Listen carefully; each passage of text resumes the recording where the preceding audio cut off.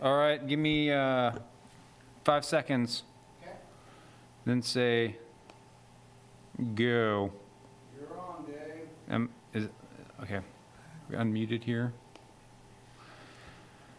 All right, can everyone hear me? We on, Kurt? Yes. Okay. Well, good afternoon, everyone. Dave Cronin, City Engineer with MSO Department. Today we're hosting our Multi-modal Transportation Commission annual retreat here, doing it virtually. And similar to our other meetings that we've held virtually, this meeting is being broadcast live on the city's YouTube channel and cable access channel 25 and is being recorded.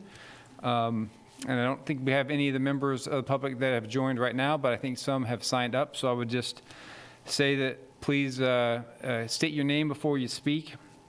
If there's any of the members of the public joining today or that have joined, then please keep your Zoom muted and your video off if you would. And with that, we'll get started. Jenny O'Brien will be facilitating our meeting today. So I think before that, maybe we'll do a quick roll call for the commissioners that are here. So Allie, you want to please do that? Allie Weems, MSO. Charlie Bryan.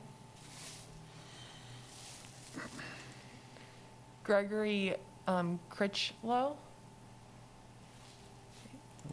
Steve Evans. Okay. Steve, can you hear us? I don't know. Steve?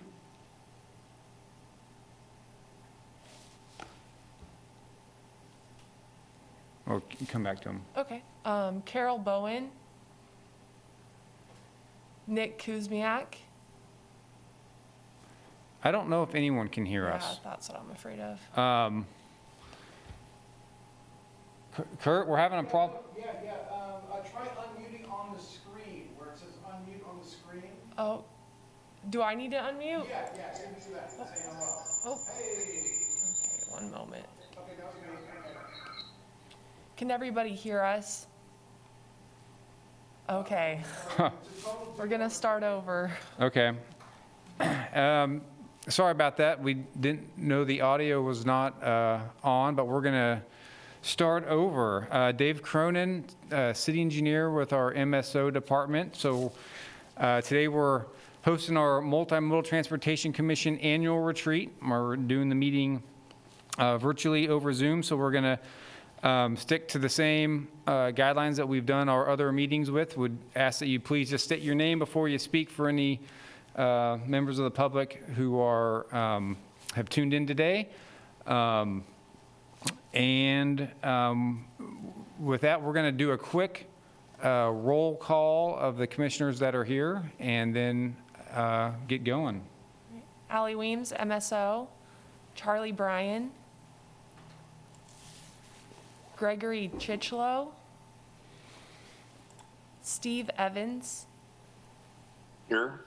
Okay. Carol Bowen. Okay. Nick Kuzmiak. Here. Tom Allen. Here. Aaron Payton. Lauren Freeman. Oh, Here.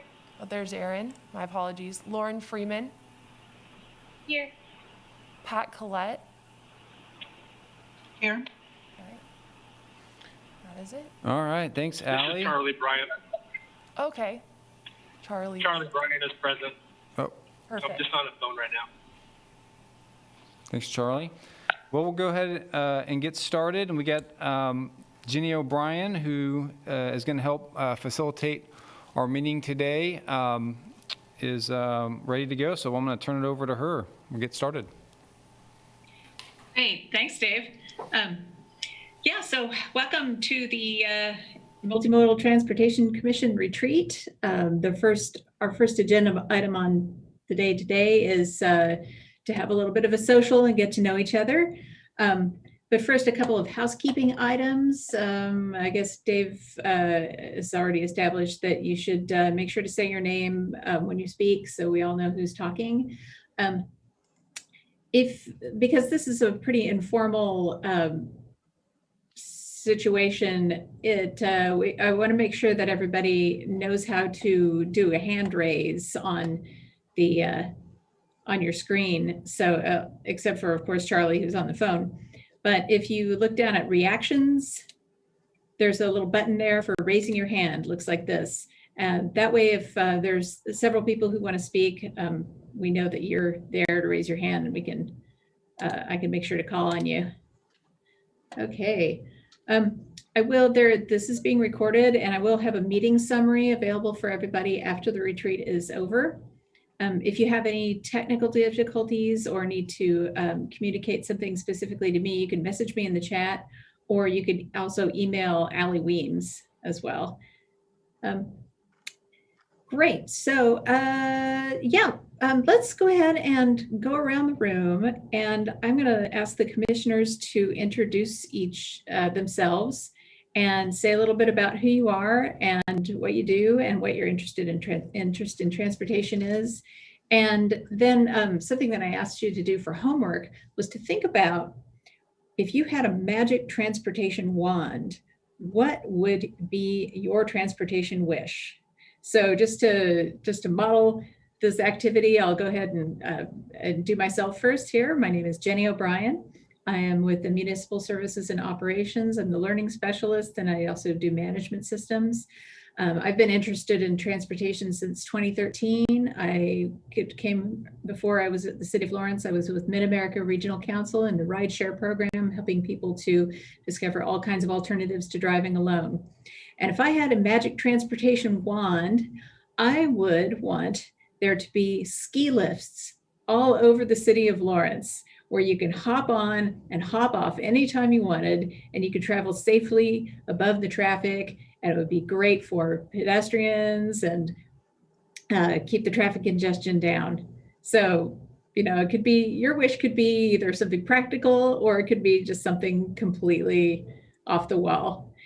So who shall I pick on first? I think I'll go with Steve, because he's closest to me on my screen. Steve, take it away. I tried to move. So I wouldn't have to go first. Steve Evans, I'm a retired architect. I spent 30 years flying in airplanes almost every week. And when I retired, I decided it was about time for some community return, and got pretty involved with the University Place neighborhood and met a lot of city folks, and just thought the Transportation Commission would be something that would be fun. So I was appointed, 2016, I think we started. And I don't know, I think my interests grow by the year because I learn more. I kind of got into it as a bicyclist, and kind of grew from there. But I interestingly, 10 years ago, I worked with Tom Allen in a firm for a short period of time. And it's really good to see Tom on the board, and really look forward to his contributions. So I've been meaning to say that for a while, Tom. So I got a chance in an open forum here. So. Well, thank you. I don't know who you are planning on having going next, Jenny, but I feel almost obligated to follow that up. So. Yeah, well, let me give my wish first, and then. Oh, yes. Okay. I think mine's a little more practical than Jenny's. Mine would be that, get it here, my cheat sheet, that all safe routes to school in Douglas County were made as safe as possible. And biking to school was done by the majority of K through 12 students in all schools. So how's that for a practical? Nice. Thanks, Steve. That's a great way to kick us off here. And Okay. Tom, why don't you go ahead and take it from there? Great. Well, thank you. Thank you for all the work you're doing to organize this. And thank you, Steve, for reminiscing there, and I miss those days of working alongside you. I grew up in a small town in southeast Kansas, and eventually moved to Lawrence, and then I spent a lot of time between New York, DC, and Boston before moving back here. And so I feel like I've experienced all these different types of transportation options. But really what I miss most is that sort of like communal walkability and those front porch connections. So my wish is a consistent 60-degree warmer weather for eternity in Lawrence, but really like continuing to have and creating a better culture where we have all those informal interactions because we have such good walkable streets and livable streets. So I currently teach architecture and urban design at the University of Kansas, and it's just a pleasure to be working with you guys. Great, thanks, Tom. It's good to hear from you. Pat, you're next on my screen. All right. Yeah, well, I'm happy to be here, and this is fun to go through this the first time with this group. My first meeting was in January, so I'm new to the commission, but chair. So how did that happen? I guess I'm retired. I worked at the KU Transportation Center for about 35 years. I was the director for about the last 10 of those years. I guess I got into transportation in college. I was one of the first drivers of Bus 62, which is senior wheels back in the early 70s when the program first started.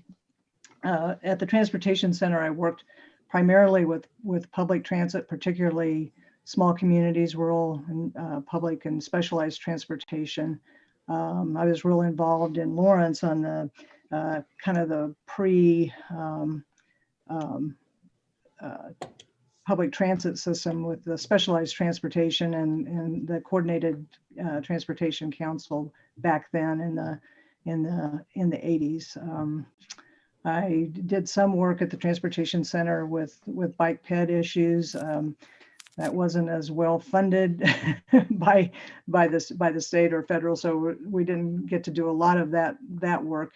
But we did do some, and I'm a cyclist. I'm a touring cyclist, and I have a goal of cycling across or a week in every state, and I'm up to like 41, and the COVID has seriously hampered my my activities for this past year, but hopefully I'll be able to get back on track soon.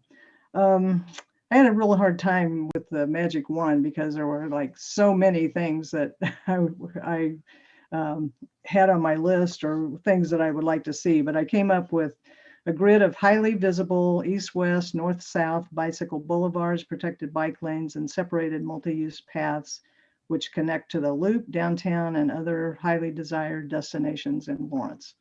So to really create that, that visible network. Great, thanks so much, Pat. And yeah, welcome to you and Tom to the commission. Glad to have you on. Nick, you're next on my screen, so I'm going to put you on the spot. All right, let's do it.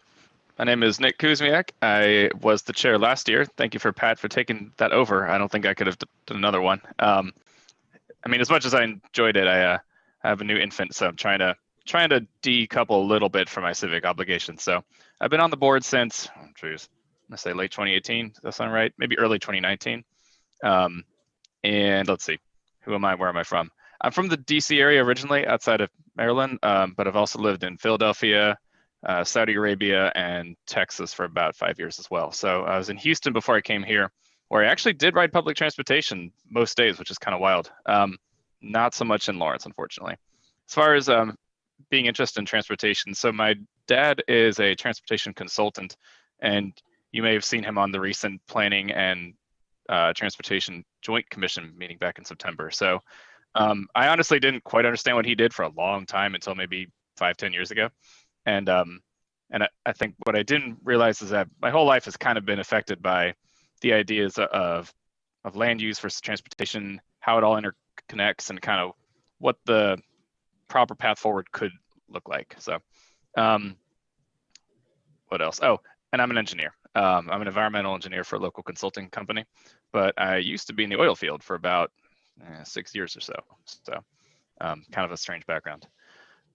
So as much as I appreciated having a magic wand for transportation, what I really would have wanted was a land use magic wand, because I think land use in Lawrence at least affects transportation way more than we do. With the low density of dwellings and the separation of uses, we're always going to have to be dependent on our private vehicles for most uses, unfortunately. So since I only have a transportation magic wand, I would do a pretty quotidian wish, and that is separated bike lanes on every road that has greater than 25-mile-an-hour speed limit. So the Netherlands, basically. That'd be nice. Great, thanks, Nick. Yeah, a land use magic wand, it definitely is, has a big intersection with transportation there too. Let's see, Charlie, you're up next on my screen. Okay. Can you guys hear me? We sure can. Okay. I just have to apologize. We're actually trying to do a COVID vaccination clinic this afternoon, so I couldn't take the afternoon off. I'm going to try to just balance between the two. My name is Charlie. I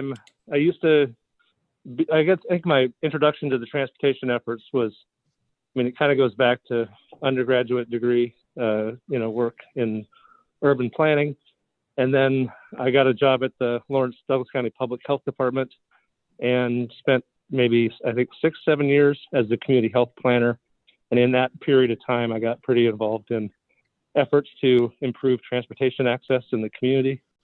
I think the initial composition of the Transportation Commission, I was there as a representative of the health department. And then the commission was, changed to all of us serving at large. So now I'm just representing, I guess, myself. I would say for the magic wand thing, I had, kind of a practical answer, and then I had maybe my, fantasy answer. The fantasy or kind of comical answer is, I think if we had something like teleportation that's available in Star Trek, that would take care of most of our transportation needs. So that'd be my magic wand. But more practically, I think having a community that embraces public transit would be kind of my wish. And I think to do that, it would look like providing free access to the transit system, starting perhaps with children that need to learn how to use public transit, just reducing any barrier at all that they might have to using the transit system. Related to land use, since we kind of brought that up, I would say restricting land use based on the ability to provide transit services would be kind of on my wish list as well. Great, thanks so That's much. Okay, thanks. And bless your heart for holding the vaccination clinic and helping to keep us all safe. Yeah. Lauren, you're up next. Hello, everyone. I'm Lauren Freeman, originally from Cedar Rapids, Iowa. Actually just moved to Lawrence in this summer, so I'm still learning a lot about this community and excited to kind of contribute to the community as I learn it as well. I'm interested in kind of transportation issues. So kind of my background, I work in local government, actually. I've staffed a commission in the past in my previous roles working in city government. And I thought it would be a good opportunity to also be on a commission and see from the other side.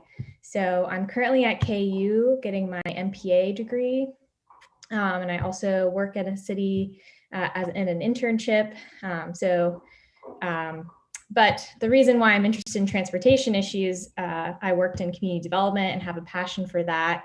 And so I really think transportation, walkable cities, bikeable cities is a very important aspect of community development. And so that's kind of why I've gotten interested in this. I also, a couple summers ago, did RAGBRAI, which is a bike ride across the state of Iowa, where I'm from, and got really into biking after that and realized how much better communities I've lived in could be for bikers as well. So, and then my magic wand, this is also kind of a land use one as well. I was thinking, I wish that all of our neighborhoods were that 15-minute neighborhood that you kind of hear some people talk about. Basically, the idea that all the kind of uses you need, like a grocery store, a community center, are within 15-minute walk of where you live. I think our work is a component of that because you need good sidewalks, you need, bikeable streets to be able to do that. But obviously, there's some land use kind of portions of that as well. Great, thanks, Lauren. Sounds like a great wish. Carol, you're up next.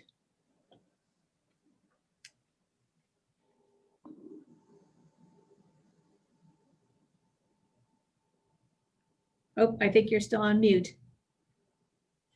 Carol.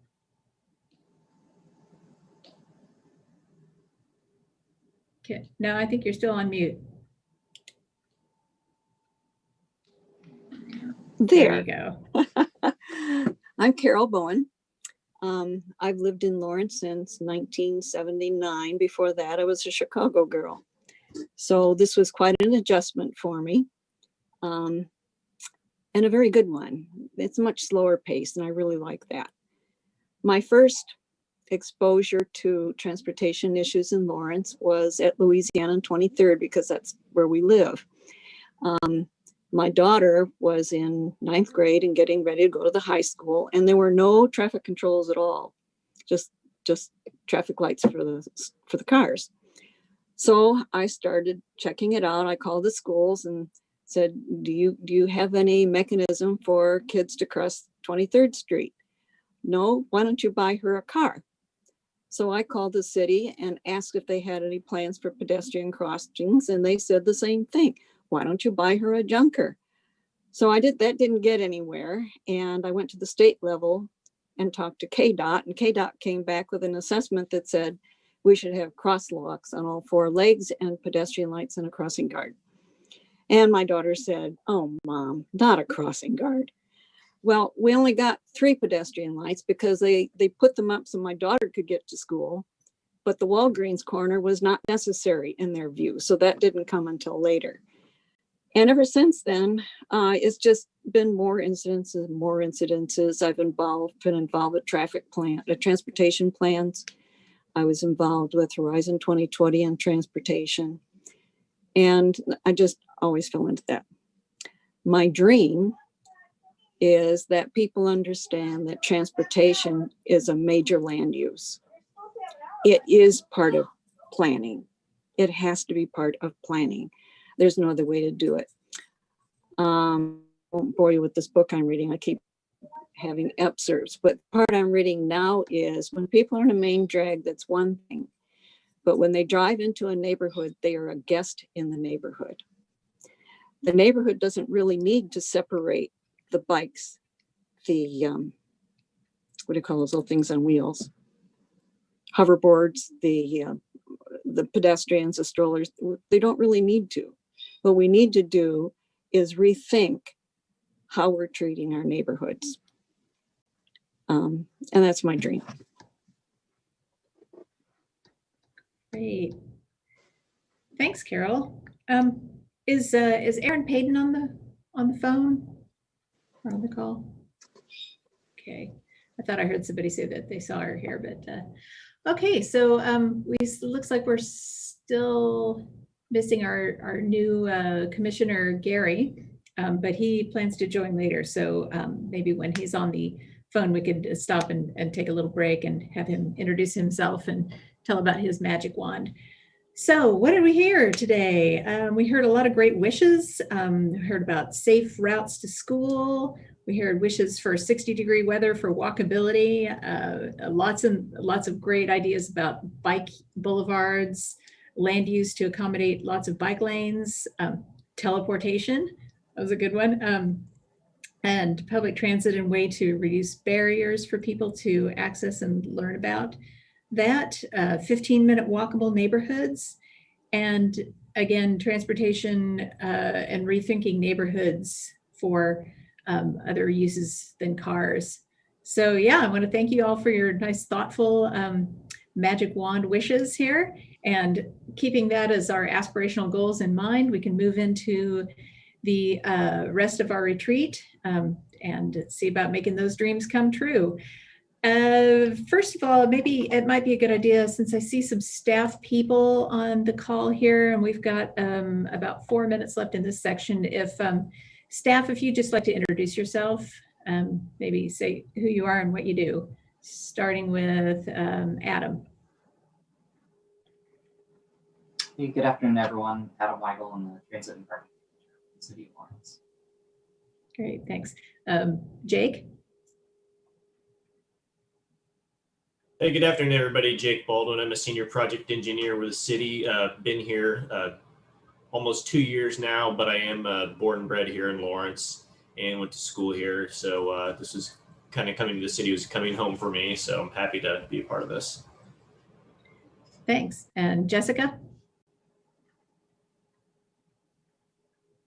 Yeah, Jessica Mortinger, Transportation Planning Manager with the Lawrence Douglas County Metropolitan Planning Organization. Thanks, Jessica. Dustin? Hi, Dustin Smith. I'm a senior project engineer with Municipal Services and Operations. Great, thanks, Dustin. And Dave Cronin. Dave Cronin, city engineer. I've been with the city for about 13 years now. Glad to be here. All right. And I believe we have one more new staff person, Felice Laverne from our transit. I haven't had a chance to meet Felice yet, so I'll let her introduce herself. Hi, thank you. Yes, I work with Adam, and I'm a transit planner too. I started in about the middle of January, so I'm really happy to be here in Lawrence. It's nice to meet you all. Nice to meet you, Felice. Thanks. And Allie, you want to just introduce yourself too? Sure. My name's Allie Weems. I am an administrative technician For municipal services, and I've been here since September 2019. Great. Thanks, Allie.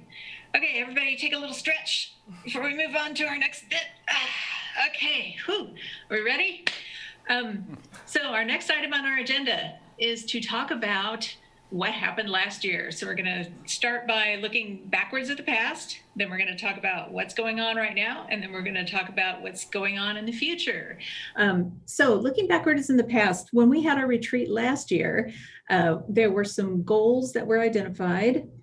And then over the course of 2020, those goals were worked through, and some of them were accomplished and some of them were not. But I want to start a discussion about those goals for 2020 and also the accomplishments of what everyone did. So in your retreat packet, you had a document that was goals and accomplishments, and I hope you've had a chance to review that. So what we could do now is just using those questions that I sent you as a guide, just start having a conversation about the goals and accomplishments from last year. And the first of those questions was, what are 2 MMTC actions from 2020 that had the most community impact and why? So let's just kind of sit on that question for a couple seconds here. And then I'm just going to open it up to the commissioners to just speak your mind on that very first question. So what are 2 MMTC actions from 2020 that had the most community impact and why? Go.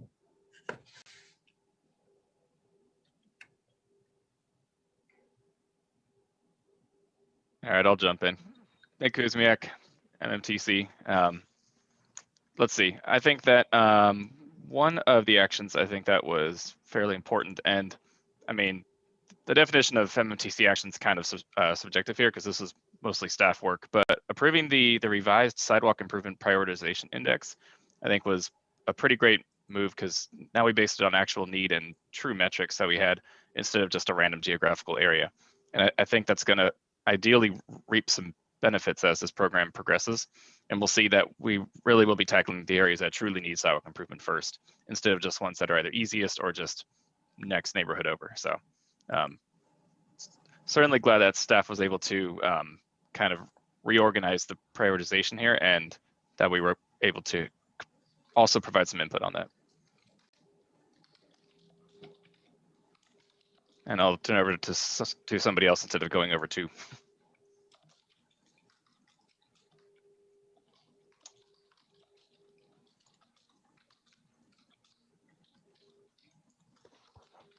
Carol Bowen, Commissioner. I think one of the major decisions that we made was on the East 19th Street, not a decision, a recommendation to the City Commission. I think it kind of changed the direction that we were thinking on improving older streets.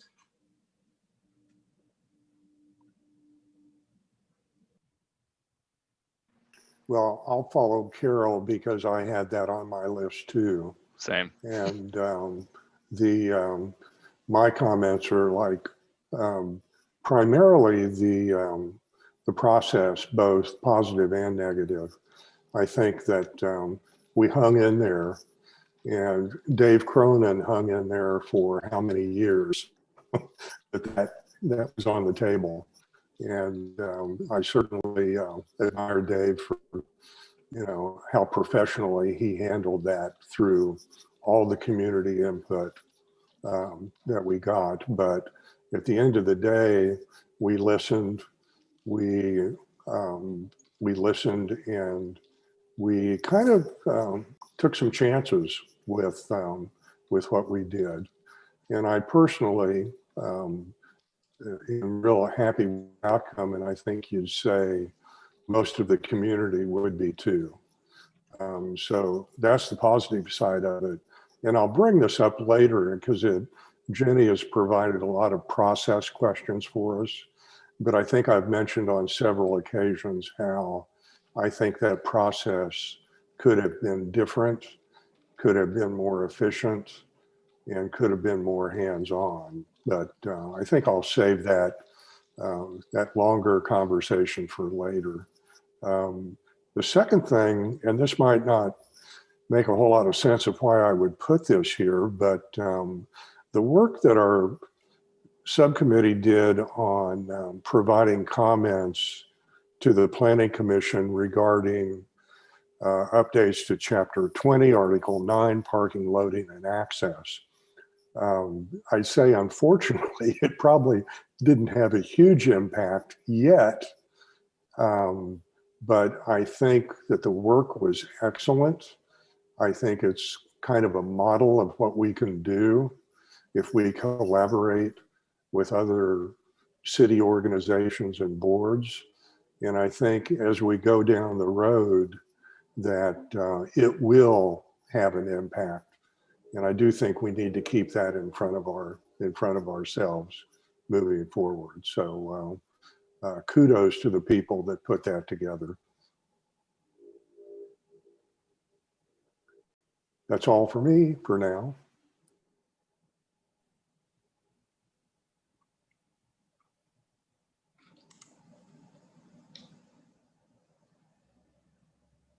Okay, does anyone else have a comment on the 2020 accomplishments? I'll jump in here, even though I wasn't involved in all of that. But the thing that is probably most recent was the neighborhood traffic management plan and the work that's being done for community outreach and community involvement with the placards and that kind of thing. And I think getting the residential speeds down to 25 is will be major, and also emphasis on enforcement. So that's been kind of one of the things hand in hand, both the education, the standards, and then enforcement. And I think that's a good example of all of those elements of traffic safety coming into play.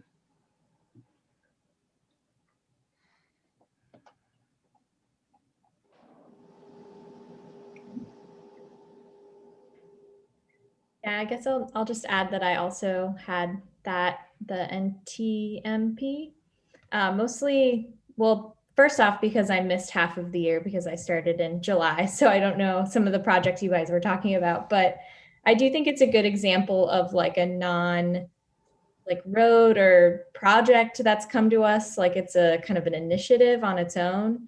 And I like that it was coupled with both like tangible impact, like the 25 mile per hour speed limit, and the kind of campaign.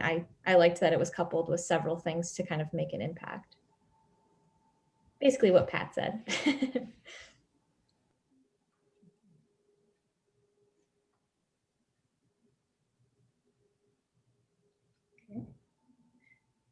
Any other comments on 2020 accomplishments, community impact? Charlie, did you have anything you wanted to add? Charlie, Brian. No, I think everybody covered it pretty well. Sorry, I'm not going to be as probably best engaged as I normally would be. So I got my computer set up. I'm going to do my best to kind of attend to this. But if I get called out to help with the vaccination station, I'll have to jump over there. I don't know. I guess I'm thinking generally it feels like we're mature. We're a mature commission at this point. And I'd say from previous years,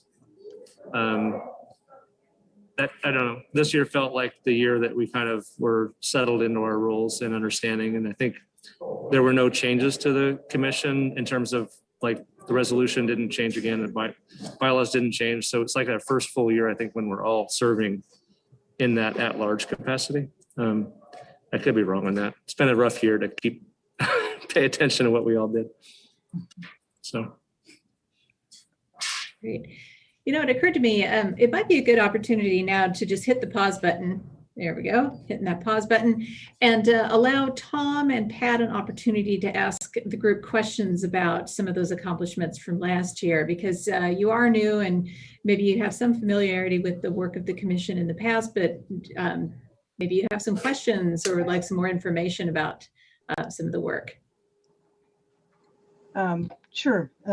There was one more thing that I was going to mention just on the that was on the list from last year, and then I got to experience with the first meeting in January, and that was the, my turn, where folks from other stakeholders came in and made the presentations to us in terms of, how we can collaborate better, where, what things impacted their constituents and that kind of thing. And I know that that was on the list from last year, and from comments that people made, I think it didn't happen throughout the year. And I don't know if that's true or not. I looked back at some of the past minutes and I didn't see that, but I found that to be incredibly valuable in January. And, just looking at the things that were presented from those three groups and recognizing that there are many other stakeholder groups within city government and as well as in the community, and just kind of keeping that on the list for things that we would look at in the future. I don't know if I have any as far as the projects themselves. I kind of followed it along in the last year with the East 19th and the 23rd Street, and some of the initial. I was on the Parks and Rec Commission advisory board for the last 3 years, and so some of the things that came up with Parks and Rec, like the 27th Street extension, that came up in conjunction with the dog park. So a lot of discussion about that. So I do have, I have a lot to learn, I think, about the processes in terms of how we coordinate with the MPO and, integrate the plans that exist within the MPO and the city, and how that does work, and if there are potentials to improve that.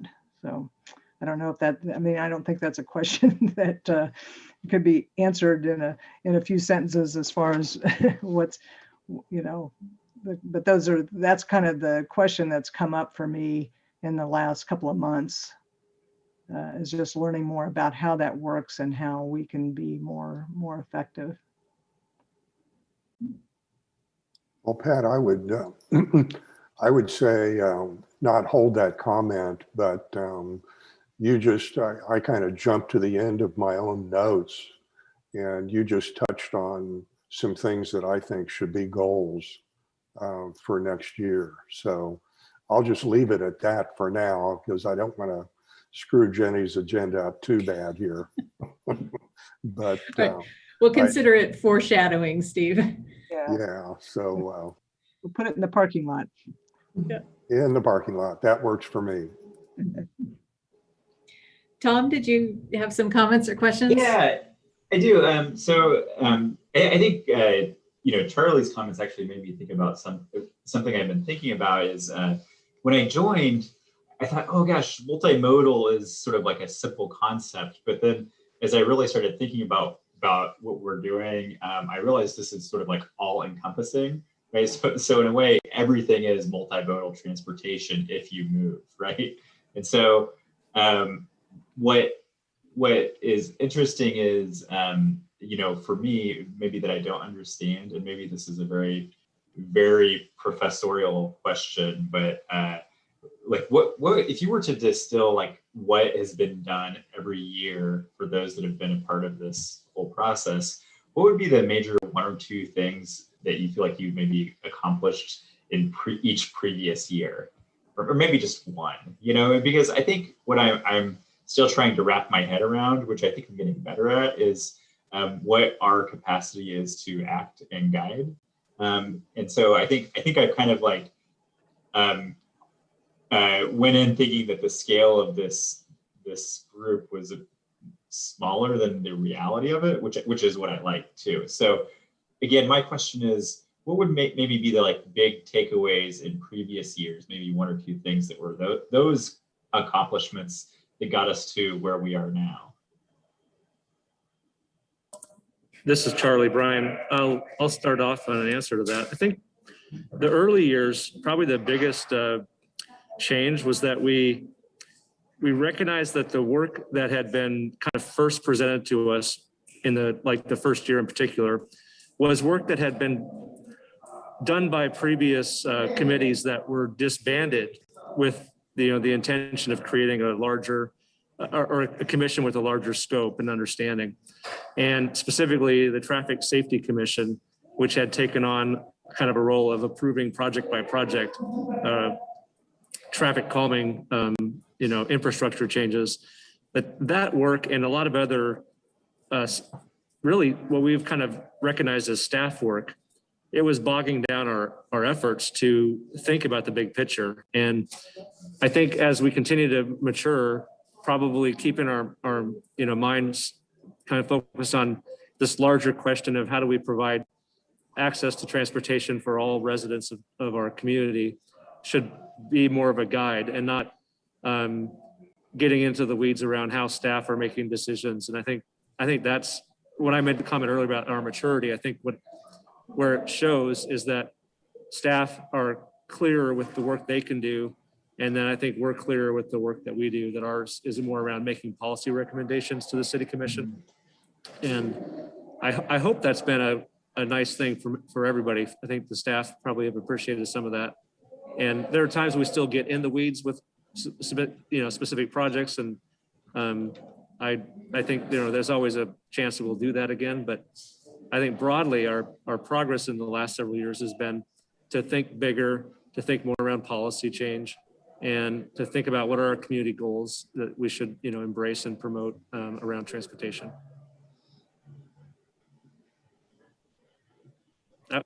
I'll add one more thing, Charlie Bryan again. The one piece that is missing in my mind is when people hear the word multimodal transportation, if they understand that multimodal, they naturally understand it to include transit.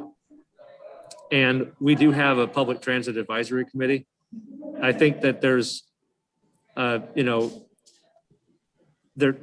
probably some need to continue thinking through what's our role with guiding all modes of transportation in our community And when people are advocating for changes on a transit system, what's our space in helping with that process in terms of guiding or making recommendations to the city commission? I think for us to ever get to the point where we have the transportation system we want, it's going to rely heavily on transit. And so it feels like it needs to fit somehow more clearly in our domain. Thanks for the question. Well, I'll take a shot at this too, Tom. The first year, and I believe our first year was 2016, probably 80 to 90% of the agenda items, and Dave, correct me if you disagree, were around traffic calming, speed bumps, traffic calming goals, and stuff like that from neighborhoods. And we were learning obviously a lot, but it seemed like that's where our focus was. And I think that I have to give, staff a lot of credit for this, but if you fast forward, rather than doing that, we are now looking at a neighborhood traffic management program. So we've gone from a tactical, let's fix something on Lincoln Street in North Lawrence to what can we do in the whole city and in all the neighborhoods. So I think we've had a huge leap from traffic calming to looking at it a whole lot more holistically. And I really agree with Charlie in many ways about how we've matured, but I would go back to, at the risk of hurting people's feelings who may not be on the call, if this group had been organized and together for a couple of years prior to the Castle project that I think occurred in 2014 or 2015, Castle would not look the way it looks today. And then I also look at that in terms of the impact we had on East 19th Street. If we could have had a similar impact on Castle, I think a lot of people would argue, and it's arguable, that it would have been much different and the city would have spent their money a lot more wisely. So I hope that's helpful. I think we're growing, and fresh faces and fresh ideas like you and Lauren and Pat bring to the table are really important because some of us are kind of, we've been doing this 5 years and maybe a little, predetermined in some ways. So you all can really help by asking a lot of questions and having us explain how we feel about things. So I appreciate Jenny's opportunity to let you guys chime in, and please keep going. Okay, well, yeah, I'm glad we took that segue because I learned an awful lot too. It's always nice to hear the backstory and the deep history of a group like this, and to be able to understand and celebrate the evolution and maybe help that to inform the direction going forward. So going to unhit the pause button and now keep on going with our questions about last year's work. So the second question, which I think Steve is like in the starting blocks for here, what are 2 MMTC actions from 2020 that could have been improved either in process or outcome? So in the way that the work was done or in the way that things turned out. Again, I'm just going to throw it open for anybody to comment as they will.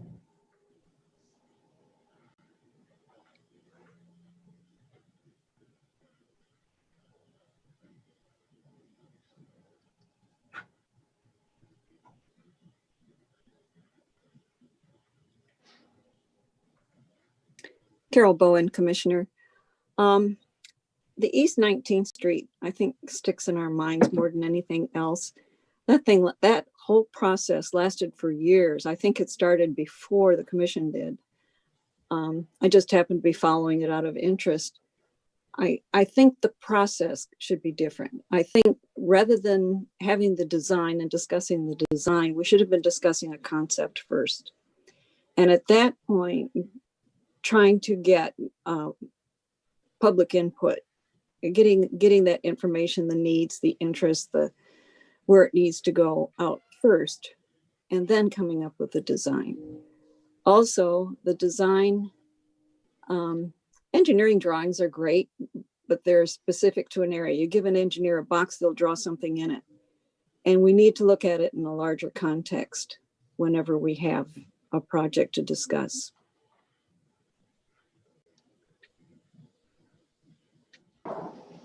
Well, since Carol brought up 19th Street, I'm a little bit of a broken record on this one, but I do think I'm kind of a process person.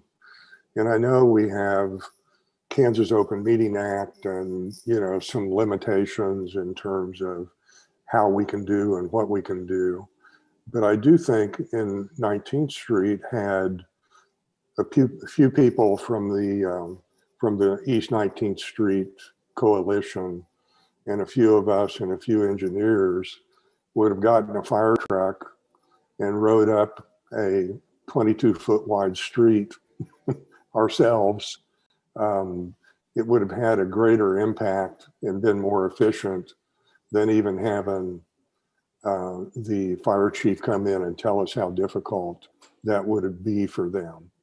And I think being more hands-on and experiencing things, as opposed to, like Carol says, not all of us can relate to engineering drawings or even conceptual drawings.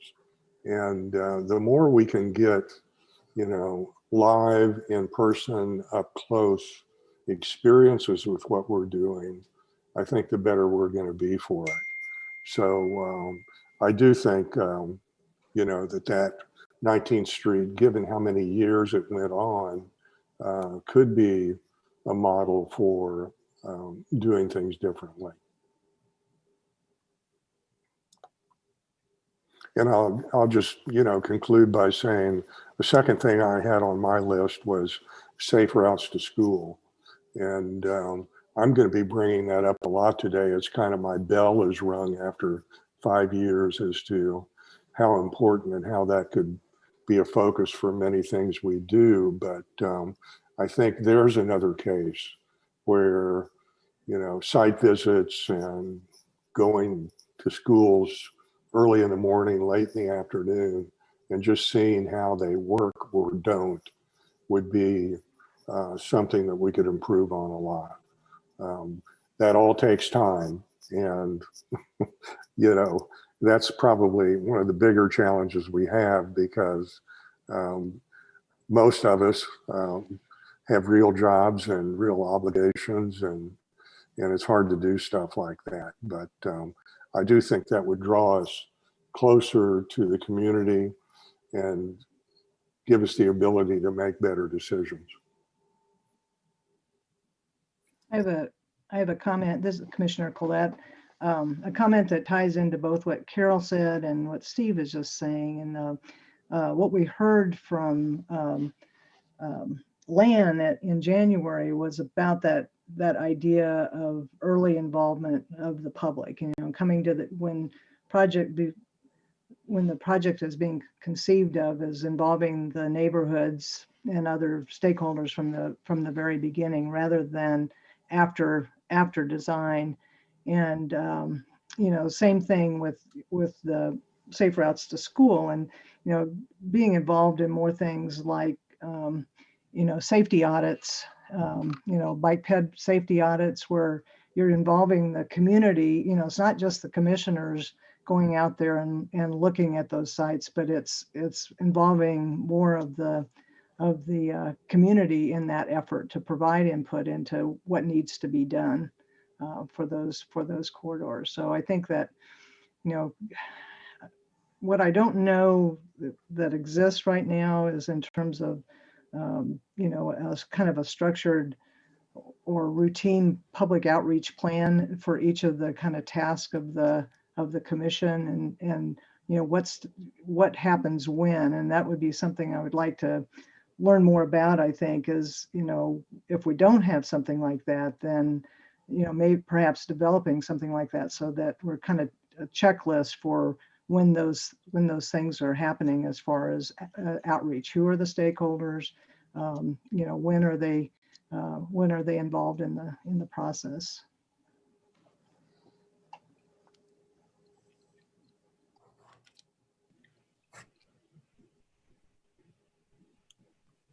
I had kind of a oddly specific example of where things could have gone better, but I think it could be extrapolated to other things that we do on MMTC, and that is the line of communication between staff and MMTC and the media, so LJ World, basically. There's been a couple times, most notably with the micro mobility scooter ordinance and pilot programs, that the LJ World just did not have very good facts, and what they wrote was not entirely indicative of what we did or what staff was going to provide.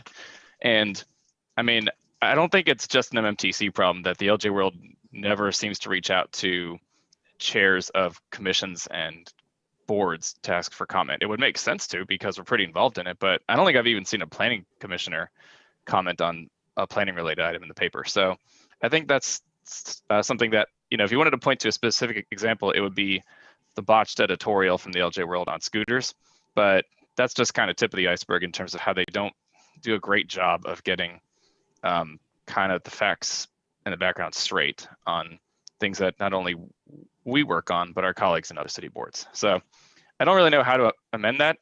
Obviously, things are pretty strapped at the LJ World, so it's not like they have tons of resources to go out and chase the details of every story, but I don't know if there's a way that we can improve our kind of outward communication, not only to stakeholders, but to the media, so that we can reach more stakeholders in that way.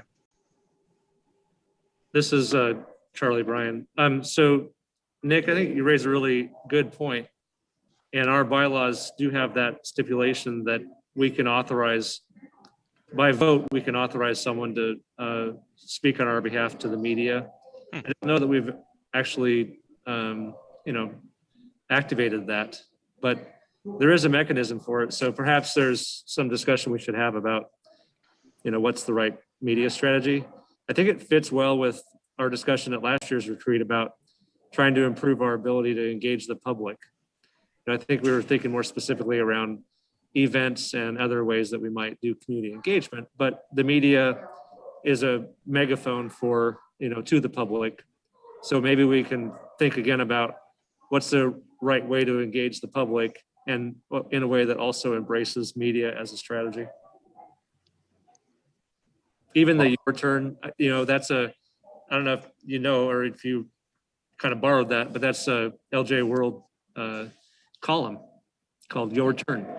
And it's a kind of I don't know if it's by invitation or if you make the request, but basically it's a longer editorial that's allowed on occasion by someone. So I think using the Your Turn as a way to have maybe our chair draft an editorial that could be published, talk about the community's needs around transportation and how the Multi-Modal Transportation Commission is working to address those.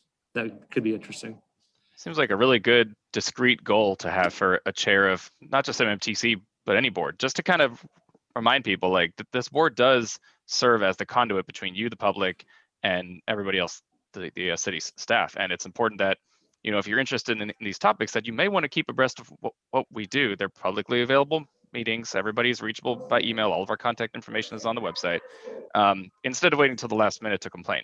I mean, there are ways to get involved as a public citizen way earlier, but a lot of people I don't think are even aware of those avenues. So the more that we can advertise, the better, I think. This is Steve. I think a couple of thoughts here. I got caught off guard by one of the LJ World reporters and was actually quoted. I think it was in an e-scooter article. And fortunately, I don't think I didn't get way out of line, but I do recall we had some conversations about it. And I know all the years that, I worked in the profession, it's a real slippery slope dealing with reporters, particularly when you get a phone call and you're thinking on your feet. So I think we need to be really careful. And Dave and Jessica, you may want to chime in here, but I do think, and I've taken the opportunity on several occasions to write in as a community person, you know, and that can be, I think, just as effective if, you know, if you're demonstrating knowledge on a topic. You can do a U-turn, your turn, or a letter to the editor. So there is that medium, but you know, I think that this is something that maybe we ought to take a few minutes and have Dave and Jessica, if she wants to, talk about this just in terms of how the city looks at it. And there's probably legal issues involved with this too. So it's a big deal. That doesn't discount my agreement with Nick that, and Charlie, that being more engaged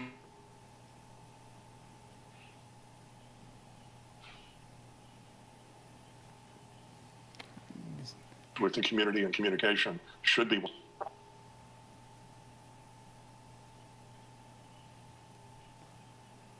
Okay, Steve, I think you've frozen up there, but I think this might be a good segue into the next question, which does have to do with staff. So, what are some ways that that staff and MMTC commissioners can help each other further the processes and outcomes? So, this isn't really pointing fingers or complaining, but really thinking of like, how can those processes work better? How can people talk together more, help each other out more between the staff and the commission? So you could either address what Steve had just talked about, or talk about other topics and other ways that you can think of. And I'm just going to throw this open to both commissioners and staff as well.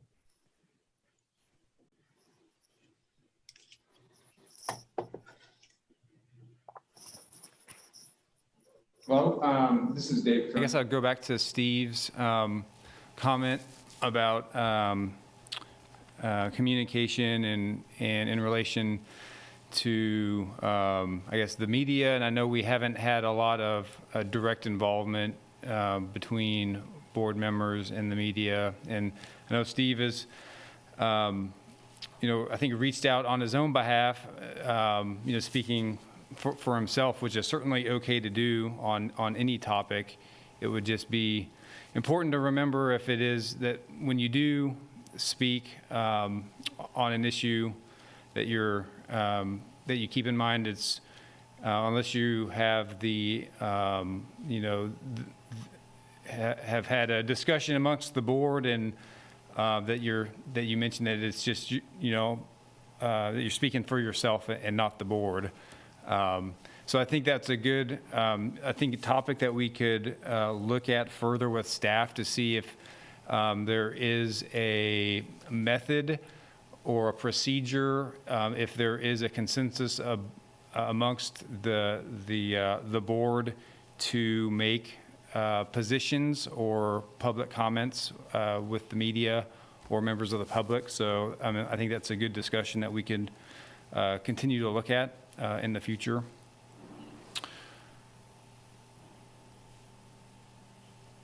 This is Commissioner Collette. Dave, would that be an idea for a study session, in terms of media relations and city boards, city advisory committees?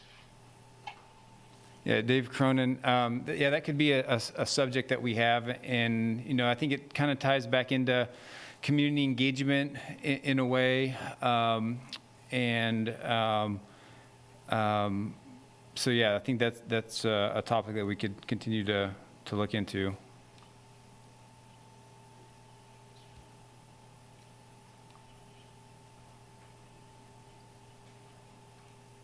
I will. This is Lauren Freeman, Commissioner. I actually had a quick question on that.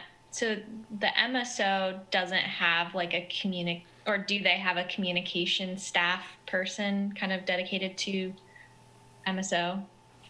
Yeah, Dave Cronin, city engineer. We do have a staff member, Josh Carson, who's our public involvement officer for the department.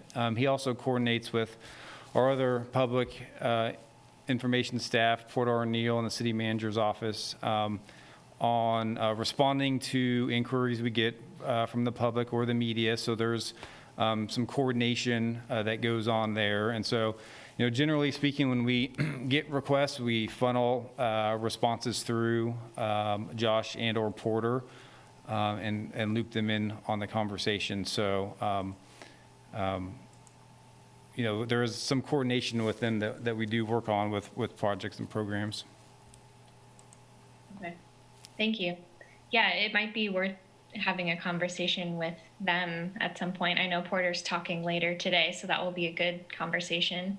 My other thought, kind of off topic of communication, was possibly adding kind of the goals that we create in kind of this retreat into our agendas, or kind of just like a reminder of what our goals are. And maybe that's written in our agenda, or maybe that's like a quarterly check-in during our meetings. But I think as someone who didn't know what the last year's goals were kind of coming in, I think it would be nice to have a reminder throughout the year and kind of check in on our progress that way.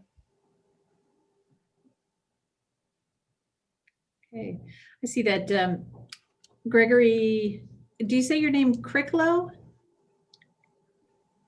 Critchlow. Critchlow. Great. It's great to have you join the retreat today. Gregory is the newest member of the commission, and I think at the end of at about 1:30, when we move to have the speakers speak, I'll take a pause to have you introduce yourself, and you could also say what, if you had a transportation magic wand, what your wish would be. But just in the interest of keeping the flow going here, we've been discussing the 2020 goals and outcomes of projects from last year. And the question right now is, what ways might staff and commissioners help each other to further improve the processes and outcomes? Thank you. Good to see everybody. All right. So yeah, commissioners and staff, if you have other comments on that question, go ahead and start back up again.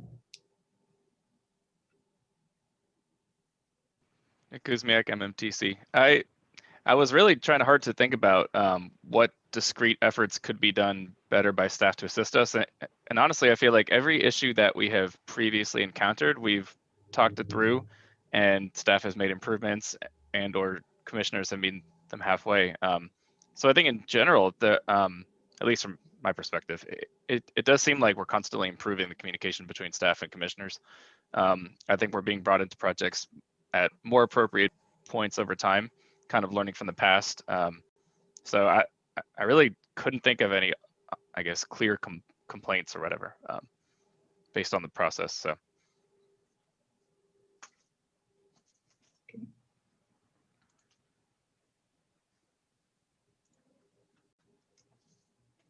Although I do think that based on being a chair last year and starting to realize that there's a real mix of people on the commission who either are big talkers like myself, or maybe don't talk as much. I think it felt after a while like it was part of my duties to make sure that everybody was heard, whether or not they offered input up willingly or not.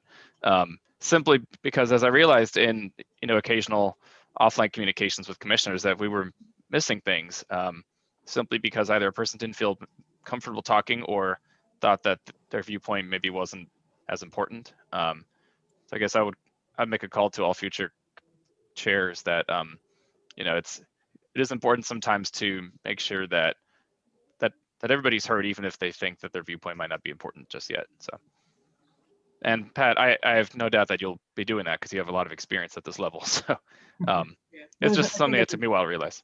I think is a really great reminder, though, just in that process as far as functioning of the commission, that, and that hopefully the environment is such that, I mean, everyone on this commission is very competent and has great ideas. So you know, I don't doubt that will be the case, but something to definitely keep in mind.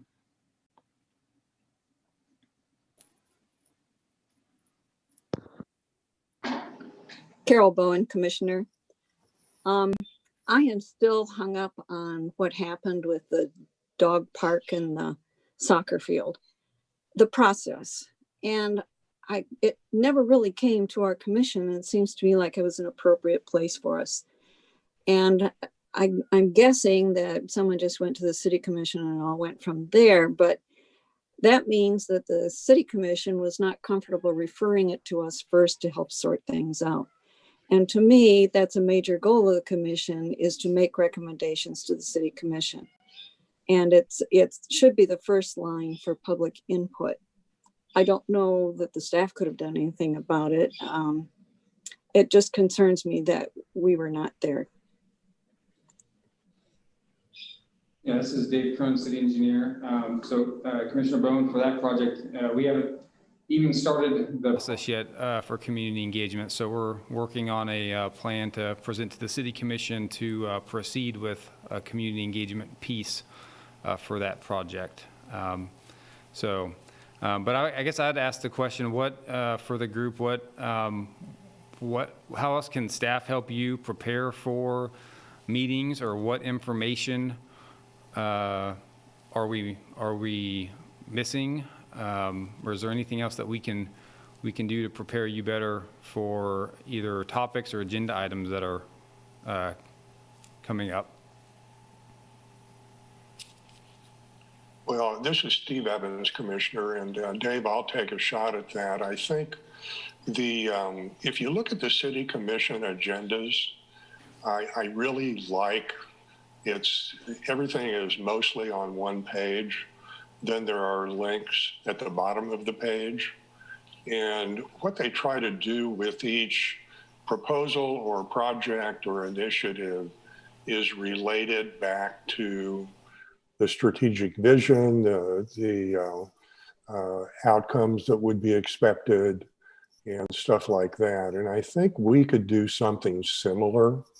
And we could consider codes and policy references that we could refer to in certainly the context of the strategic plans and visions.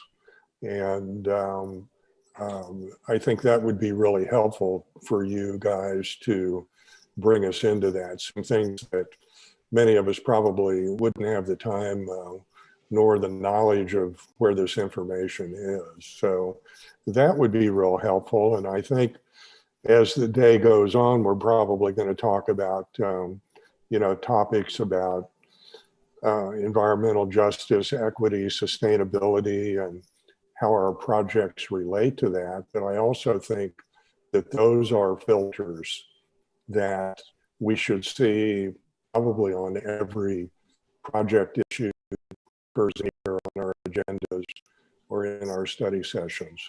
And those are things that we really need to have in the front of our minds when we're considering everything. An example would be when Steve Lashley last month or earlier this month went through his maintenance program. There was kind of out of the context of sustainability issues and equity and why this neighborhood and not that neighborhood. And I think he did a good job. You all did a good job of answering our questions, but I think it would have been helpful to have that at the forefront of the discussion and not at the end of the discussion. So whatever you can do to give us background references, either social, cultural, or engineering references, I think would be really helpful.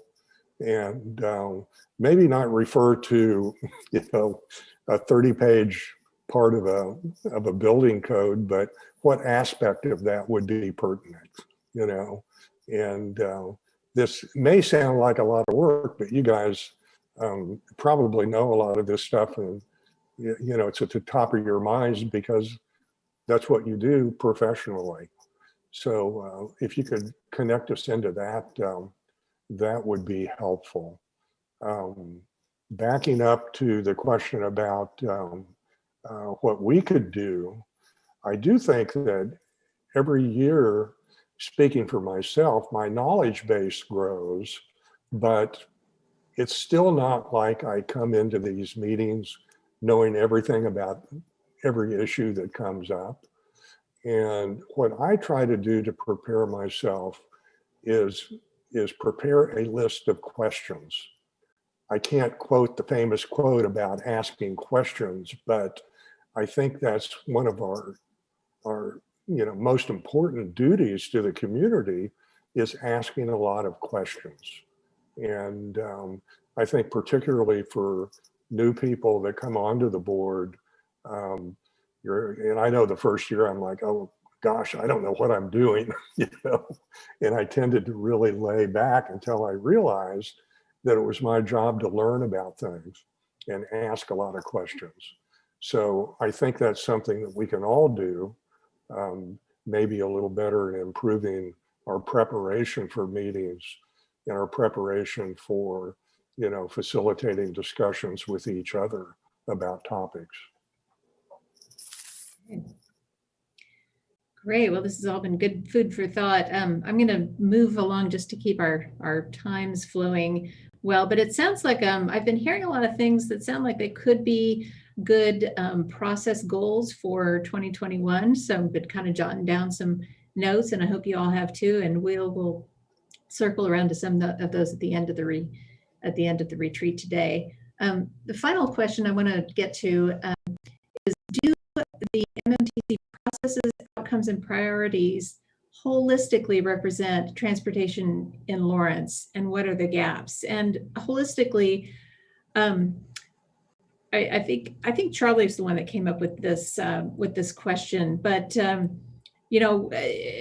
can kind of put a spin on it too, that transportation, you're thinking about the people that need transportation, but you're also thinking about why they need to go there. So, their trip purpose, what are they doing? And also about the choices that they want to make as far as how they get there.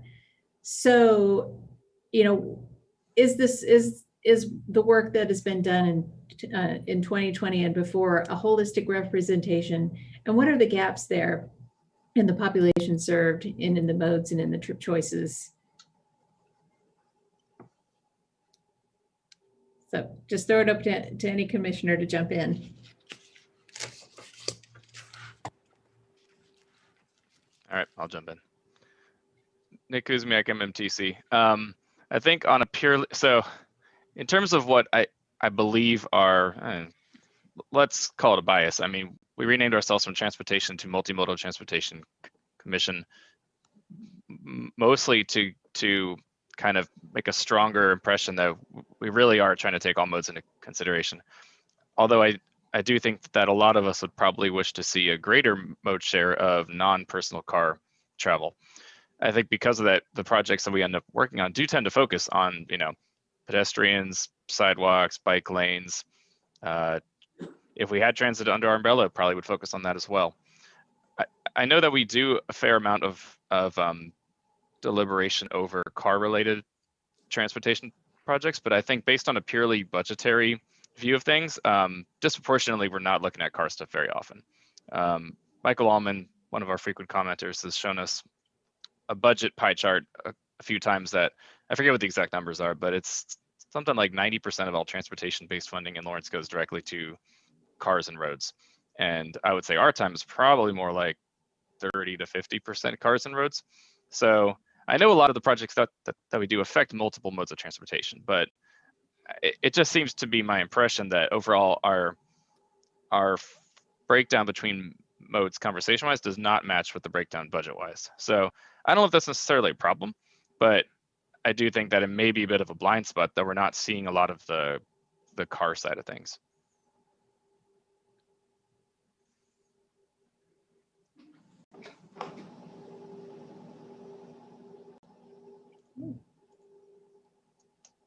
Nick, I thought the same thing, but I was afraid to say it. to be real honest about it. I think that, the cars are here. And I do think that sometimes we say, I'll speak for myself, heck with the automobile, and that's not fair. And obviously it's not the right thing to do. So I agree with you on that. Not really sure where to take that, but Charlie has said this a lot too. I think what I noted here was I'd like to see a better connection with public transit in Adam, and perhaps regular attendance at our meetings. It just seems like, it just really seems like that would be important for us to look at the big picture. And how many times has it already come up today about the importance of public transportation? So I would note same thing. So this is Commissioner Bryan. I think we've been fairly good at representing people that are kind of broadly speaking. I would say we definitely haven't had a lot of intentionality around people that use the bus. And I would say overall, the group that we're most probably not representing are those that face significant transportation inequities because of their limited options for moving themselves around the community, whether that's because they have their own personal mobility limitation or they don't have a vehicle that can allow them to move around. But I feel like it's really difficult for some people to even engage in the sort of discussions that we have because, they might, maybe not this year because we've had Zoom as an option, but it does seem like we don't have a very intentional way of engaging people that face transportation challenges on an everyday basis. So we kind of assume that if you're interested, you're going to come to us. And I know in the COVID response work that has been going on in the community, the county's vaccine interest form specifically asks people if they have access to transportation to get to a vaccination site. And from what I understand, there are a few hundred people that indicated they do not have transportation. And I just feel like when we're faced with that challenge, our community does not have a customer-friendly response. It's really a response that says, here are your options. And for someone who's maybe, say, a 75, say, an 80-year-old person who needs help, I don't feel like that's the right response. And I would say that group is probably, it's not just people that are older, it's all sorts of people that just are not served well with the transportation system that we have. And they're probably also the least likely to engage with us in discussions about improving the transportation system. That's all I have.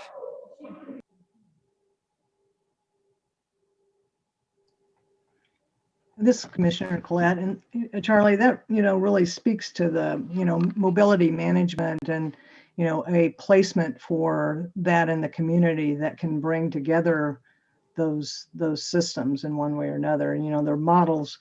Sometimes a mobility manager is person to person, matching them up with rides, and other times it's more systematic at the agency levels, as far as transit and other modes of transportation, getting vouchers and that kind of thing. But that may be a gap in those services that we're looking at, walking and biking and car travel and transit within the community, but how those come together may be a hole in the system.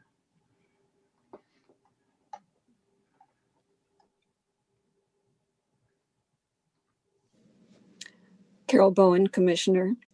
I have always felt, even back when we just had the Traffic Safety Commission, there was a huge gap between traffic safety, transportation, and planning. And I still think that is a problem. As the city is looking at urban infill now, we should be taking that opportunity to look at what Lauren was talking about, the ability to get to services without leaving your neighborhood. We should be looking at, what do they call it? Nodal planning or something like that, where each neighborhood has services that they can get to by walking. Oh, okay, gotcha. I'm using, can you hear me? Okay, I'm using my iPad. I don't usually do that. And we do need to get involved with planning, why we have streets where, what we want them to do, and how it impacts the living areas around them. And can we reorganize living areas so that people can walk what they need to walk to?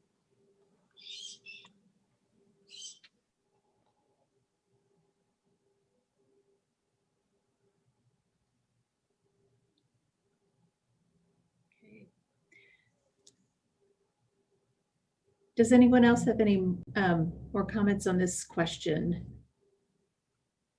about what are the gaps and holistically representing transportation in Lawrence? So this is Commissioner Bryan again.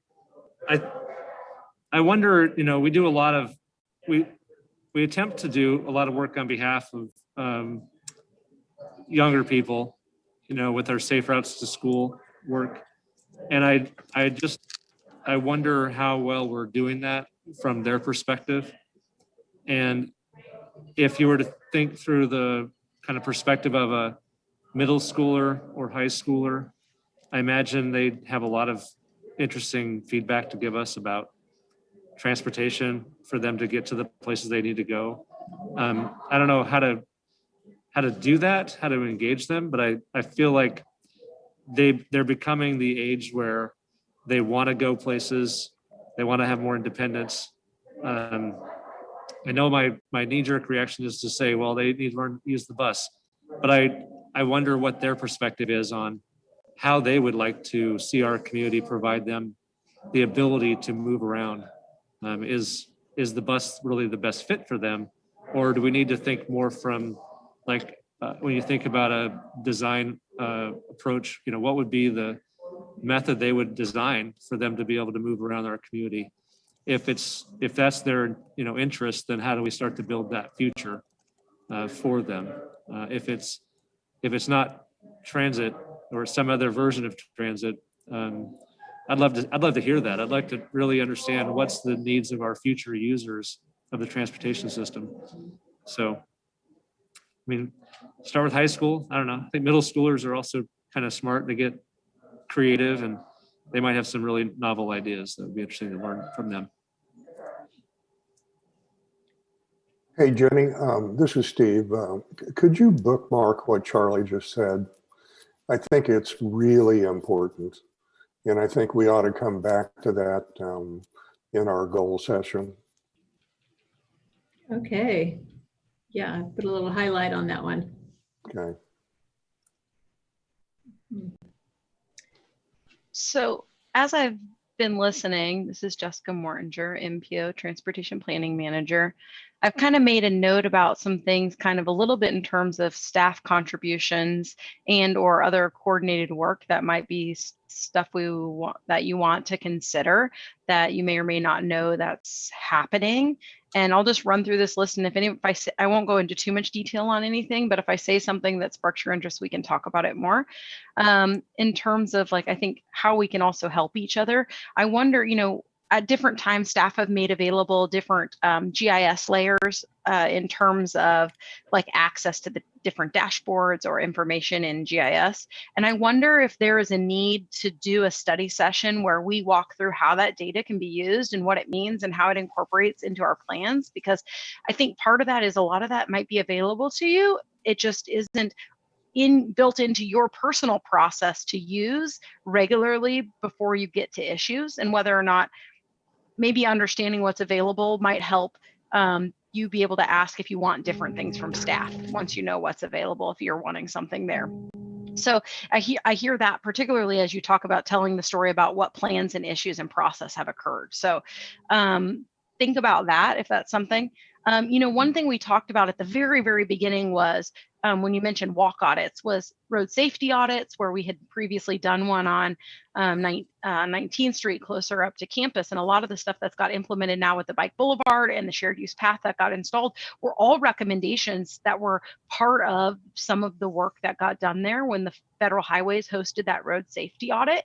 And so maybe there's some opportunities to do some of that work before we did as we did, and we built into the process for the 23rd Street study. And one of the things I think the city could think about in terms of public engagement is, what does it look like to take people into corridors to see what they look like and experience that on the ground, but also thinking about transit ride-alongs or bike adventures where we go out and experience either before or after projects are built. And we've done that to varying degrees of success, I think, since the inception. Some of you, I think, remember doing that with the previous transit manager or one of our bike ride-alongs. And I think those are all always really insightful opportunities to get people on bikes or out in corridors they don't normally walk in.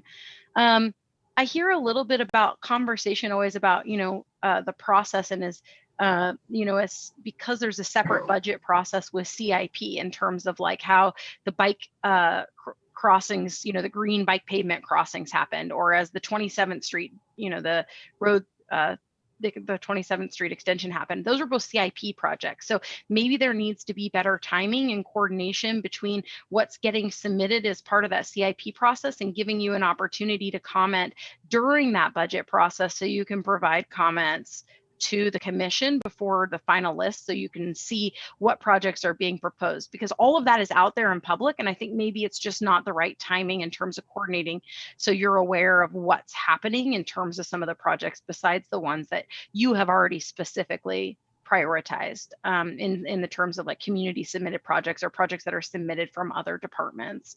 I think hopefully some of the media and community engagement questions we can kind of talk about as the city talks about what their vision is for that. But when we talk about other coordination, I think, there's some work going on with the Human Services Coalition, which is United Way in Douglas County right now, and their work that they're doing to draft the anti-poverty actions that belong in the community health plan. And they have some goals around transportation that are pretty progressive, working on focusing on Black and Indigenous people of color communities and anti-poverty. And they're hoping to do some work. And maybe it's a point where a member of MMTC needs to join that coalition and group, where they have about 80 people who meet regularly. And as they begin their transportation work, maybe there needs to be some coordination across those issues if you're also interested in those, because those are happening in the community. Okay, those are just a few thoughts I have. Great. Thanks, Jessica, for jumping in. Yeah, so I think we just to keep our time flowing along, we're about ready to hear from Porter Arneill, but I think first we better hear a little bit from our newest member, Gregory. Gregory, if you want to unmute yourself and introduce yourself and tell us who you are, what you're all about, and what your magic wand item would be. Okay, sure. Good afternoon, everybody. Thank you for the retreat today. But my name is Gregory Critchlow. I am relatively new faculty here at the University of Kansas. I'm coming from Denver, Colorado, where I am registered as an architect and have worked there for quite a while. In 2009, after practicing for about 15 years in architecture, I had to do a pivot, and I opened a bike shop in the Five Points neighborhood of Denver, Colorado. For the last 16 years, I haven't had a car. So my family and I do not own a car. I have 2 children and my wife together. And so transportation has been one of these vital points in our existence, getting from point A to point B. And it's interesting because we come from a perspective, this is a choice perspective. It's not a circumstance perspective. But we sometimes can have some relation or understanding of what circumstances are there. So for instance, in this last week, and the weather the way it's been, usually I would ride a bike or something like that. But when it gets to be too cool, it can be a little bit of a hazard to do so. But finding shared transit to get to and forth to places, you can definitely understand that that could be a challenge to a lot of people in terms of the frequency, the endpoints, to getting to the bus, and then once you get off the bus, your end destination, how far it is away from it. So those are kind of the issues that I've been really focused on, not only just in lived experience, but also in our studios here at the university as well. So a magic wand piece that I would have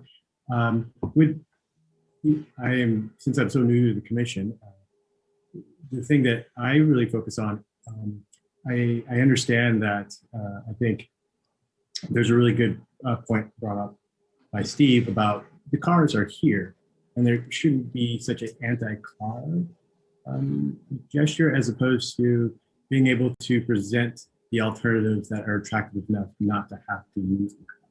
So they both can coalesce, but the decision, if it's made a little bit easier to not have to use it, is probably what I would say as a magic wand for myself, is making the other modes of transit more visible and more accessible so that decision can be easier. That's me. Thank you. Well, welcome. We're glad to have you on board. Okay, moving into the next part, let's everybody take another stretch. There we go. Okay, now next up is to hear a fabulous presentation from Porter Arneill, who is the communications director at the city. Porter, if you want to introduce yourself and tell us a little bit about public engagement. Happy to. My name's Porter Arneill, as Jenny mentioned, and I'm the Director of Communications and Creative Resources. Most important, though, is do I get a magic wand? Because that is really interesting to me, because we could be on a beach in Hawaii right now if that is true. So I just want to make sure I understand this correctly. Assuming that that may not be true, I will jump in. Basically, at this point, as the Director of Communications and Creative Resources, I was eavesdropping earlier, so I know you guys have been talking about communications. And in this role, we really oversee all the communications and outreach efforts that the city does. And we work with all the different departments, and we have marketing people. As Dave mentioned, Josh Carson is in MSO, and we have other staff in other departments who help with marketing and communications. But of course, I'm here today to talk more about the strategic plan and efforts moving toward community engagement. So I'm going to do a presentation on that, and then we can talk about all these different components.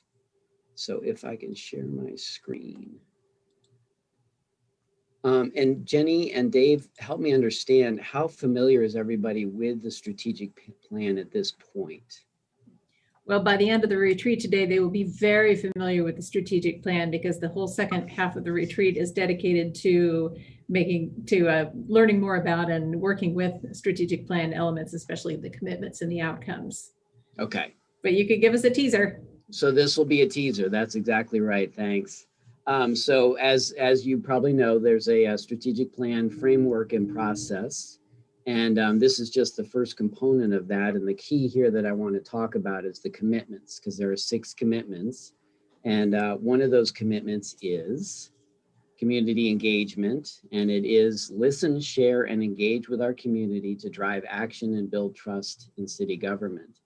We invite and welcome all community members to collaborate and innovate with us. Through strong and equitable engagement with our community, we share and receive information about important city services and community life. This is a shift in the sense that most of our communications efforts right now are outgoing. We have, news releases, the website, social media, all those different ways that we communicate out into the community, the various programs and things that are happening. And as you all know, through iCompass, we're communicating board and commission programs and agendas and minutes and all those types of things. We will continue to do this. Obviously, communications is a major aspect of what any municipality does. But now we're also broadening that almost in a cultural sense into how do we do the task of community engagement and really working with people and having that direct engagement together. And with that, the community engagement team is established right now. And that team is there to ensure that community engagement is a consideration for every project and provides the tools to implement effective community engagement opportunities. I want to make it clear first, because I know Jessica's on this call. I have so much respect for so many people involved in this who already do fantastic work in community engagement. Obviously, this is something we've been doing for a long time. I think what we're trying to do is coalesce it into a more predictable kind of process so that people understand what level of community engagement we're interacting at and what we're trying to achieve all collectively. And we're actually reviewing that kind of information. We're also looking at other communities to see what sort of community engagement methods they're using and that type of thing. So we're doing a lot of research as we build this process as well. But currently the community engagement team is in place and it includes representatives from all departments. It was sort of natural for us since we had this marketing and communications team in place. Most of the members are from that group. This is something that we tend to do somewhat organically, mostly internal in the sense that when we're building communications plans, we are working collaboratively with a wide range of people. And with our communications nature, we tend to be a little more objective when we're approaching things. So if we're working, for instance, on a street project or a facility or a neighborhood program, you know, we're trying to listen to get that objective information and assemble that into some sort of communications plan. So it's a very natural sort of step forward to say, well, let's just move that into more of a community engagement operation, so to speak. So we're in the process of building this now. Excuse me, sorry.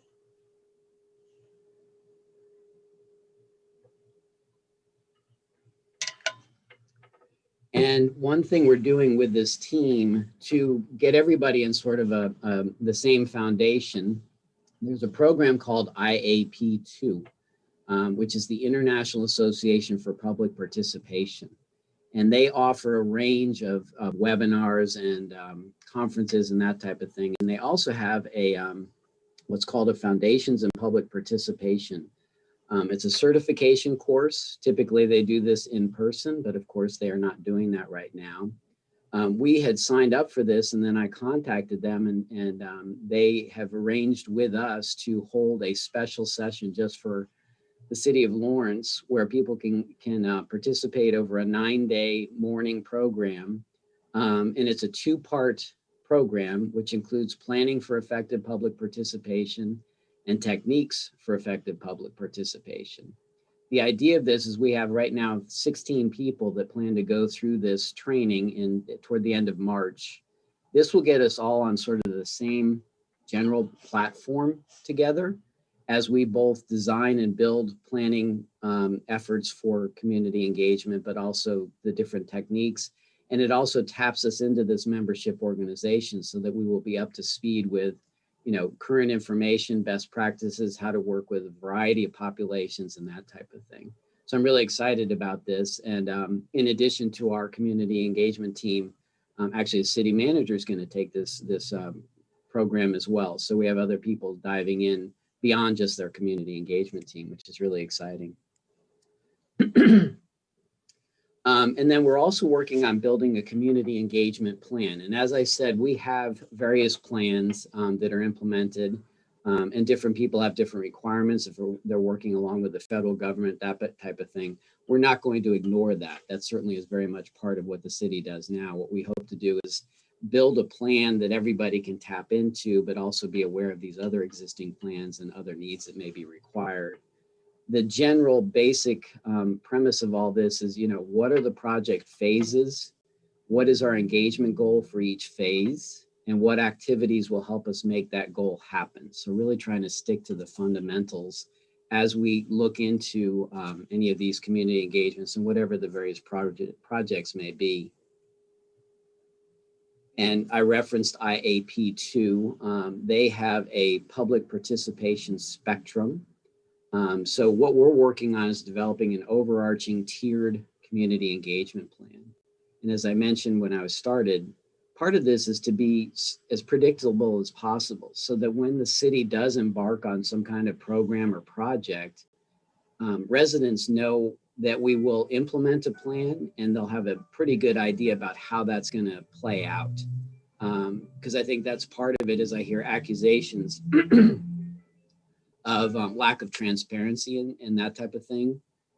In some cases, I'm sure that's true. In other cases, it's because somebody just didn't get the information when it was most effective for them. So really trying to build a way to be available to people so that they understand what's coming and we can help manage their expectations. In this case, the IAP2 public participation spectrum primarily has 4 sort of tiers or levels. One is to inform, which is something obviously we do now, is to keep people informed about what's going on. The next level is to consult. And then it also has these public participation goals, the promises to the public, example tools. Next step would be involve, and then there's full collaboration, which we talk about in the commitment as we laid it out. And this is an example from Arlington, Virginia. This was designed for a CIP program, so it's really geared toward infrastructure and that type of thing. But it gives you an idea of, you're increasing the levels of engagement as you go through those different layers, whether it's communicating, consulting, involving, or collaborating. And then it increases the number of projects depending on which one of these tiers you're at. And this gives some samples of some of those projects that the city is working on. And I think that's pretty much, just an overview of what we're working on with community engagement. And certainly I'm happy to answer questions.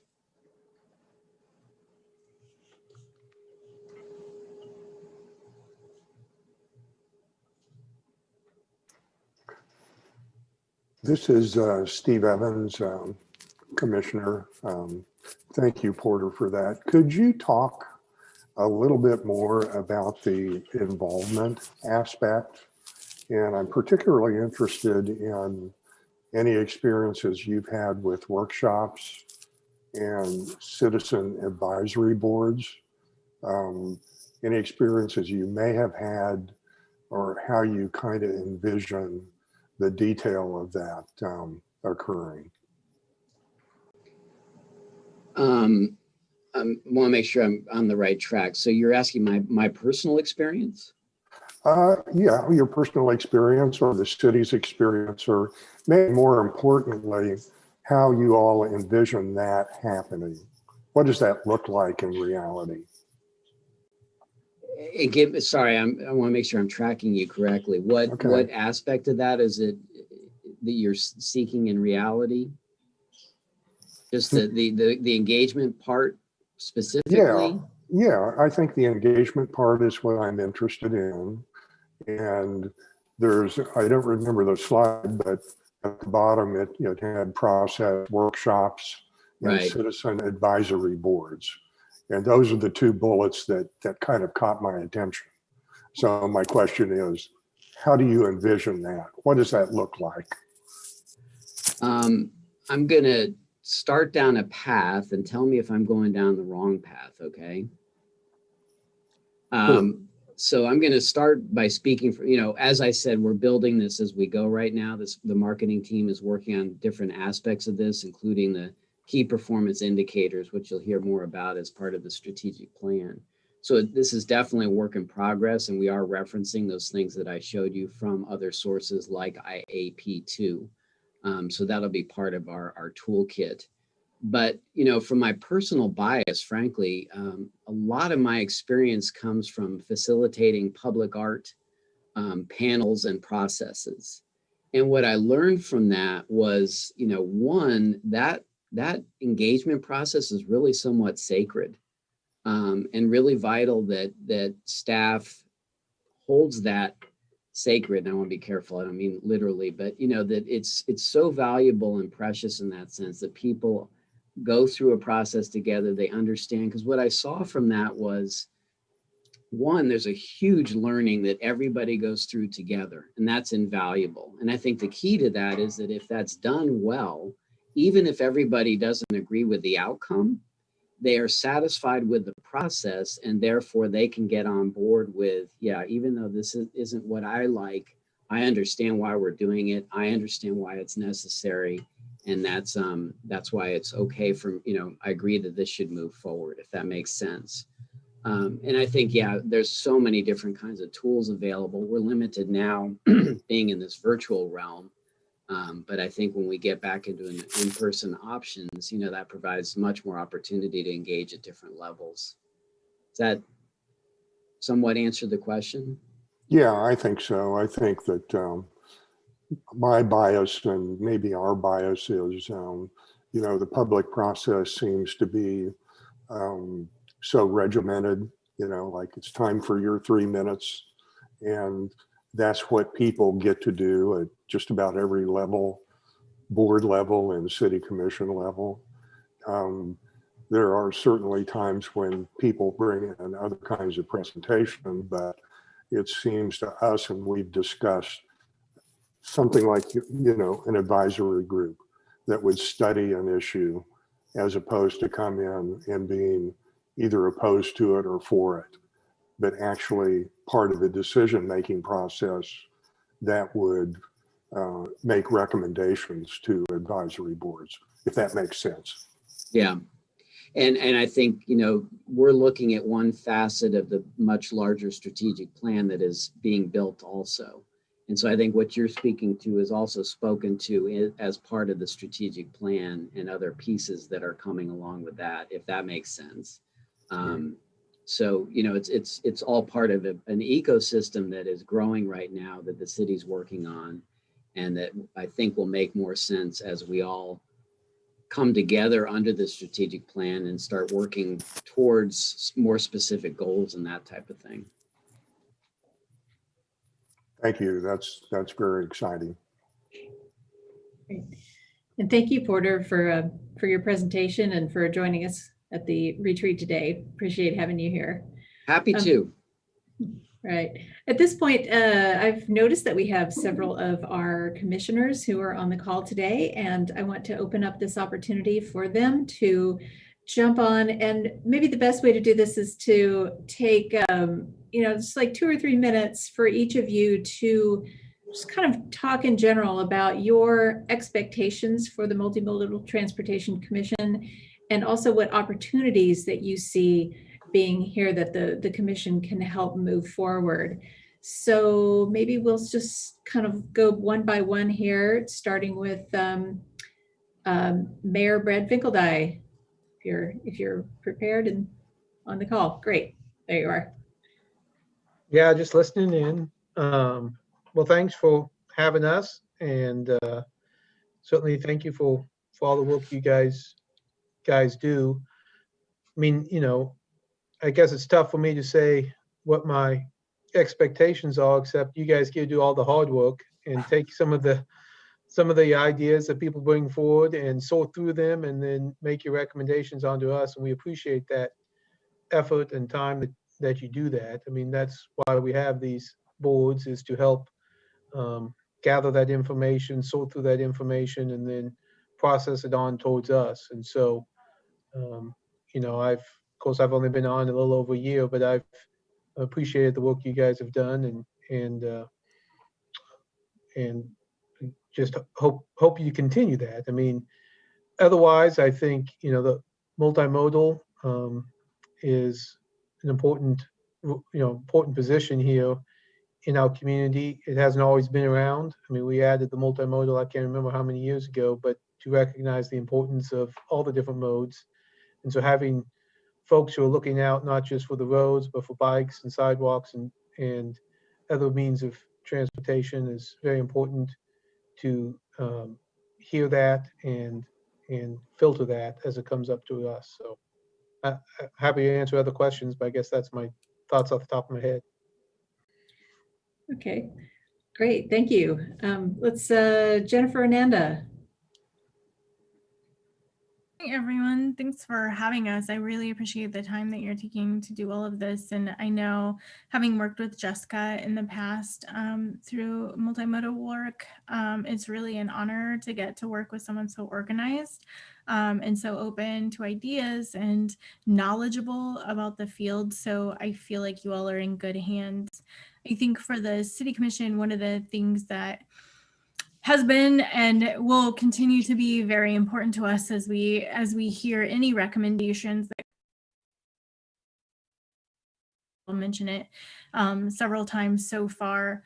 It's not something that we designed because we were just very excited about having these ideas, but because we wanted to incorporate them into every aspect of what we do and what comes before us.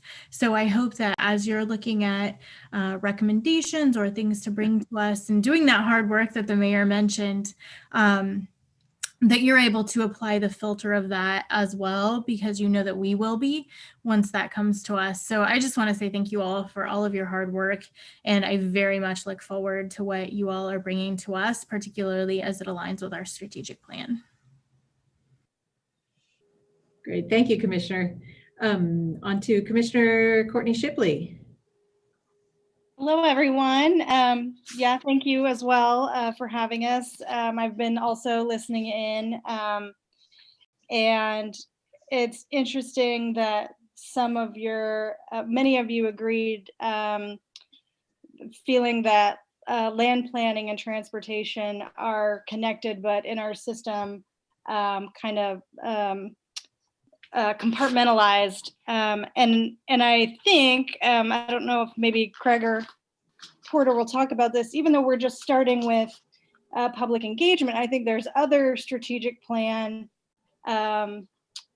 things like safe, welcoming neighborhoods that are going to involve you. And I'll be interested in how you guys are going to be able to maneuver in that space. And hopefully in the future, we will think seriously about, as many of you did point out, the way that land planning and transportation are separated in our boards. So those are kind of some things I was thinking about. I really appreciate that all of you are so knowledgeable and so educated. Lawrence could not be luckier to have such an experienced group of people working on transportation for us, and so thoughtful, especially people who themselves try to use public transportation or try to navigate our sidewalks and let us know where we can be making improvements. So I very much appreciate what you guys are doing. Great, thank you, Commissioner Shipley. Looks like we also have Commissioner Stuart Boley on the call. Hi, everybody. This is Stuart Boley. I'm just kind of so grateful for what you all are doing. And I say that as someone who served for several years, I think maybe 5, on the Traffic Safety Commission. And many of you had a hand in the transformation of the disparate groups that handled issues like this, such as the Traffic Safety Commission, that had a very limited scope.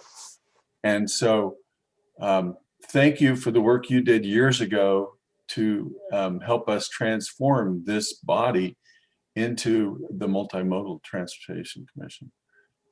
We've come so far, and we have a ways to go. And I appreciate you still being here, and those of you who are new, I appreciate what you're bringing as well. I'm just, as I say, I'm overwhelmed with gratitude. I'm very interested in multimodal transportation, and I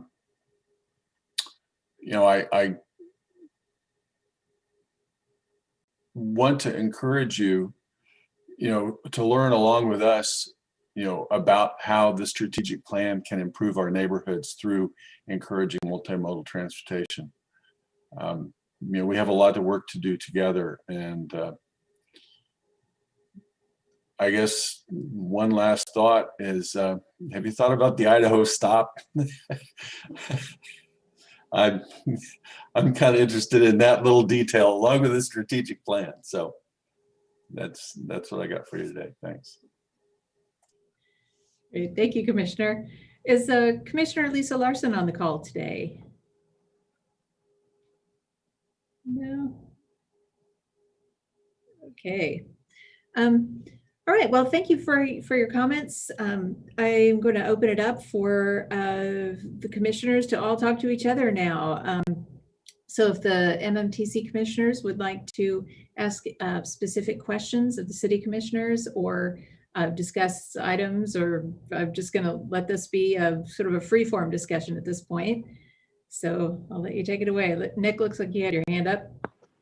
Yeah, so I'm amazed that we got 4 to 5 commissioners to give us their time on a business day. That's pretty impressive. I also certainly appreciate the praise, and I think the rest of MMTC does as well. But I was hoping to get some critiques and criticism as well, because obviously we're not perfect. So I wouldn't mind, some tough love in terms of what do you think we're maybe missing the mark on? For example, just to get your gears going here.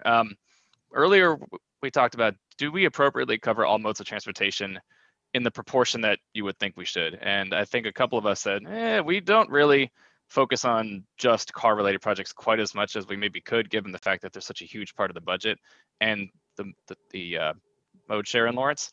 But I think part of that is due to a lot of our proclivities and trying to get a more balanced mode share in Lawrence. So I'd be curious to hear your thoughts on, are we heading in the right direction with I guess the relatively equal balance that we give to everything, or do you think we maybe should try to match our focus more to what the reality is right now?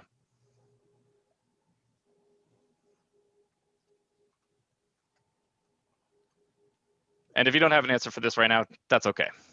If this is something that you haven't necessarily thought about, I can understand. It's not something that I think a lot of us maybe thought about until our homework questions came up. So, This is Commissioner Boley. I think that there was a mention of the consideration of CIP projects.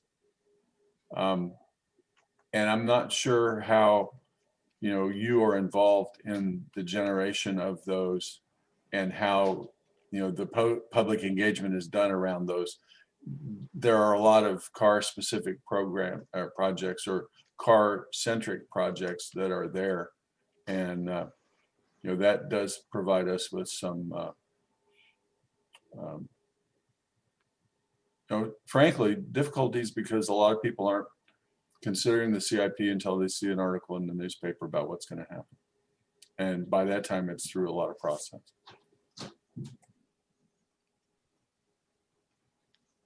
Thank you, Commissioner Boley. I think that echoes Jessica's advice earlier to both, use the tools that we have in terms of the GIS maps that MPO and MSO has given us, but also to try to keep abreast of the CIP as best as we can, because it really will inform what kind of projects that we see come for us. So perhaps that should be kind of a personal goal of all commissioners, to do a better job of, of occasionally checking back to that CIP to make sure that we're kind of on the right track here. I think that you could come at this argument from a multitude of directions, Nick. So the answer is it depends, which you would expect from me, I suppose. But I think that you can look at it as, dollars, percentage of dollars spent, and look at the ratio that you spend on each mode of transportation from that perspective. I think that you can look at it from an equity lens. So what is needing of more attention because of that inequity in dollars spent. And so I think that as long as you have a process by which you are addressing those things, that's the most important thing, rather than having no thought about it whatsoever and just seeing what is right in front of you, which is, goes to what Commissioner Boley was saying about the CIP and just maintaining attention on that and engaging in those conversations. Thanks for the input. That's a good way to look at it, that it's not so much that a dollar basis is the only way to break down the modes. So I like that thought. Vice Mayor Shipley, I appreciated the conversation some of the statements Steve and Gregory made about not pretending that cars aren't there. But I'm maybe gonna be the commissioner that goes a little the other way. Just because that's the way we have it weighted doesn't mean that's the way it should be. If it is 90% car-centric in our budget, and we need to be moving away from that, which I would argue that if we're not trying to encourage walkability and bikeability, that we're disappointing our children. We're failing them if we're not working harder and putting more resources into that. Then we're also going to need you to help us move that, because there's probably a certain amount of institutional momentum that's pushing the car-centric way that we build and the car-centric way that we live. And many of you are those advocates that we need to help us. So while there may be different ways to look at it, by money or however, I don't think we should be afraid to be bold. I don't think we should be afraid to make big changes. I thought it was interesting, Nick, you at a previous meeting were asking neighborhoods, how to keep them from being afraid of change. It's not necessarily that they're afraid of change. It can be a trust issue in their experience with the city. And I think especially with bike lanes, roundabouts, those are places that we can go back and repair that trust and educate, and people will start to come out of those places. And I think you guys are really an important part of that. I think you've all done a really good job, certainly with the new speed limit signs and the traffic control program. I think you guys have been moving in the right direction with creating that kind of trust and engagement, even without our strategic plan goals. So I guess, again, I would just say, don't be afraid to be bold. Thanks a lot for the input. That's quite helpful. This is Steve Evans. I've got a couple of things. One's kind of general and one's a little more specific about how our group operates. The first one is, it'd be good to get some feedback from you all, being, involved in the community as many years as some of you have. But one thing that we struggle with, I do personally, is we're an advisory board that meets once a month for 2 or 3 hours. And we need to kind of put that in perspective. Sometimes our eyes are bigger than our stomachs, and we'd like to be all things to all people. And we talk about, oh, well, we should be involved in this and we should be involved in that. So maybe a little bit of feedback and a little bit of pep talk about, who we are and what we do and how we do it would be good. And the second follow-up to that would be the information. I'm curious about the information that we provide. Sometimes, I don't know, I look at your agendas most of the time, but you'll see, well, the Transportation Commission approved that 8-0 or 5-4 or 6-3. And we've often talked about how voting is one thing, but the discussion is probably more important than how we voted, in terms of how we can be a benefit to the city commission. So I guess my question is, how are we doing in that regard? And is there a way we could improve on that? Vice Mayor Shipley, I know others do too, but I watch your meetings. So you're right. The vote doesn't tell you the whole story. And again, what you guys all have is very robust discussions, and that's very valuable. But that's kind of on us to watch those and to see all the ins and outs that you guys explored. if for no other reason, just so we don't ask the same questions. But I personally find it enjoyable. I know others do as well. Mayor Finkel, I agree. That's one of the advantages of having these things videotaped now. We can go back and watch it. Back when I was on the planning commission, we had to be real careful, make sure the minutes said exactly what we wanted the minutes to say, because that's what the city commissioners relied on. And it wasn't verbatim, it was, someone summarizing our points. And now we get to watch your meetings. And so I'll admit, I usually watch them on 1.5 speed though, just to speed them along a little bit. But we do, at least I do, and most of us do watch them, especially if there's some, particular issue coming before us. So we appreciate that discussion. I think it's important to know that not only are we watching, other people are watching as well. And that discussion is, as you say, Steve, the most important part.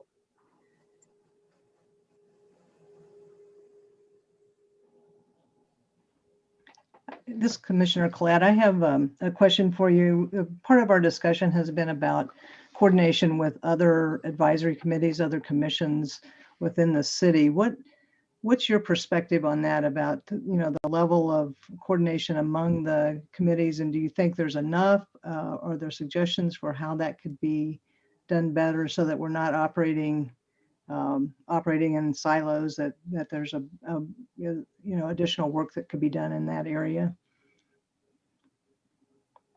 that would kind of better inform you as far as the perspective? Very macro thinker. So, I can see reasons for every single group to be in communication with every single other group. For example, being on a sexual violence prevention work group, we're focusing on health. And so we're looking at health equity and access to affordable housing. And, I think that we could connect you all to every other group possible. And I wish that there were some kind of centralized way to say, this is what this group is talking about. How do you want to relate, and how do you want to be part of that conversation? And how do we coordinate, where our energy and our funds and our, all of those things are working toward a single purpose, or at least in conjunction as much as possible. So I think that, part of what you all bring to the table are your community connections. We can't all be part of every single board or commission or group or coffee club or whatever. But that is where we know what is happening and how it's happening. So I guess that I'm taking that way out probably further than what you saw, but I think that we see lots of groups who are doing work that is relevant to the work that you're doing. And I hope that everyone is taking an opportunity to be connected as they can within their capacity to those other groups and bring things to the table for the whole community. Not only your own brilliance that you bring to the table, but all of those perspectives. This is Commissioner Boley. I'm kind of at the opposite end of the spectrum from Commissioner Ananda, and as referenced my comment about the Idaho stop. But your conversation about how do middle schoolers and high schoolers view riding the bus took me back to a conversation that we had when we were talking about the summer food program for children. And, they were trying to figure out how to get children, middle schoolers, high schoolers, to the sites where they could get the free lunch so they could get fed. And trying to get the kids from North Lawrence to the library, it's like, well, maybe they could ride the bus. Well, that's not really what's happening. So, there are conversations that are, relevant to exactly what you're talking about in other aspects of city government, and the challenge is to try to put those together. And, it is a challenge. Thank you. Vice Mayor Shipley, this might be, unless Craig is elsewhere, it's so premature to talk about any kind of conjunction between planning and transportation, but everyone, I think, on this board brought that up. And I wondered in terms of, oh no, did he disappear? in terms of the future, certainly we couldn't do it this year, but in terms of the future, is there something we could do to facilitate or to combine certain boards so that complaint of siloing doesn't continue to be a problem? I don't see him. Oh, there he is. Sorry.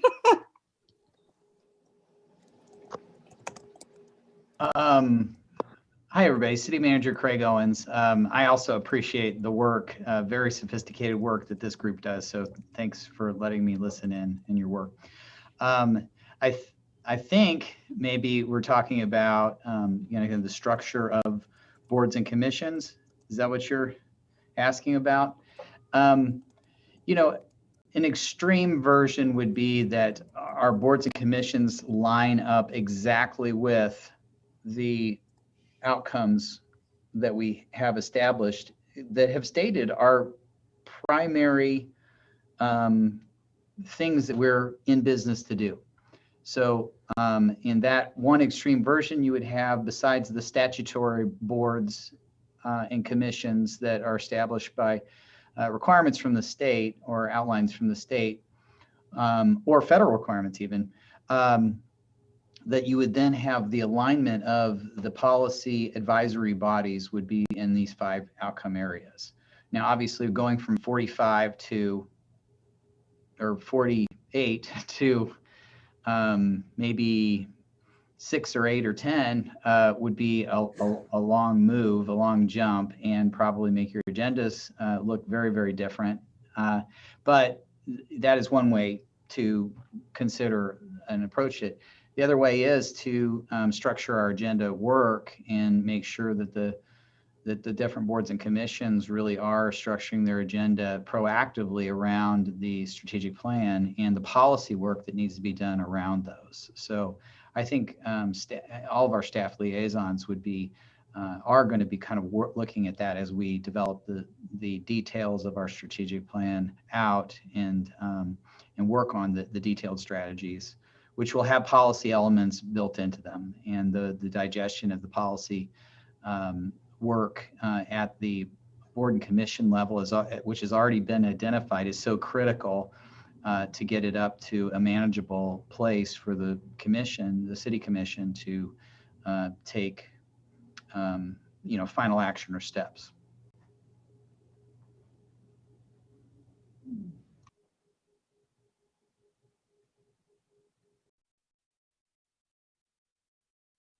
Transportation planning manager for the MPO. One of the things I would say is maybe there's some opportunity, and some of the work we have budgeted this year, we have a program in our work program to explore some land use and transportation planning best practices and make kind of a recommendation at a high level of some best practices that we could pursue for future code changes. And we haven't finalized scoping that project because we have some other work to finish first. But I'll remind you, and we've kind of mentioned this briefly, and I've kind of mentioned it at a high level, just some of you maybe in more detail, that we will ask for involvement from your committee on our steering committee to do that work. And I think that's going to involve a lot of different advisory boards and groups, because it will touch on some different bodies to weigh those options for code changes that we have and pursue as a larger part of transportation planning as we get into the process to doing our long range plan. So there are likely opportunities in terms of overseeing how some of that coordination goes. And I mentioned some other community initiatives too, with like community health planning, that there might be opportunities to do more coordination by assigning different members maybe to participate in some of those other processes too. So you kind of have double dipping. Well, everyone, this conversation has hit a lot about the strategic plan, and it seems like a good segue into our next speaker, because equity, inclusion has been identified as a commitment in the strategic plan. And today we have Dr. Farris Muhammad, who is going to talk to us about his role in equity and inclusion in transportation. Thank you, Jenny. Good afternoon, everyone. I'm Farris Muhammad, the Director of Equity and Inclusion for the City of Lawrence here. I think I'm just coming up on my 90-day mark here, so I've been with the city about 3 months. And in that time, I've spoken with Adam as well as spoken with Jessica related to kind of what does equity work look like in transportation. And as I came on, I heard the city manager, Craig, speaking to the current strategic plan that we're working on. And with that, as you all may very well may be familiar with already, as far as the different outcome teams and the different commitment teams. And one of those 6 commitment teams is the equity and inclusion team.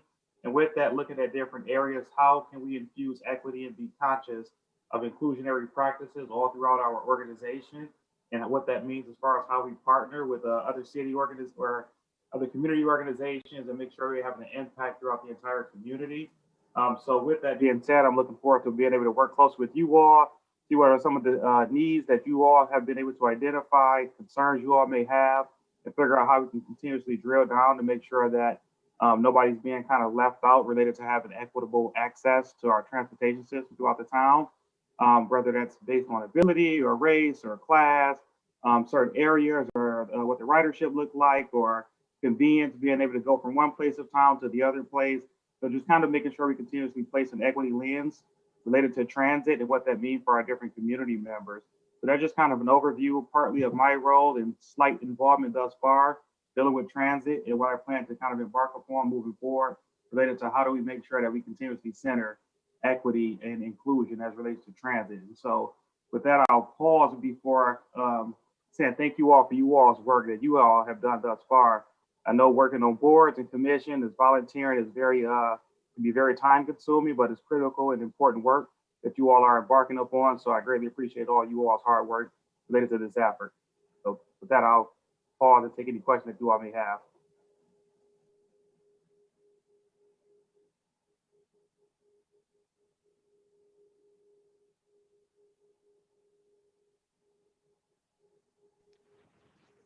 Nick Kuzmiak, MMTC chair. May as well kick it off here. So first of all, welcome to the retreat. Thanks for your time to join us here. I don't know if you were able to be on the call while we were having the discussions about kind of our breakdown of what we talk about on the commission versus what the breakdown of travel modes is in reality versus what it is in the budget versus what it maybe should be if we're moving towards a more equitable transportation landscape.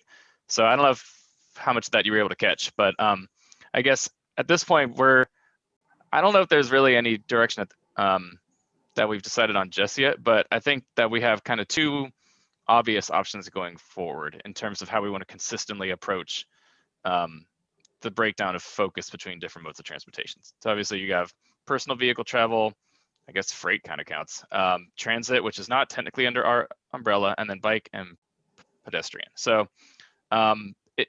it seems to me, and I think a couple of the commissioners, that we focus more on non-motorized vehicle transportation more than the city's budget toward those projects would suggest that we should. And I think part of that is due to our bias as multimodal transportation commissioners, thinking that, there are inherent benefits over having this sort of mode shift away from personal vehicle travel to, biking, walking, transit, etc. I think a lot of us may be approaching that from an environmental angle or even just a personal preference angle. But it seems to me that the equity angle is something that is, I would say, significantly more defensible as being able to justify a consistent strategy going forward. So that's kind of a rambling way to eventually say, in your experience, what do you think, an equitable breakdown of focusing on different modes would look like? Would it be maybe a third in between pedestrians, a third to biking, a third to, a quarter to biking, a quarter to pedestrians, quarter to transit, quarter to cars? Or should it be some other kind of shift? I don't know. Any thoughts on that? Hey, good afternoon. So Farris Mohammed, so thanks for the background and the context that you provided me with related to some of the discussion that you all have been having. Being oblivious to what some of those conversations have been in the makeup of town and related to who would use what type of mode of transportation, I can't intelligently speak to that totally. But I will say, as far as you kind of discussing like kind of this quarterly allocation of the modes of transportation, I would say that's more of an equality kind of an approach versus an equity approach. So based on, like, I think there needs to be some perhaps data gathering to kind of look and see What are the modes of transportation that people are like? Basically, a needs-based assessment is kind of see what are the modes of transportation and why are those the more common practices of transporting from one place to another? Is it based on convenience? Is it based on the need? Is it based on lack of resources to obtain other forms of transportation? So I guess I would need to be able to do a more of a deeper dive and see kind of what some of the challenges are, to be able to give more of an intelligent answer to your question. But thanks for the context and background on that. Sure, no problem. And I appreciate the distinction between equality and equity, because I got to be honest, I'm still learning. It's, I think for a lot of us who are just getting into the DE&I space, those terms all seem synonymous, but they're obviously not. And it'd be good to make sure that we know which one we're talking about when we develop our, our outlook going forward. So thanks for that. Thank you. And I would say that we all are still learning, so you're not alone in every regard. So thanks.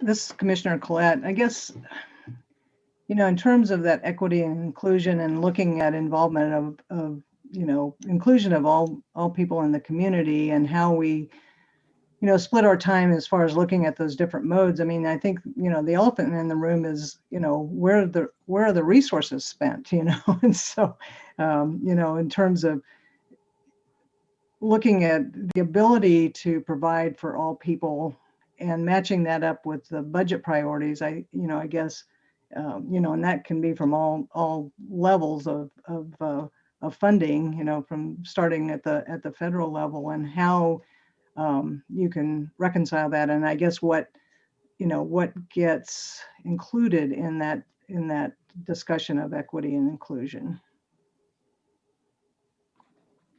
I look forward really to, when I look at the strategic planning framework and read what's included under equity and inclusion, I'm looking forward to the more details in terms of how the city, will plans to approach that, and, kind of helping that inform the scope of the work of MMTC.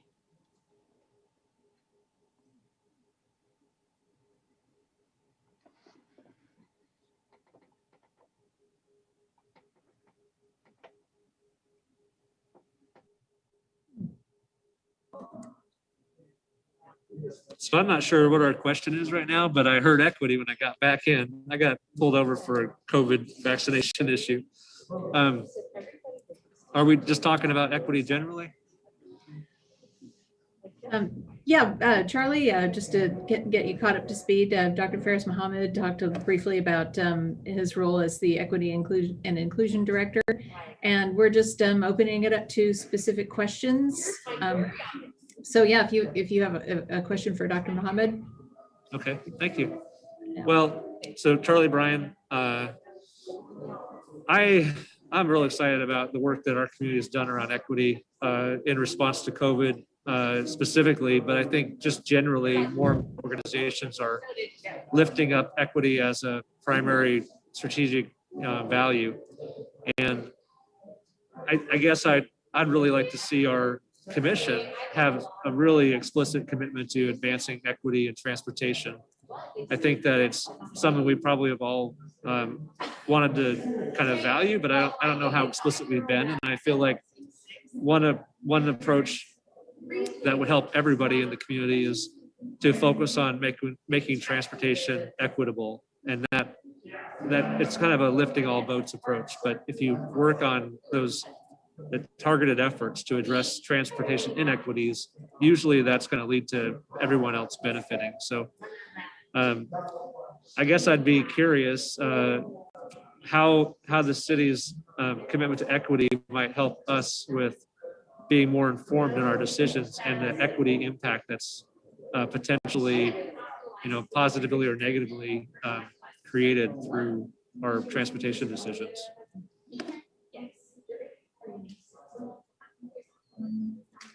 For example, like in the COVID work, there was an equity impact statement that was required for every one of the funding proposals for the CARES Act dollars. And I think that provided, a very explicit way or record of people's assumptions around the equitable impact that funding would make. And I would imagine that something could be done similarly with staff to prepare kind of our memos, such that we would be able to discuss the equity impact of each of our recommendations. Is that something the city has considered or is working to develop, anything like that?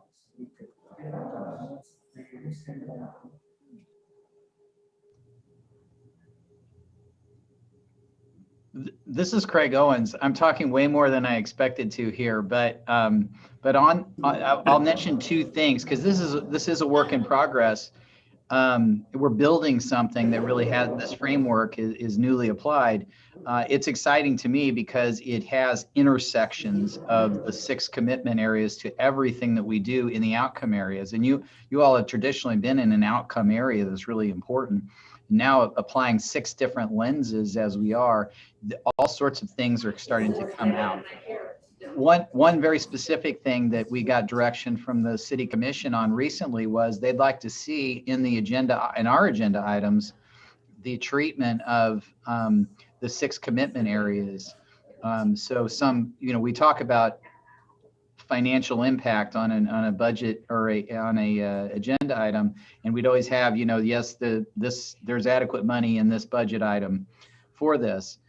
Now we're adding these other lenses, so it'll be interesting. We're going to start to add that just to remind ourselves this is taking us forwards or not taking us anywhere, or this doesn't apply to, or this is taking us backwards on our equity goals. So I think there's things like that. You talk about a requirement of a statement. I think it's things like that that just keep that awareness up and some disciplines that help us keep it focused. The other thing I'd say is the key performance indicators that we're talking about. There's some really fascinating conversations that I've been, kind of watching as we're building these, where you do have people like Dr. Muhammad in talking with our transportation team, our engineers, and Jessica, and so that's exactly it. Is we're talking about, well, how does this apply and how does it impact it, and what performance indicators are we building so that we know we're making progress where we intend. So I think there will be some really exciting details out there that this body will be able to react to, and I think you're going to be excited to see that it does keep our focus on moving things forward in unexpected ways. Craig, I'm glad to see you on here. I'm sorry I didn't realize you were there. That's how I try to work most of the time. Yeah, well, I got called over for a vaccine. We're doing another vaccination clinic over here at Lead Center right now. So I don't know how well known it is that the community's unified command stood up an equity impact advisors committee, and that all of their committee members have embedded themselves in every branch of unified command.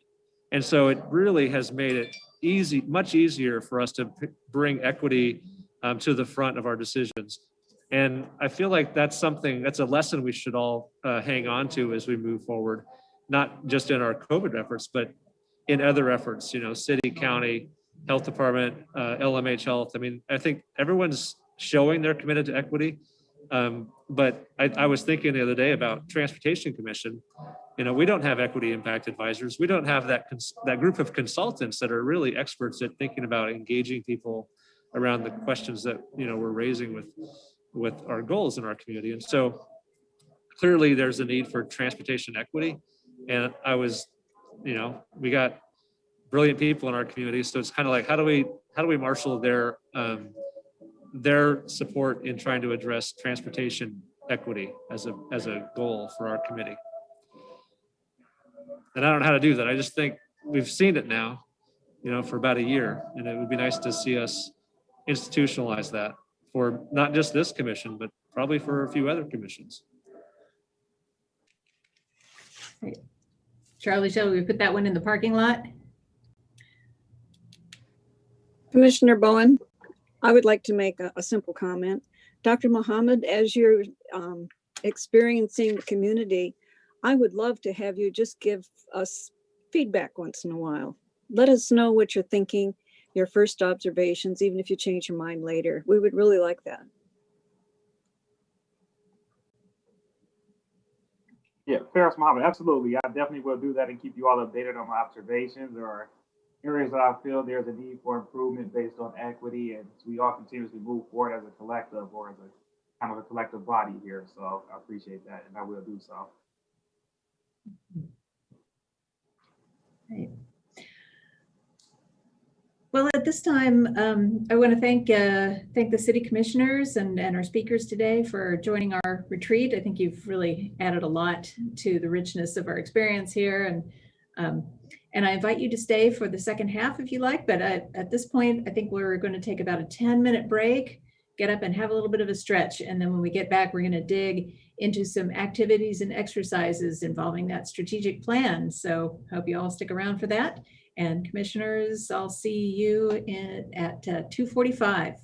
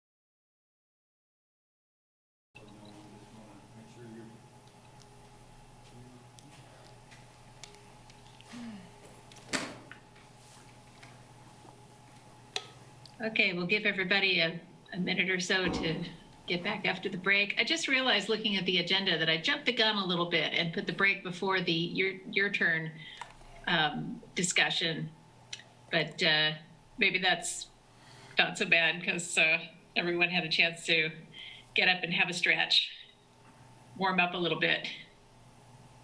I think your timing was good, Jenny. They got to do other things too, so. Yeah, thanks, Steve. Okay. Well, as everybody is coming back, the next section, we're just going to take a quick 15 minutes or so to just discuss what we heard about from the Your Turn public meeting. I put a summary of the notes that were provided by the two speakers into the packet, but just some guiding questions you might think about. What did you hear during that Your Turn discussion that was new information, something that you didn't expect, or perhaps something that you did expect but that you feel is more urgent now, or that you feel a little that needs to be highlighted. Also think about maybe how that process could be improved for the next time, and which voices would be valuable to invite. Who would you want to have at the table for the next meeting? And again, this is just going to be a free form discussion, but maybe Nick, if you could just give the new people who were not present at the Your Turn meeting or don't know much background of it, just give like a short summary of what it involved. Sure. Nick Kuzmiak, MMTC Commissioner. So Your Turn, as we called it, was a replacement for a study session. For those of you who are new or new-ish, our general meeting schedules that we have a study session from 5 to 6. It's kind of more informal. It's usually just a way for us to either discuss something among ourselves or to have staff kind of lay out new issues for us. And then the regular agenda goes from 6 to whenever.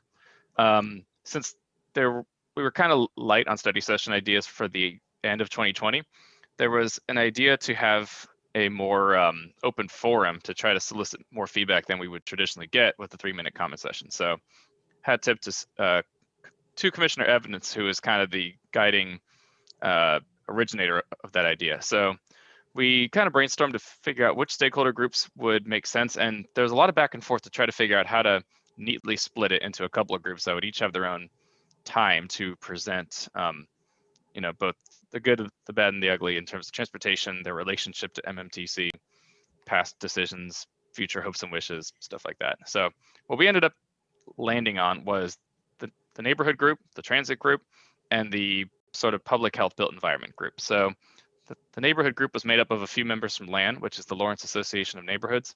It's kind of like the United Nations of Neighborhood Associations in Lawrence.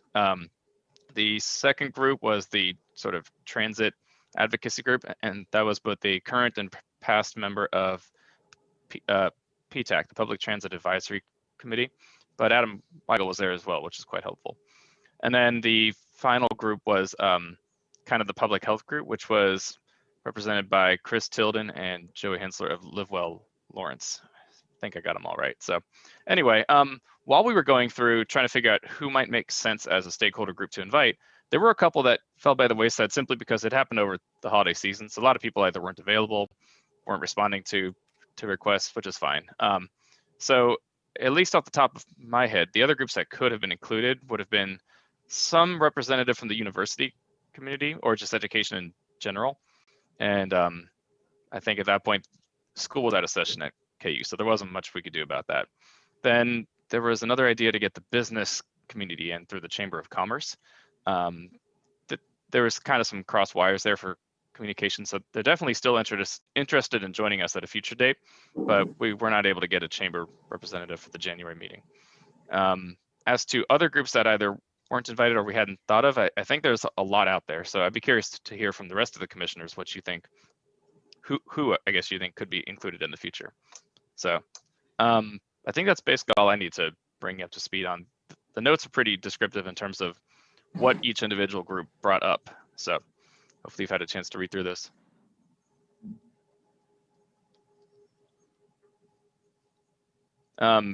Jenny, could you remind me of the open? I think they're on the packet, right? Oh, I'm not sure if I put those questions on the packet, but just, yeah, what did you hear that was new information or that surprised you or that was your like big number one takeaway from that your turn? And how could the process perhaps be improved next time?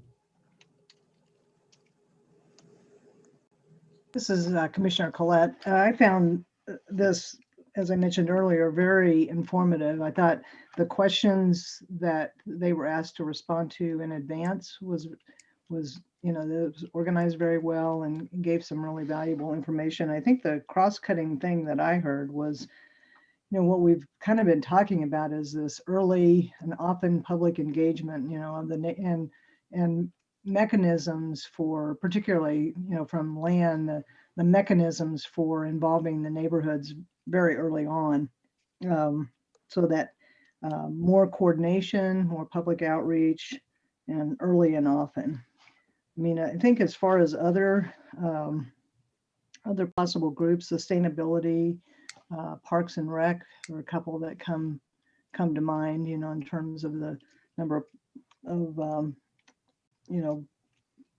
projects that Parks and Rec have that are related to the work that we do. I think it would be good, with what's on their CIP and making sure that we're all aware of some of those. So, and also you mentioned the university, but I also wonder about USD, USD representatives for the K through 12.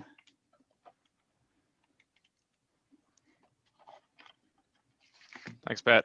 I was also thinking that emergency services wouldn't be a bad group to include. It would be a little bit different because I think most of these groups are, citizens, whereas emergency services are city or county staff. So it's a little bit different, but I do think getting all of them together, if possible, people who are familiar with, law enforcement, fire response, and medical would be helpful to kind of see what their needs are and if we're meeting them. Because I know we've been at odds with at least fire in the past. So it would be good to get their perspective, I think.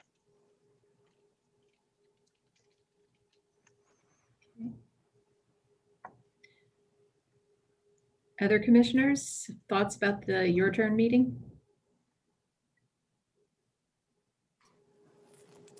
Well, seeing nobody's jumping up here, I'll offer a few thoughts. I don't recall. It may have been either during or after the event we had. Someone said, "Who's not able to be at a meeting like this in our community?" And I think that's an important question to ask. And when we look at the list that I came up with, and most of it's kind of the obvious, community organizations or city groups or whatever. But given the last discussion we had about equity, and maybe I'd ask Charlie to chime in here a little bit too, is in fact, Charlie might have brought this up during our meeting, but how do we reach the people that aren't able to enter a Zoom meeting or come to City Hall and participate for 3 minutes? Who are they? Would they even be comfortable doing that? So I think, we need to look beyond, and maybe Dr. Muhammad could help us a little bit in connecting with those individuals that we could, see, touch, and feel and hear from directly, that might influence our decisions in a way that would be different than looking at a map, looking at a layer on a map that says, okay, well, this area has lower income people. So I guess I'd pose that to the group as a challenge, and maybe ask Charlie, who happens to have his hand up here, to offer us some thoughts on this. All right, this is Commissioner Bryan. Yeah, so it was Joey Hensler that posed that question. And there's, if you've had any opportunity to go through training like on equity, often the question is, there's several questions that you kind of start with, you know, who benefits? And I hadn't heard Joey's question before, but it's similar to that. Who's not able to be here to be part of the process? That's a great question. And it really gets at the heart of why it's so difficult to do the work of equity, because it's often that we're expecting people to come to us to engage in a process. And it's, you know, that's obviously more efficient, but there are people that are very unlikely to be able to do that. So it kind of puts into question, like, how do we create an inclusive process where everyone's input can be considered? It's a huge challenge. I think that's really the fundamental challenge of trying to address equity, is you often have to really think so differently than you've ever thought before. As an example, there's a group of folks in our community, and I'm just going to lean on some of my just experience in the last few weeks.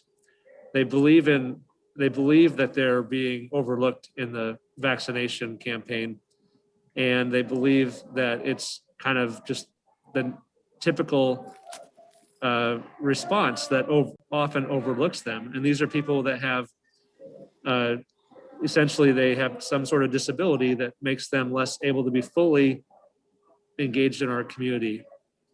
And so, you know, there are questions around whether they have any prioritization, or whether the state has failed to consider their needs. And it's clear to me that there are advocates out there that care deeply about this population, and they're working hard to get access to vaccine. Well, I'd love to see that same advocacy around how they're engaging and involving people in decisions about equity or mobility. I mean, not equity, but around transportation and mobility. These are people that are highly dependent on services to get them to where they need to go.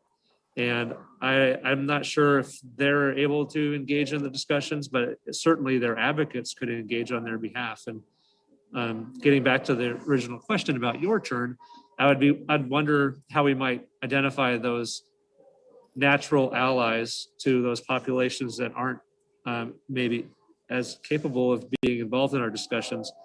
But there are people out there that pay close attention and are deeply intimate with those populations. So there's kind of, might call them surrogates, allies, and I think we could discuss, you know, I mean, Cottonwood is an example of an organization like that. I think CLO, which I think is now GLI, is another example. There are several different organizations that I think could bring a perspective that we haven't heard around transportation equity.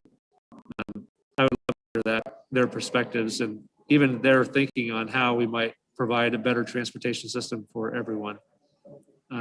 Transportation is so complicated when it comes to, like, when you don't have a vehicle. And I think, you know, like was said earlier by a few of you, like, we can assume cars are going to be here. We're going to spend a lot of money on cars. There's a ton of other people that aren't able to participate in that system. So, but they have people out there, whether they could be engaged or their allies or advocates could be engaged, I think is maybe what we have to consider. Yeah, this is Commissioner Collette. I had jotted down on my list, you know, agencies like Independence Inc. or the Senior Resource Center, Ballard Center, other advocate organizations or that could, you know, speak on their behalf, and you know, figuring out a way to engage those organizations within the capabilities of this commission, you know, so whether that's you know, some sort of I don't know how we would go about it, because there are so many groups that could possibly be engaged, but some sort of a toolkit or, you know, community process that could coalesce around the question of transportation for people who are disadvantaged in some way. Yeah, I think the best we can do, given our format, is to be good listeners and gather information and, you know, try to identify the groups that Charlie was talking about. In fact, Carol and I were both part of a board that provides senior services for a while. And I was surprised to see, I believe there are like 12 to 15 different organizations that provide transportation services for seniors. And I always ask the question, and I know that they talk and, you know, share some of their services, but it seems to me like there could be, you know, one organization that does that as opposed to 12 to 15 different organizations whose hearts are in the right place. And, you know, to conclude my thoughts, it would be, you know, probably more in the arena of public transit than, you know, if we're going to be more of a generalist advisory board. But I do see, you know, some opportunities there for the community, and they even relate to budgets and, you know, county and city budgets and how our tax dollars are spent. That could be maybe looked at a little closer. All right, I think we got one time for one more comment on the your turn. So if anyone, Lauren, I see you and Carol both have yourselves unmuted. So go ahead, both of you. Commissioner Bowen, I just wanted to add that having stakeholders is just one side of the coin. I like to tease spokespeople who think they're representing seniors when they're half my age, because they can't possibly know what I would have to tell them. They just know what they have experience with. I have also noticed within the school system that if people have an opportunity, if they have the access, they really have a lot to say. We need to improve the access. I don't know if that means rotating meetings around the city or what, but we need to give people the access they need to be able to speak up. Great. Thanks, Carol. Lauren, did you want to have one comment before we?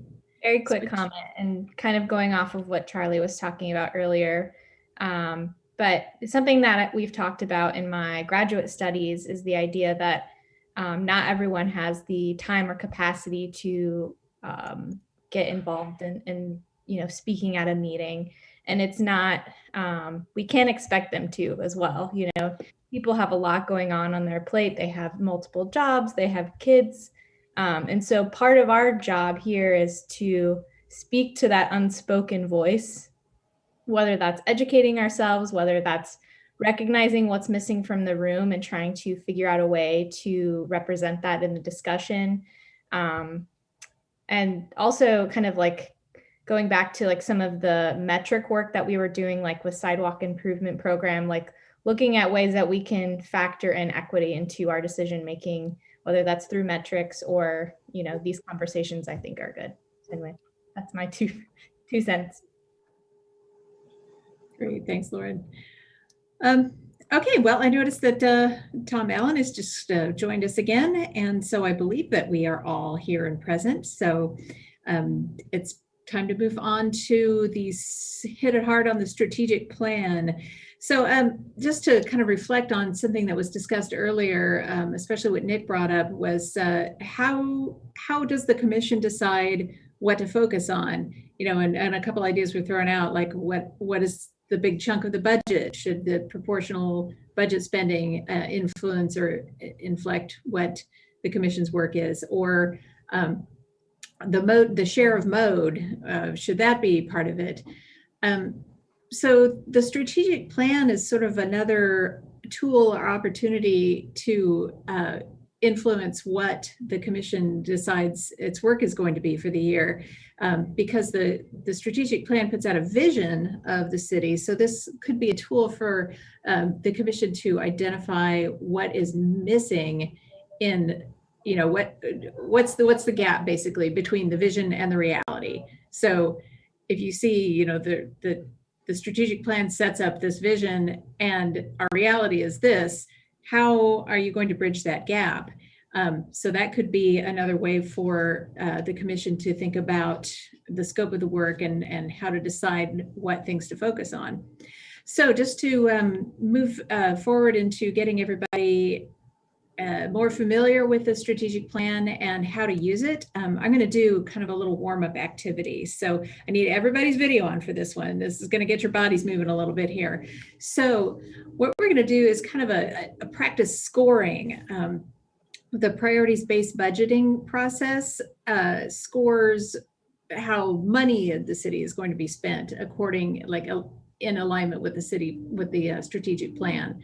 So for this activity, we're going to think of an activity which was a project, which Nick suggested, the Lawrence Loop. So think about the Lawrence Loop project, which is the bicycle trail and network going all around the city. And we're going to think about how that lines up against the outcomes of the strategic plan. So what I'm going to do is I'm going to read off the outcome, and then I'm going to go 1, 2, 3, and you're all going to hold up how many fingers you think, how well it aligns to the strategic plan. So if you don't think it aligns at all, you could hold up 0. If you think it aligns a little bit, you could hold up 1. If you think it aligns pretty well, 2. If you think it aligns strongly, you can hold up 3 fingers. And if you think that project is essential to meeting that outcome, you can hold up 4 fingers. Okay, is everybody clear on the instructions there? Okay, so here we go. Our first outcome is unmistakable identity. So Lawrence is a welcoming community synonymous with art, diverse culture, fun, and a quintessential downtown. City parks and community events contribute to the vibrancy experienced by all people in Lawrence. So unmistakable identity. Think about the Lawrence Loop and how it aligns with that outcome. Okay. Are you ready? Get ready with your fingers. 1, 2, 3. Pop them up there. Okay, so we got a 3, we got a 3, we got a 2, we got a 3. Carol, how many are you holding up there? 2. Okay, and Charlie's 3, and Tom is 2, and Gregory, what are you holding up there?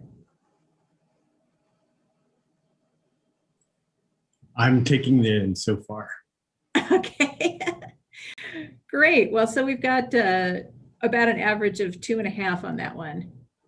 Okay, let's try the next one, strong welcoming neighborhoods. So the text is all people in Lawrence live in safe, functional, and aesthetically unique neighborhoods that provide opportunities to lead healthy lifestyles with access to safe and affordable housing and essential services that help them thrive. So think about strong welcoming neighborhoods, and just also, it doesn't have to align exactly, but if it aligns with a component of that outcome, then that's definitely a reason to vote it up. Okay, so strong welcoming neighborhoods. Are you ready? 1, 2, 3. Okay, we got a 2, a 1, a 1, a 1, 1.5, a 3, and a 0. Okay. I'm just kind of curious to have just a minute of discussion on that one. Somebody who voted high, voted that one up. Why did you make your decision? So who gave it a 3? Was that? So Tom Allen, I gave it a 3, and I think I was really following that sort of like welcoming neighborhood, and I feel like I often will bike the entire loop, and so it is kind of interesting to see these different groups that feel connected to the community within like the greater whole of the Lawrence community. So it was just more observational that I feel like I do see these patterns of communities having their part of the loop. So I appreciated that, but I understand that the sub communities in Lawrence maybe don't all have access to that. So. Okay, does anyone else want to make a comment about why they voted the way they did? Yeah, I do, Commissioner Collette. I voted too, but I think the other thing, in addition to what Tom said, which, it's kind of provides the backbone that is going to eventually connect all the neighborhoods, so that there's a way to connect. And then plus just the high number of kind of special activities that go on the loop, that different walks and runs and dog walks and all that kind of thing that people are involved with. I think it is, some of the things on the Burroughs Trail and such that are bringing the neighborhoods together. So and there's a long way to go, but I think it's, really provides that possibility. Okay, great. Thanks for that input. Let's try the next one. This is safe and secure. So Lawrence is a community where all people feel safe and secure and have access to trusted public and community-based safety resources. So think about that one for a second. Ready? 1, 2, 3. We got some ones, 1, 0, 0, and 1. Okay, so pretty low on that one. Not to say that, these have to align with every single outcome. There's going to be some that just aren't a good fit. It doesn't mean that outcome isn't important. Just for this particular thing, it's not, it doesn't exactly align. So does anyone have any comment on the way they voted? Okay. Let's try. Still has his hand raised, by the way. What's that? Charlie still has his hand raised, by the way. I don't know if you had a comment or if that was from a while ago. I had a comment, but we moved on, so. Oh, I'm sorry, Charlie. I missed because your hand is right over your decoration in the back. It's a little hard to see there. Oh, okay. How about that? My comment was really about the last one. So for me, I think the Lawrence Loop, I guess I recognize that it's not finished. And until it's finished, I think it's not going to be something we kind of look to and say that's unmistakable in kind of its identification with Lawrence. And I think that the strong, welcoming neighborhoods, because for me, the limitation there is it doesn't connect all neighborhoods. Not every neighborhood has access to the loop. It doesn't go through their neighborhood. For those where it does, they probably would score higher. So it's really about, we have to get this loop done. Once it's done, I know that the unmistakable identity in Lawrence will emerge and it will claim the Lawrence Loop in its own unique way. And people will probably have events, and the ways it'll be turned into an asset for a community will make it unmistakable. So it's kind of about, we got to get this thing done, and then we'll see it get a score of 4 on the unmistakable identity. And it'll probably be thought of more as a 3 or so, on the strong, welcoming neighborhoods, because people will really start to want to, be near it. They'll want to use it. When you're out on the loop, the parts that are finished, you absolutely feel the neighborhoodliness that's available because it's there. The Pinckney, Tom, I forgot where you live, but it's like, if you're in certain parts of the community that has access to this already, you'd absolutely feel it. You see your neighbors out walking on the loop. So it's already got components of this, but the scores would go higher if we get the work done. And then safe and secure, just to take the comment forward, it's a 1 right now, because some people don't feel like they can go out there and be safe because, it's a mixed bag. Like some parts of the loop are in more remote areas. We don't have, I think we have some wayfinding now. There was some discussion about putting markers out there so you could at least call 911 and tell them close approximation where you are. There's probably a lot more we could do to invest in the security of the trail. If you go to a college campus, often you find, stations that are there for people to make calls to ask for security if it's necessary. Lighting is a key concern for people. But I think there's ways we can further enhance it to make it feel like a place where you can go anytime and feel safe when you're out there. Yeah, that's an excellent point, Charlie. I'm glad you brought that up, that this doesn't necessarily have to be an exercise or any of the work with the strategic plan. You don't always have to think of it as like, what is what we're talking about at this moment perfectly in alignment? But you could also think about it as, is it important to devote resources to this thing because that will further this outcome and make it come into being? So yeah, let's keep that in mind when we do one more here. Prosperity and economic security. So the text is, the City of Lawrence fosters an environment that provides all people and businesses the opportunity for economic security and intentionally acknowledges, removes, and prevents barriers created by systemic and institutional injustice. Our community succeeds because collective prosperity and a vibrant, sustainable local economy.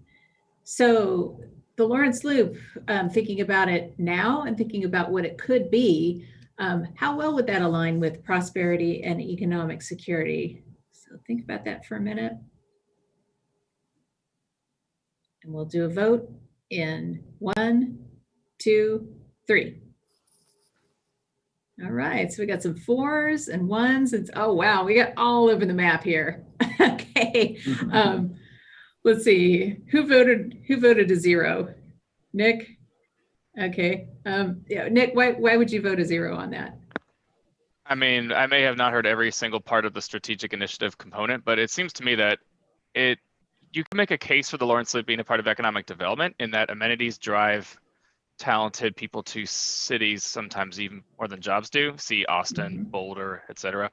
But when it comes to actual economic activity, it's not for freight, it's for recreation only. So I mean, commuting potentially, but it's on the outskirts. It's more like a beltway than it is a bike network. Now, if we're talking about the bike network, that definitely does improve people's ability to get to where they need to go without having to go around the beltway, basically. So that's just my personal opinion. I'll be really curious to hear from people who voted a 3 or 4 how I could be totally off base here. Okay, yeah. Who voted? Do we have Charlie and Steve, both of you voted a 4? All right, Charlie, Brian. So I would say, Nick, I totally agree with you. But some of this is thinking about, you know, I think what draws people to a community can generate economic activity. And if people are deciding where to live before they decide what their job is going to be, I mean, flipping this idea of like you draw creative types by building the community that they want to live in, be part of, and then that they generate economic activity. So if we build the right community, we bring in talented people, which leads to economic prosperity. I think there is some aspect of the Lawrence Loop that serves as transportation. So that improves the commuting, I would say, aspect. But really, it's a bit of thinking out of the box that if you build for, people to get around without a car, that it's going to increase economic prosperity for everyone. I think there's something to it, but it's not, that alone is not enough. You have to get, a deeper strategy that gets to making sure people have equitable access to internet access, because for a lot of those creative types need other things besides just coming here for the lifestyle. So, but I also agree with your comment about the bikeways. Like it has to be more than just a loop around the city. It has to have full connections into the, aspects of our community where people want to go and shop and spend their time. Okay. Great. Well, that's been some great feedback. There's, I think, a lot of discussions, and I think we can all agree that there are a lot of different ways to go about tackling these outcomes and thinking about them. So yeah, we can keep that in mind moving forward when we get down to the end and talk about goals and how they might align with the strategic plan outcomes. Jenny, I would like to, can I chime in on that? Absolutely, Steve, yeah. It sounded like you were going to move on, but I'll give you 5 minutes here, or a couple minutes. Okay. Well, I'd like to recommend a weekend trip for everybody. And we used to do this almost yearly. And the trip would be to Boonville, Missouri, which is right on the Katy Trail. And there's a hotel there that's the Frederick Hotel. It's right on the Missouri River.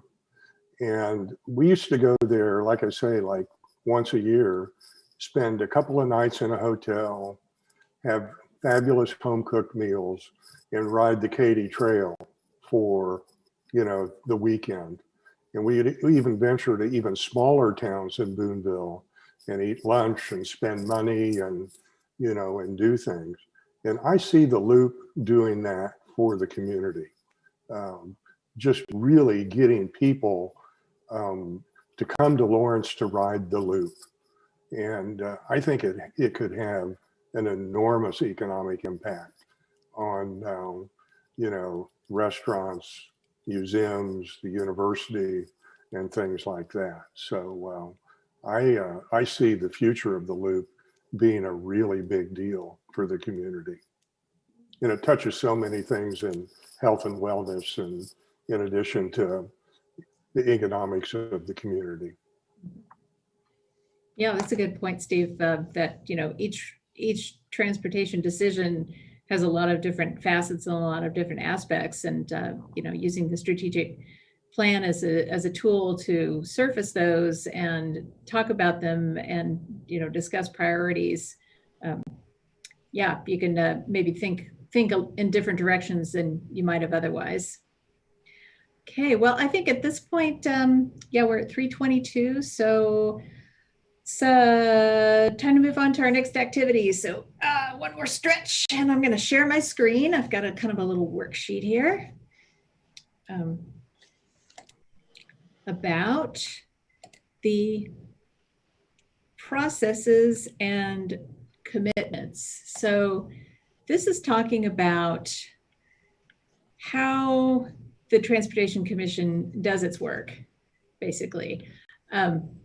There's, you know, 6 commitment areas that are part of the strategic plan, and they are basically community engagement, efficient and effective processes, equity and inclusion, sound fiscal stewardship, engaged and empowered teams, and environmental sustainability. Now, I didn't put all of them on our worksheet for today because the engaged and empowered teams is really more of an internal process with the city, and you know, might or might not be pertinent for this body. But certainly, you know, we could, I highlighted community engagement as the first one because I know that that's been a lot of the discussion.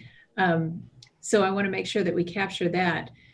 So looking on the definition, you know, about listening, we listen, share, and engage with our community and drive action and build trust in city government. So the 2 questions for each of these commitment areas are, you know, what MMTC processes already support this commitment? And then how might the processes change to better support the commitment? And I'm going to go ahead and take some notes here. So if you all just want to jump in, and we could start putting down some thoughts here.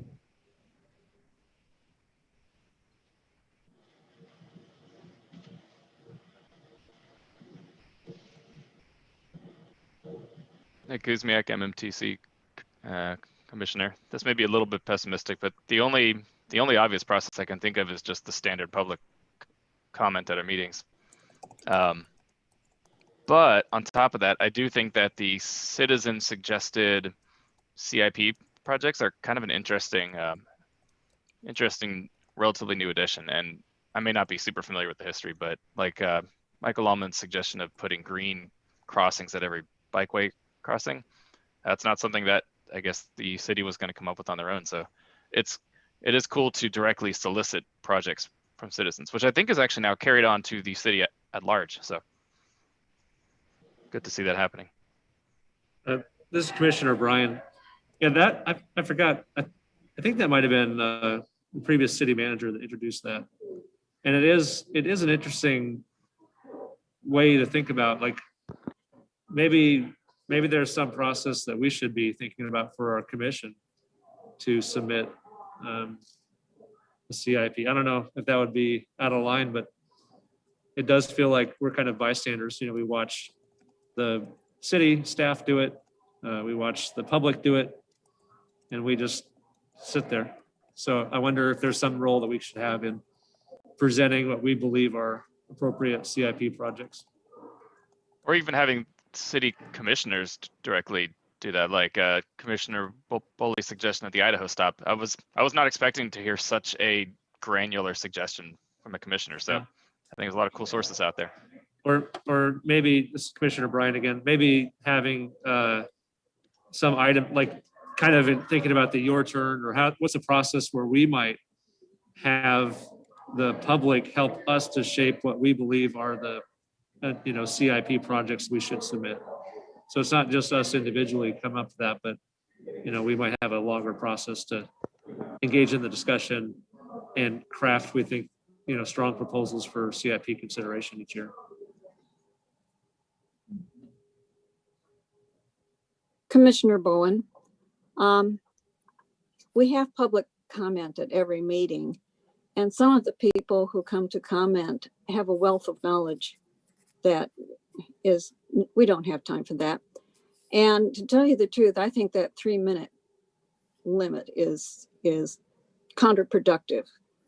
Sometimes people have more things to say and they're good at what they have to say. It's certainly an improvement from Houston, where I first started getting involved in public engagement. It was 1 minute. Even for a subcommittee, it was 1 minute, which was terrible. So coming from there, this is an improvement, but I know what you mean. This is Commissioner Bryan. I concur with you, Carol. We remember we had like a 5-minute limit at some point. I mean, it feels like we're all just playing around with a minute here, a minute there, and that's not community engagement. That's just trying to control people. So I'm not sure what the right other alternative is, but it doesn't feel very respectful of people's expertise and experience in the community for them to be given such a short amount of time to discuss something that they're passionate about, especially if it's impacting their lives in their neighborhood.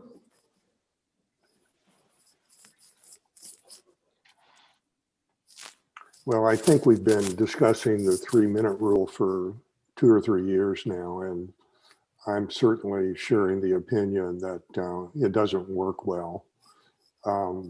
I think that, even some of the people that do come who have expertise could be a little more organized and precise.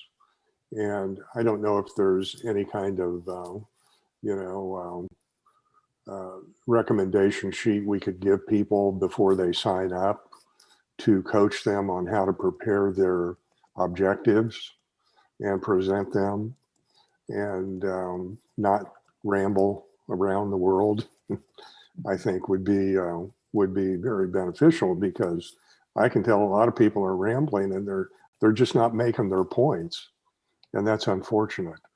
And I may even tend to do that myself, but I think, Jenny, you could also put your turn on the other side, and we can talk about how we could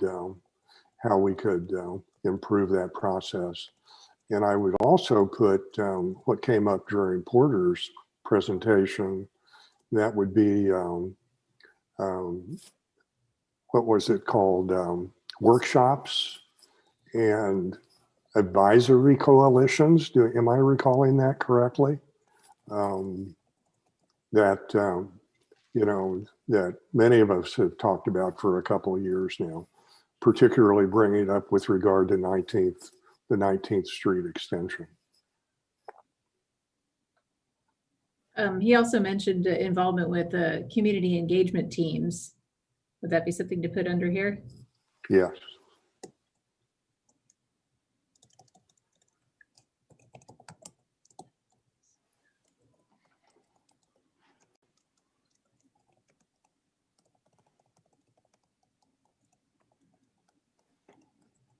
I think another thing, this is Commissioner Collette, I think another thing that Jessica referenced was, the safety audit that was done on 19th Street, and that, making use of safety audits for particular projects involving the community would be another tool that we could use for community engagement.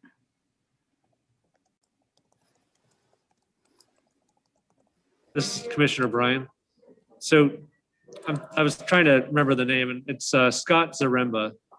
He came to one of our meetings this last year, and it was around the extension of the Lawrence Loop, I think along 29th Street, out on think it's Haskell. And, you know, we were discussing how to improve the crossing of Haskell Lane, where the Lawrence Loop would go across. And it was a deliberative, just, I mean, how I characterized that discussion was, while it was kind of, we were trying to follow the rules of the 3 minutes and all that, it kind of, we at some point let go of that and engaged in a deliberative process that allowed, I think, for us to be more effective in our final recommendation. That was the meeting where I think our ultimate recommendation to the City Commission was to put a raised crossing at that street crossing. And, you know, that wasn't a proposal that Scott presented. It was nothing that anyone from the public had. It was literally generated through our discussion with the public. And I think that as we all kind of engage in any group activities in our, you know, normal work or our normal life, we recognize that we don't control each other's like ability to engage in a discussion. We have this active, you know, give and take, throwing out ideas, thinking through whether, you know, all perspectives are considered. I mean, it's a much more collaborative process, and it feels like, you know, if we think about those public participation models, telling someone they have 3 minutes to give us their piece doesn't feel collaborative at all. It doesn't feel deliberative, and I can't imagine we'll make the best recommendation to our City Commission if that's how we do our work.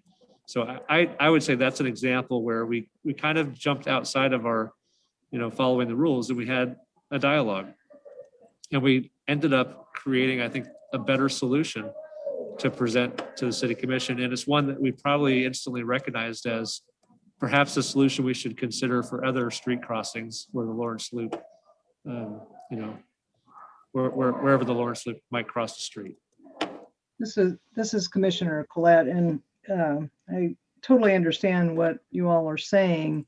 And yet, in terms of running a meeting, you have to have some way of managing that. But it seems like, you know, there would be a positive, like your example, Charlie. I wasn't there for that discussion, but it seems like we should have the ability to, you know, go into it with a 3 or 5 minute limit on public comment. But if someone, you know, obviously has, you know, some specific contributions that we are interested in getting more detail on, that we, as a group, we could vote to extend that time or incorporate it into a future study session or something along that, so that you've got the two, so you don't just have an open free-for-all for, you know, anybody who wants to talk as long as they want to talk, but that you've got some tools to expand on that discussion. This is Commissioner Bryan. I think one way we might manage it, because I understand like there's limitations that we all have for this, but I would like to have us maybe review how other models, you know, when we're talking about, you know, these formal governing bodies, you know, is there a different way to manage the time? You know, maybe we commit that this discussion will not exceed a certain number of minutes, and we begin with a 3 minute, you know, kind of rule, saying that we want all parties that want to speak on this topic to do so.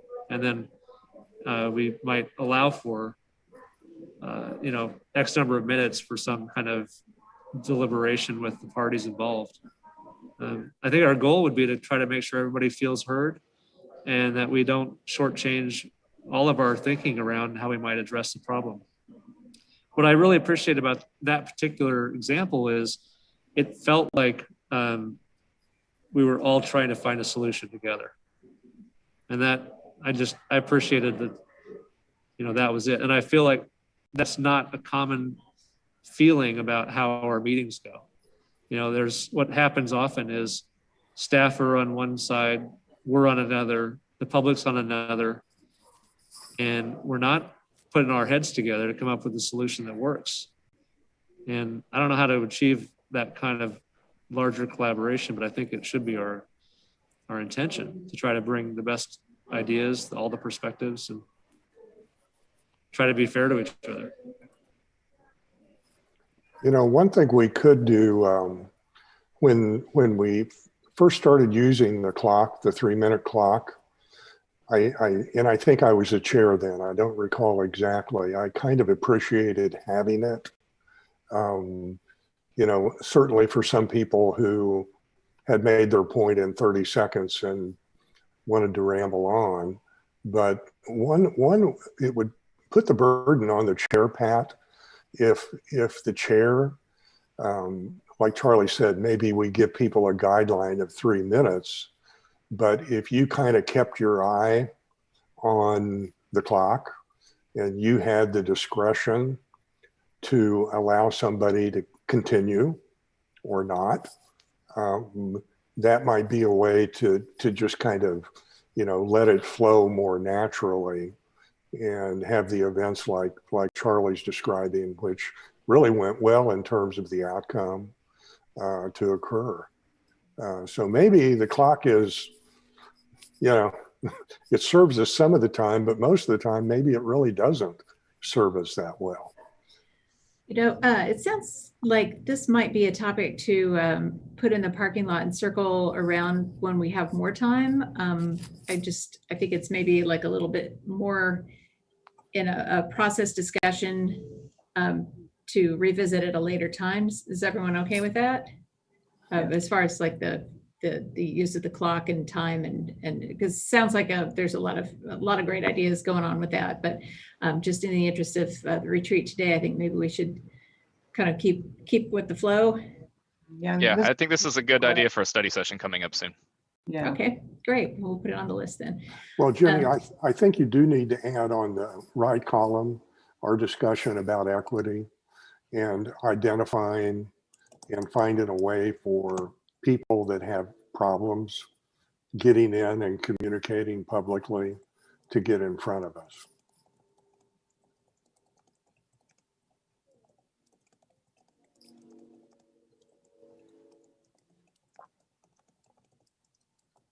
Okay, does that capture it, Steve? I think so, yeah. Okay. Great. Well, we could come back if you think of another one later on, but I think at this point, maybe we should just go ahead and move to the next one. We've got environmental sustainability. So let me pull this down here, get us some more room here. Okay, so a deep respect for our place in relationship with the planet and environment. We consider our environmental consequences of every decision, big and small, knowing our actions have impacts beyond our boundaries. We protect and restore our ecosystem to make it healthier, more balanced for future generations. So this is, you know, environmental sustainability could be considered an outcome, but this is more of, you know, how are our processes addressing this? So like what ways can you think of that MMTC processes already support environmental sustainability, and how might they change to better support the commitment?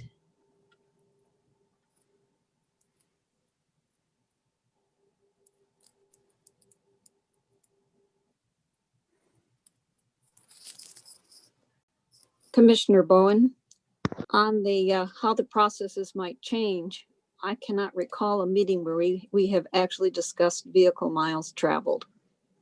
And it's been the transportation plan a couple of times. I don't know how it's treated now, but we have not addressed it at all.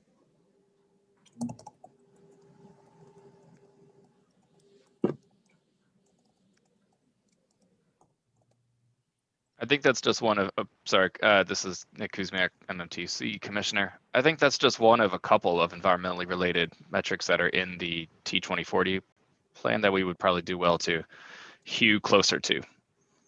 I think there's like VMT, I think there's percentage of trips that are taken by personal automobiles, stuff like that, so.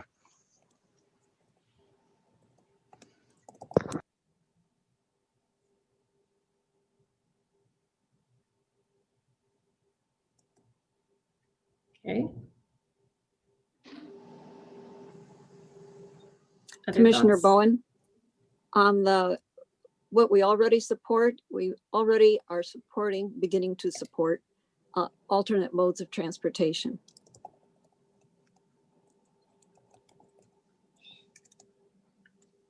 Kuzmiak, MMTC. I was going to say something really similar to that, although I would hesitate to call it a process because it's not really codified necessarily. It's just kind of the way things have happened. I think we organically have gravitated towards supporting more environmentally friendly modes of transportation. Really just as a matter of course, and that's reflected in our name change and rebranding.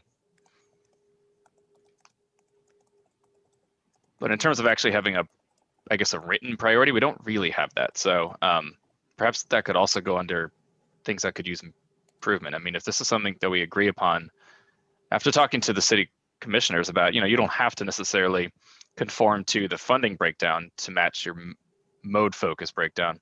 It could be on more of an environmental or an equity basis, which I think would mean that we're in the right direction, but could maybe even put more emphasis on low carbon transportation modes.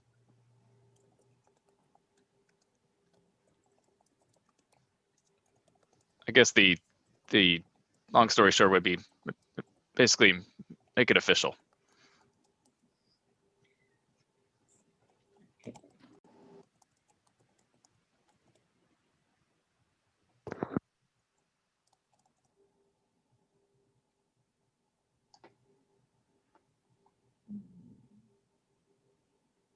Well, I'm having trouble coming up with specific things here, but some thoughts. I guess to be candid about it, I've been rather disappointed in the sustainability board's desire to engage with us. And I think that even last year we had Jasmine in for our retreat and talked about it, but I'm thinking particularly about our e-scooter discussion and how I thought that they could contribute in a major way to that. I think there's levels of expertise that I know I don't have in the area of the environment and sustainability.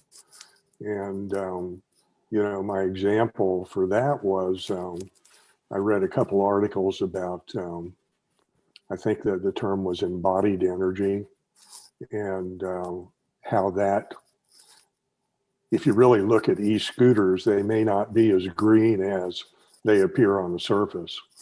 If their lifespan is 12 months and they go to the junkyard and none of their parts are reusable or recyclable, it may not be, it sounds great, but when you look at the bigger picture, you need to look at the bigger picture to put it in context. And I thought that would be something that the sustainability people would really get their arms around, but they didn't. And, that's their choice. They have their priorities. But I think that I've often thought at times that there's so much overlap between environmental sustainability and transportation that it might even make sense if there were a member of the sustainability board, and maybe it would be rotating, that would attend our meetings and be there, just be there as an expert to lend their knowledge to the discussions we're having. So I think that, even Craig talked a lot about how, I think Nick's question about all these advisory boards and how they could, benefit each other kind of comes into play here. So I guess at the end of the day, I think we could use some expertise that, I don't believe we have. We have a lot of people who, including me, are waving the flag, but, waving it without a knowledge base that would be most useful for the kinds of things we do. Okay. Great. Do we have any other thoughts or ideas on environmental sustainability? Commissioner Bowen, many years ago, I knew a traffic engineer who was very enthusiastic about his job. And he said, only 2% of the world is paved, disregarding the oceans. And I'm thinking, when we listened to the staff person talk about curb and gutter last meeting, we never talk about how much we're paving over. Impervious surfaces, I guess they're called, increases the heat, and that, you know, you can't soak, whatever. Someone help me with the wording on that, but that's my general idea. We cannot pave the world. Kuzmiak, MMTC Commissioner. Carol, I really thank you for continuing to try to put coherence to my ideas that are randomly floating around in my head. But I think that helps me say what I should have said, and that is, you know, how we currently have, you know, on every agenda item, it says the fiscal impact to the city is so and so dollars, or, you know, the components of the strategic plan that are addressed by this agenda item are numbers 2 and 4 and 6 or whatever. If there was, I mean, if there's an interest, we could try to push on the Sustainability Advisory Board a little bit more to help develop some kind of metrics that could be used not just by us, but by all boards, and say, what is the environmental impact of this decision that you're going to make, both from a climate, a habitat, a stormwater, a heat island kind of perspective? Because each decision may have very different effects on the environment. Like, just take East 19th Street, for example.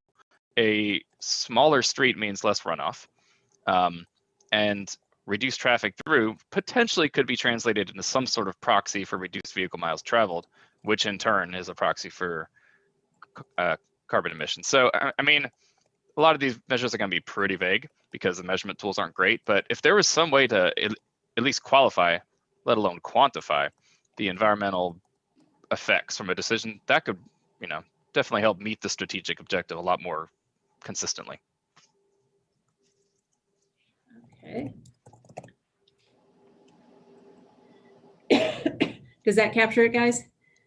Yeah, I think if they could develop just like a framework for how to do that relatively simply, I don't know, almost like having a strategic plan, but an environmental plan that would allow staff to relatively easily, without taking too much extra time, add these environmental considerations. Commissioner Collette, and I think the other dimension to that is the, you know, those metrics over time for us to be able to look year to year to see the, you know, the progress in those particular areas. That you know, we have a dashboard that measures it, but we're also able to compare that to look at that progress over time. Which kind of feeds into the other part of the strategic plan that's in development right now is key performance indicators. So that might be something to bring up at a later work session, is what are the key performance indicators, and vehicle miles traveled might be one, or some of the other sustainability impacts might be those as well. Okay. Should we see if we can knock out another one or two of these? Efficient and effective processes. Okay, that is, yeah, intentional and consistent delivery of city services. This is, do we feel like this is one that that applies to the MMTC, or do you feel like there are other ones that we need to jump into more? I think we may have covered that already in several of the other, in a few of the other cases. Do you all agree?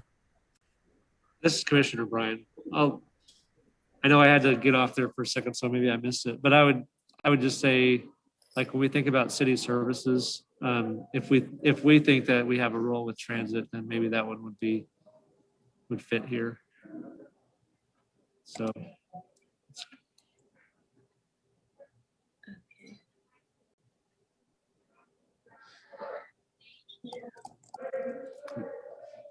It's kind of a stretch because we haven't had a lot of dialogue about how exactly we want to engage that service, but it's clearly a service. I don't know if we'd treat the rest of our work as services. Okay, yep, maybe we should. Is everyone okay with tabling that one and going on to equity inclusion? Sure. Okay. go ahead and pop that one up now. Yeah, so this kind of falls into community engagement, but it's a little bit more specific. Fair and impartial delivery of services, so no group is disadvantaged or burdened, along with having representation and participation for all. So yeah, it's public engagement, but more specifically focused on disadvantaged burdened populations, or people for whom transportation isn't working out very well right now.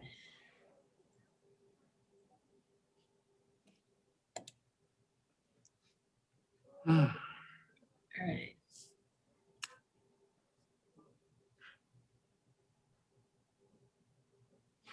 Nick Kuzmiak, MMTC.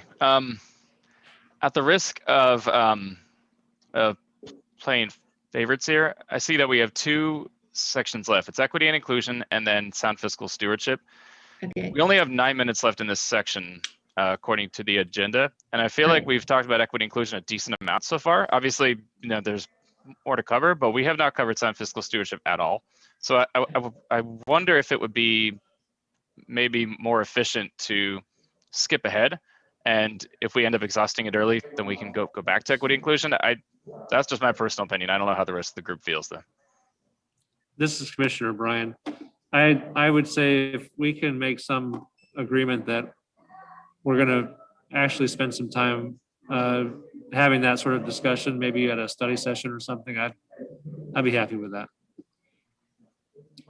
Okay. Does it make sense to include equity inclusion in with the discussions around community engagement? Yes. Okay.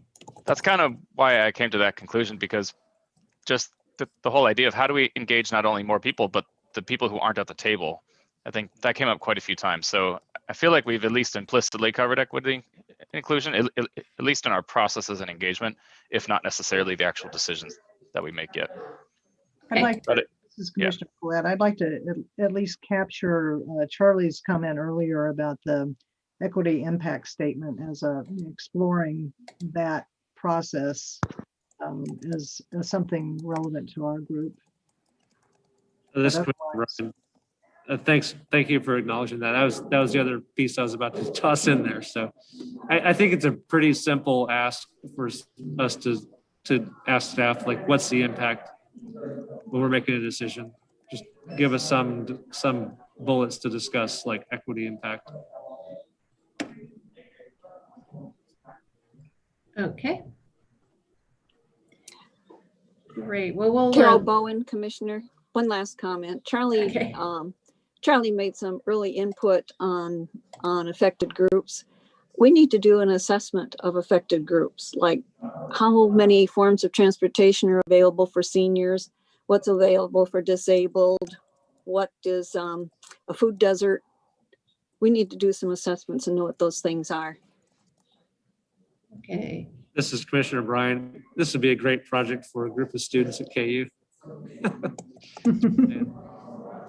There's a lot of planning students out there, or maybe some architectural students. Nice. Yeah, data gathering, that's a completely different animal than communications. Well, and this is Commissioner Collette. Some of that information is available through the coordinating council, through the that get KDOT funding and the part of the process with the MPO. So I think that's a jumping off point. But there are others, but those are some of the major providers in the community.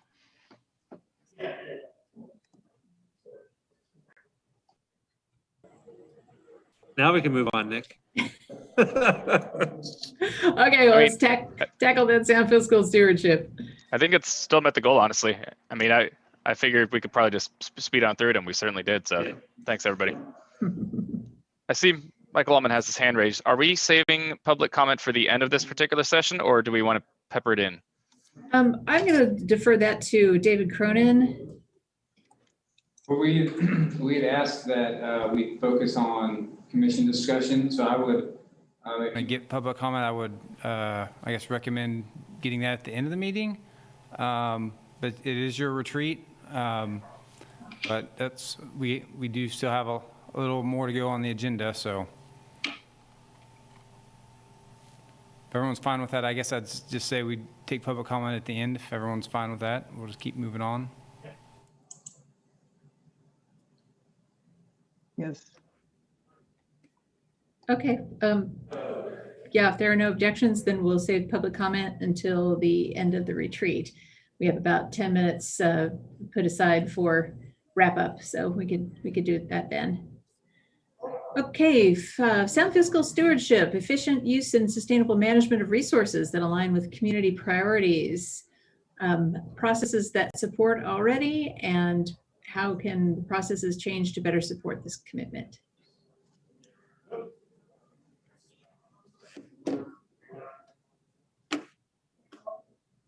Well, this is Commissioner Bryan. I think Nick reminds us all the time about how, you know, we make a decision and it doesn't have just the upfront costs, but it has those maintenance costs. And I think that's often difficult for us to fully understand when we're making recommendations to the City Commission. So I don't know if that's how reasonable it is for staff to present like a fuller picture of the life cycle cost of the project.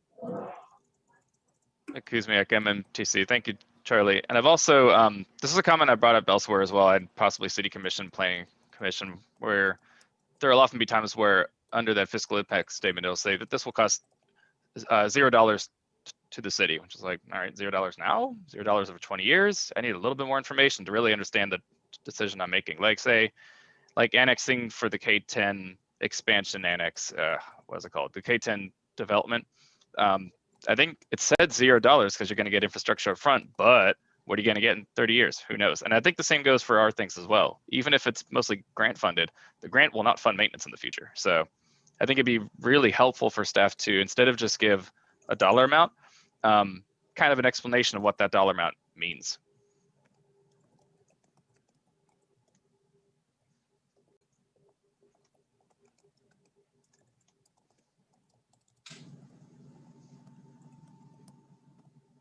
Okay.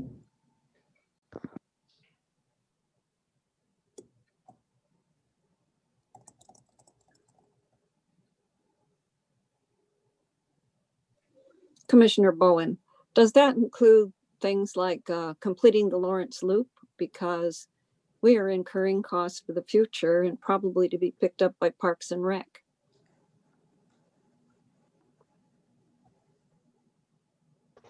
Yes. Personally, I think almost every project that we do does have a fiscal impact, and it'd be really good to get a better idea of what that impact is, both now and over the expected useful life of the asset. Sorry, excuse me, MMTC Commissioner. This is Dave Cronin, City Engineer. Yeah, when we put in our CIP request, we do try to identify budget impact. Sometimes it is hard to quantify, but it's a good point. It ties back into asset management that we talked about. When we build new trails, we need to budget to maintain them, and that's what we've struggled to do in the past. We've spent a lot of money building new things, but not kept up with maintenance. So good points. I think honestly, just the realization that past practices aren't working is a really good step.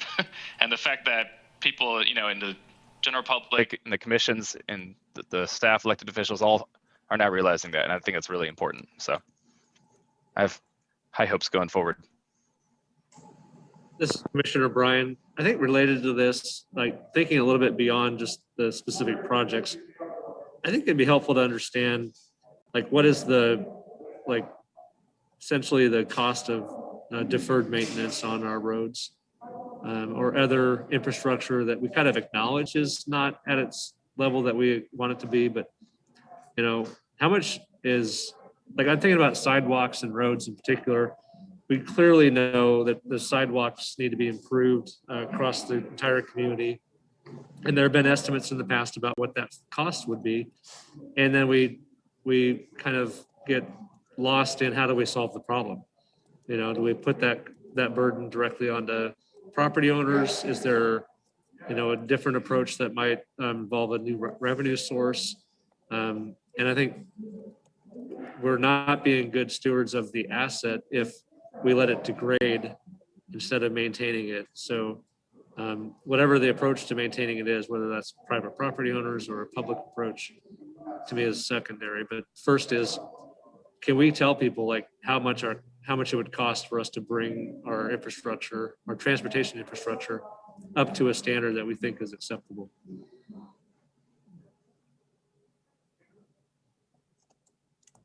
Commissioner Bowen. I'll wait till you're finished typing. Okay. I think we need to be very sensitive to our current economy in Lawrence. We know everybody's broke, the city's broke, and we need to take careful consideration of costs of any capital improvement program projects. We need to look at them to see if they're still practical, if we need them, or if we just want them, or if we need to recommend some changes.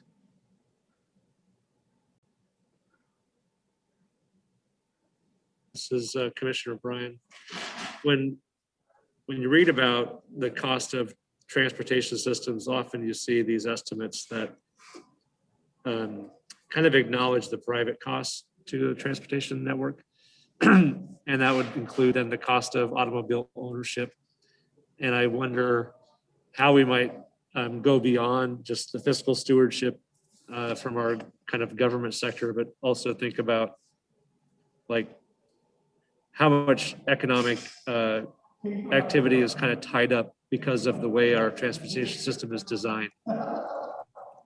You know, and that's a bigger way of thinking about fiscal stewardship. It's about, you know, as a community, how much do we have to spend just to solve this problem of mobility?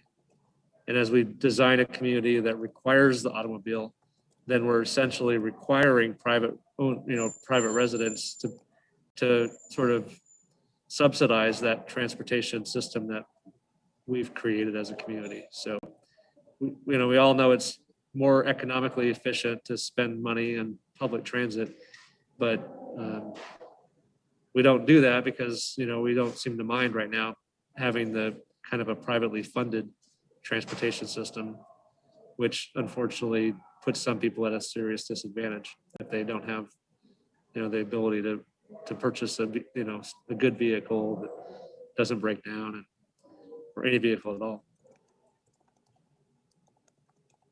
As Commissioner Collette, I agree with that. In terms of, we can't just look at the expense side of the equation, as far as, well, what does public transit cost? That, a lot of times that's what people want to look at. But, if you factor in the economic benefit of public transit, that some of the studies are like 8 to 1, so just looking at multimodal transportation and what we're spending on those assets, we really have to think bigger and more inclusive to make sure we're capturing all of the cost and benefits to each of those decisions. And it's not an easy thing to do.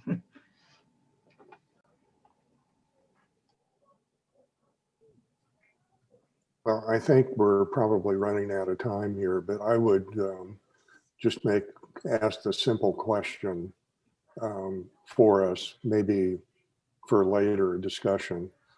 What is it in the financial aspects of the city government that our advisory board,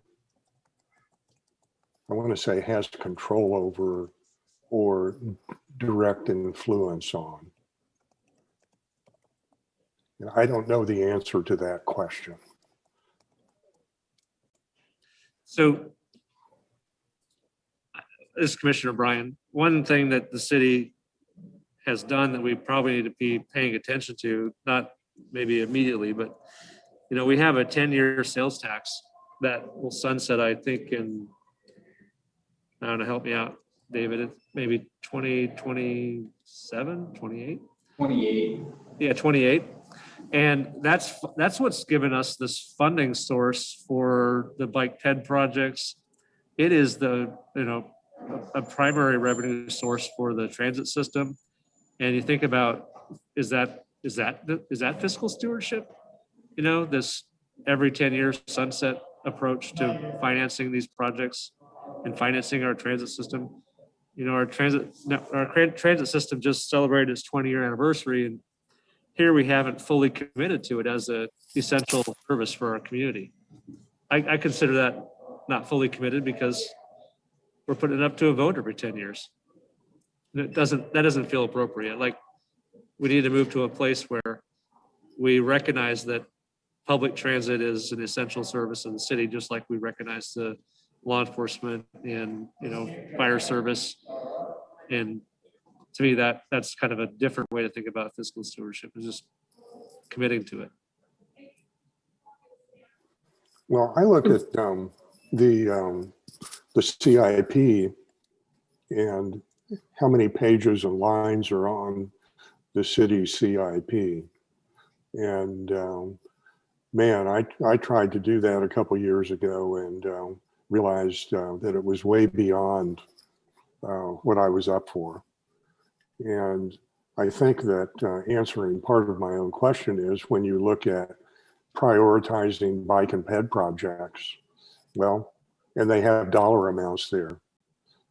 I'm comfortable doing that to a degree, but how that relates to the next level up in financial stewardship is where we kind of lose it, where we kind of like, well, this amount is given to us, and a lot of us think beyond that. So that's where I kind of struggle with the whole financial aspect of what we do. And having done a lot of this over the years, it seems like if you don't start from the top down and understand the big picture, it's really difficult to get your arms around the detail. This is one area where, to me, if you start from the bottom up in the detail, you're missing a bunch of stuff. So I really struggle with this in the context of who we are, what our priorities are, and what we really have the ability to affect. So. Right. Well, that's a good stopping point for the moment. Why don't we take about a minute and a half, have a little quiet stretch break, get a drink of water, and then we'll come back and dive deeply into developing goals for 2021. Yeah. So I'll see you in a minute and a half.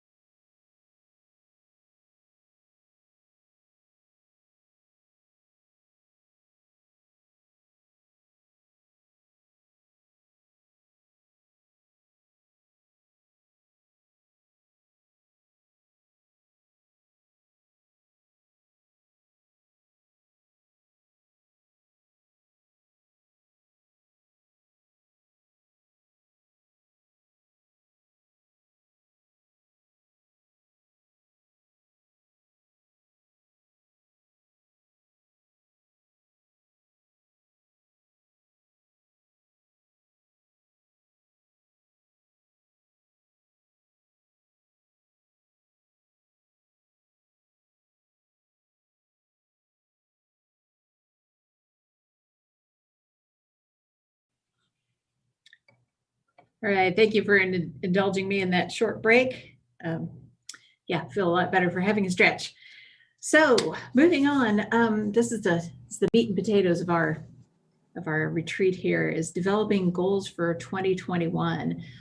Originally, the activity was to develop the goals and then discuss how the goals align with the outcomes in the strategic plan. But I think it makes sense to first just start slapping some out, brainstorming and putting them on paper, so that we have a list. And then if we run out of time today, I mean, we could do a little bit of discussion of the goals, but if we run out of time, we could maybe do like some polling or save it for a work session to talk more about how those goals align with the strategic plan. So I'm going to go ahead and share my screen again and get our page up where I'm going to capture the goals. So just to put that in front of you again, the outcomes we're looking at are those unmistakable identity, strong, welcoming neighborhoods, safe and secure, prosperity, and economic security, infrastructure and asset management and connectivity. But I also want to make sure that we're capturing the process goals that we had talked about earlier. So, community engagement, equity and inclusion, environmental sustainability, to just frame these concepts that we've been talking about in terms of goals. So I think probably the first thing is for us to talk about ones that we've identified already in the strategic plan or in the retreat today, but also maybe if there are any carryover goals from 2020 that we want to go ahead and capture. And I'm just going to be your secretary here, so everybody just start shouting them out.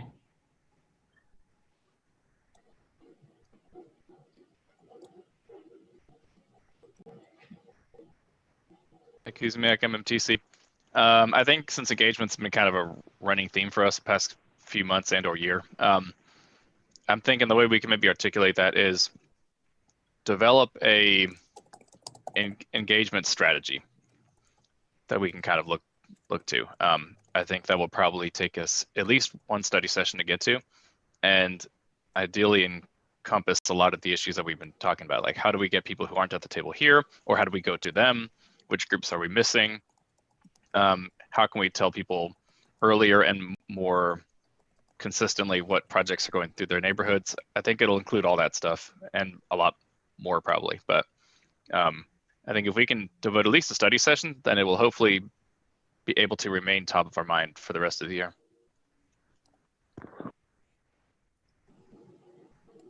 Okay.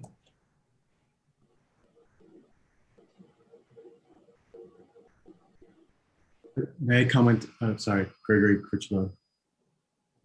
Sorry, the acronym I'm still working on, but on the identity portion, I don't know if there has been a goal for an identity to be established. I know that sometimes in these what we call collegiate towns, the identity is a little bit of a challenge because of the university being such a heavy presence. But knowing, because I've taught in Boulder, and a lot of times when you mention Boulder, the actual university isn't the first thing you think about. And they've actually established their own identity as this forward-thinking community that is an incubator for next ideas, how people move through the city. So is there an identity goal for Lawrence that can separate or stand alone from just a space for the University of Kansas? Gregory, are you thinking specifically about a way that ties in with transportation? Yeah, so I guess that's the reason why I use the Boulder example, because they have gone and really established a robust infrastructure to which they're known for that, both with pedestrian shared transit such as shuttles. It's not just kind of these city buses, but they have intermediate shuttles that take you to spaces, and then with the bicycle infrastructure they have there as well. And so is there an opportunity to not necessarily be the same identity, but establish an identity that sets the town apart. Because it's not, the university did not establish that for Boulder. Boulder did it on its own. And I see that just being new to the university, a lot of the shared transit I see is branded with the University of Kansas logo on it. And so oftentimes, is there the question, is it for the students or is it for the broader population as a whole? Okay, does this capture it, or should I word that another way? Find opportunities to, we can start there, yeah. Kuzmiak, MMTC.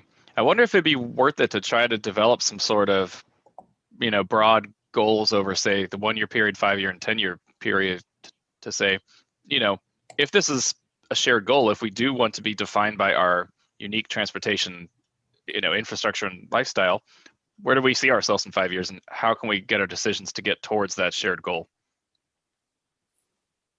That seems familiar with one that we talked about last year, just is to establish some long-term Mhm. term Well, I was kind of horizons. trying to tie it into what Gregory was saying about, making this unique identity, because I don't know. In terms of trying to establish a goal that's kind of easier to look back and say, yep, we have met that goal. I think I'm trying to see if I'm interpreting correctly, Gregory, where you're going with this, but I think finding opportunities is kind of what plugs into the eventual deliverable, which could be something like a measurable goal of what we want the city to look like eventually, in order to actually set ourselves apart from other towns that are just defined by the university. I don't know if that makes sense. Well, I guess in listening to the conversations today, the loop that keeps coming up, trying to establish some kind of identity for Lawrence in terms of connecting neighborhoods, exercise, potentially more of a beyond transit and beyond recreational and becoming more of a everyday use pattern.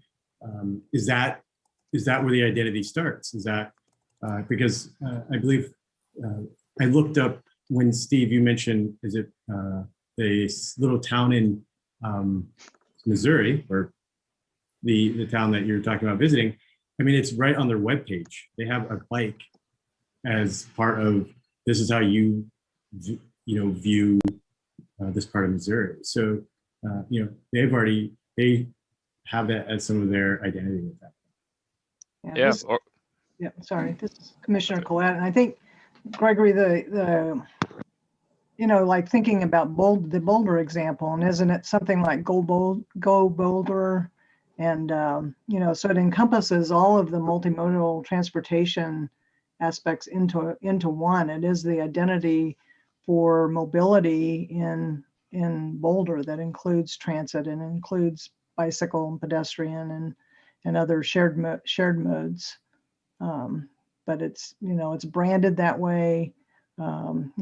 People understand that as a comprehensive approach to transportation in the city. I think this is I'm really glad you brought this up. And when you talk about Boulder, Erin lived in Boulder, and she refers to her experiences in Boulder quite a bit. I think of Davis, California as having an identity that I think I would aspire for Lawrence. And I think that we ought to, to really think about, this is, to me, less tactical and more lofty visionary stuff. Strategic. Gregory, I'll ask you if that's your intent, but for me, it's like, well, gee, if we could be like Davis, California, or if we could have, be mentioned in the same breath with Boulder, Davis, Vancouver, cities like that, we'd be doing a lot of good things. Well, yes, it is an aspirational goal, but at the same time, the irony in Boulder is Boulder is one of the most, or least accessible cities in the country. It's very expensive, but the transit system that they have there actually transcends the equitable fairness. Everybody has access to it, no matter where kind of social economic level, you have access to that. Whether you can, and that takes you outside of Boulder. They have come to the understanding that it's hard to live there, and so they've even set up transit that takes you outside of Boulder that is every 12 to 15 minutes, so you can get to the outskirts or things of that nature. And so I think, yes, it's a lofty aspiration, but I think in a short term, or as we've mentioned, the 1, 2, or 3 year goal, I think it can cover a lot of different, the identity can start to bring in a lot of different of the goals that we have, or it seems that have been mentioned today. Commissioner Bowen. It's been a while since I've been to Boulder, but if I remember correctly, the city bus system went right into Denver. Is that still true, Gregory? And I'm thinking that this looks like something we need to review our transportation plan. And we need to be thinking about what our transportation plan should be for Lawrence. We don't want to copy anybody else's. We want to see what our needs are. And we need to reflect that in the plan. This is Dave Crone, city engineer. So I've been listening a lot about this, and I think that's a good point, Carol. To reference our transportation plan, because there's measurable goals in our transportation plan. And also with the strategic plan and the outcomes and these key performance indicators that we've discussed, we're creating these measurable things within each outcome to help measure success along the way.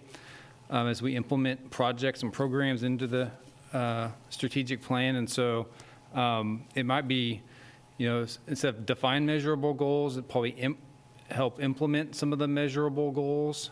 Specifically, when we're talking about infrastructure, asset management, connectivity, and strong, welcoming neighborhoods, things that tie a lot into the work that we do, so. And I think- Jessica. Go ahead, Jessica. Yeah, Jessica Mortinger, Transportation Planning Manager for the MPO.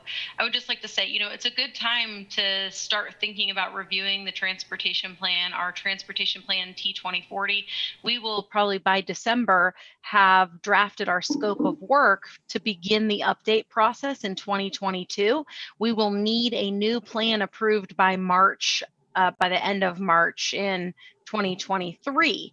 And so it's usually up to an 18-month process to update that plan. And we would assume, like last time, that MMTC would have representation on that steering committee to help shape and craft the regional direction of our transportation planning. And Jessica, Dave Crone, city engineer. Jessica, that would begin in 2022, right? The work. Yeah, I would assume so. I think by the end of the year, we're going to have drafted our scope of work for the update and have a timeline and stuff. So we might establish the committee by December, but I don't think the work will start until 2022.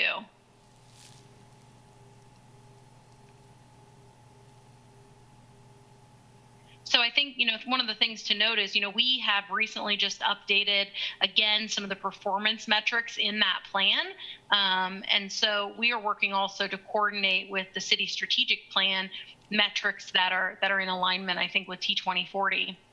There'll be some new ones, and then there'll be some different ones. And then since we've done the Safe Routes to School plan or the Bikeway plan, those all have new measures in them that I think we'll be looking at incorporating into the larger regional plan. So there'll be some work there, and you'll hopefully have some role in that. Okay, so work around the strategic plan. Anyone else have a comment to go along with that?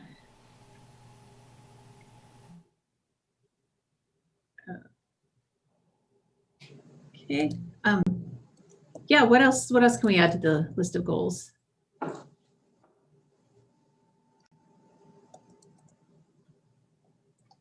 Somebody mentioned earlier about coordinating with other bodies. Is that something that you want to put in as a goal? And this is Commissioner Collette. One of, I think, kind of a standalone would be to develop a closer relationship or alignment with public transit. So I know in last year's goal, I noticed that it said something about merging with the Public Transit Advisory Committee. And I know in previous work, when we did the bike ped plan and looking at the, kind of guidelines for the commission, we really saw at that point a role for both bodies. But I do think, maybe either, having representation at our committee meetings, other, other ways of keeping up with, what's going on with public transit and how that relates to decisions that we're making.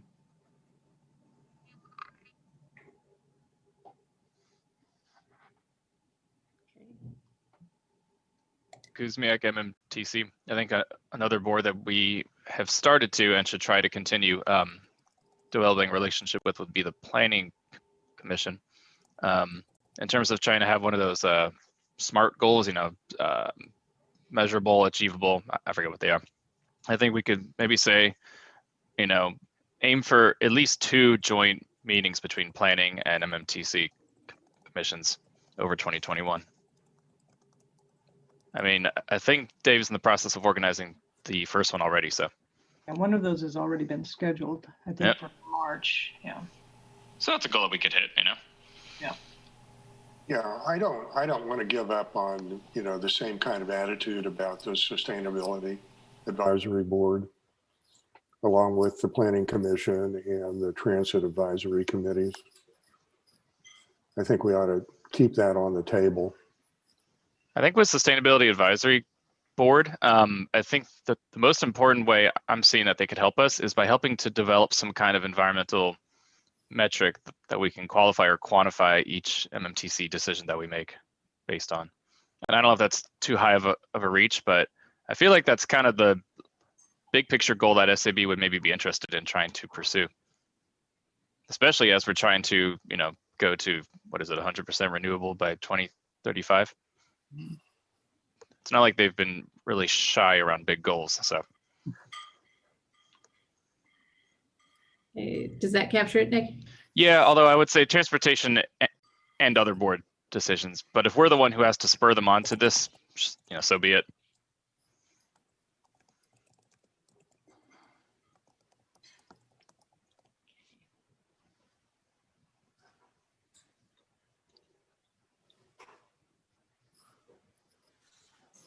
Are there any goals around, specifically around your turn? Or would that be encompassed in engagement strategy? I think so, yeah. Yeah, I think it would. It's going to be a pretty comprehensive engagement strategy, hopefully, because there's a lot of facets that we need to hit, obviously. Okay. Oh yeah, and media. I have a question / possibly a goal.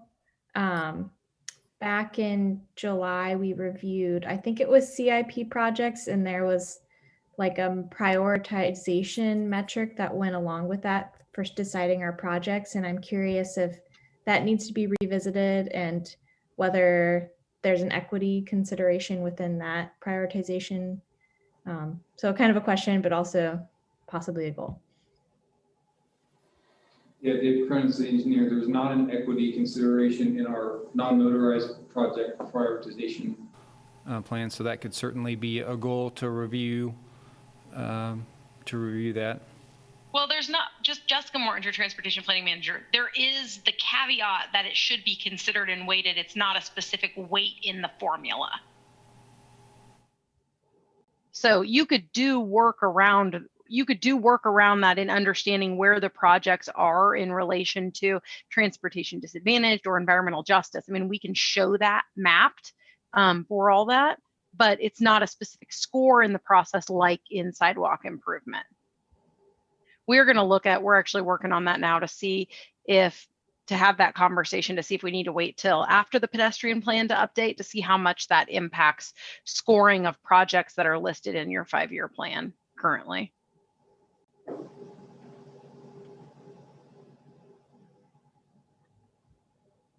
Commissioner Fleck, because there are performance measures that are listed in the Complete Streets Policy, which references Transportation 2040 and another documents. So I think, there's a list of performance measures there that for, projects that we're approving, looking at those elements, which includes environmental justice. So the Complete Streets Policy, when was that last reviewed? Is that something that's been done pretty recently, or is that something that we need to take a look at? I know that one of the comments was about in terms of strengthening justification for not adhering to complete streets, and I don't know whether that's something that we might be able to look at. 2019. Yeah. Cronus, the engineer, was a couple years ago. Yeah. Okay. That crossed my mind too, Pat. I don't know if it's a goal here, but I think I couldn't, and I was part of developing that policy. I don't know if there's a section for equity in environmental justice. Dave, do you recall if that was one of our categories? Dave Cronus, engineer. I don't. So I don't recall that being specific to the policy. Yeah.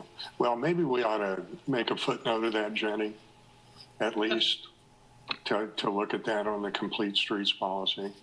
Okay.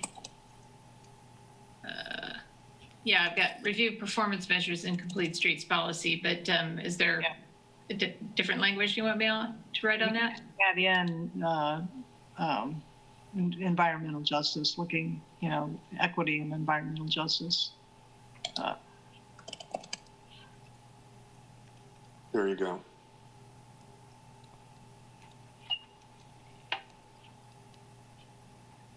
Yeah, great. Okay, and just to make a note here, Jessica Bordiger has put in the chat a couple of links to the Transportation 2040 plan. And is the other one the Complete Streets, Jessica?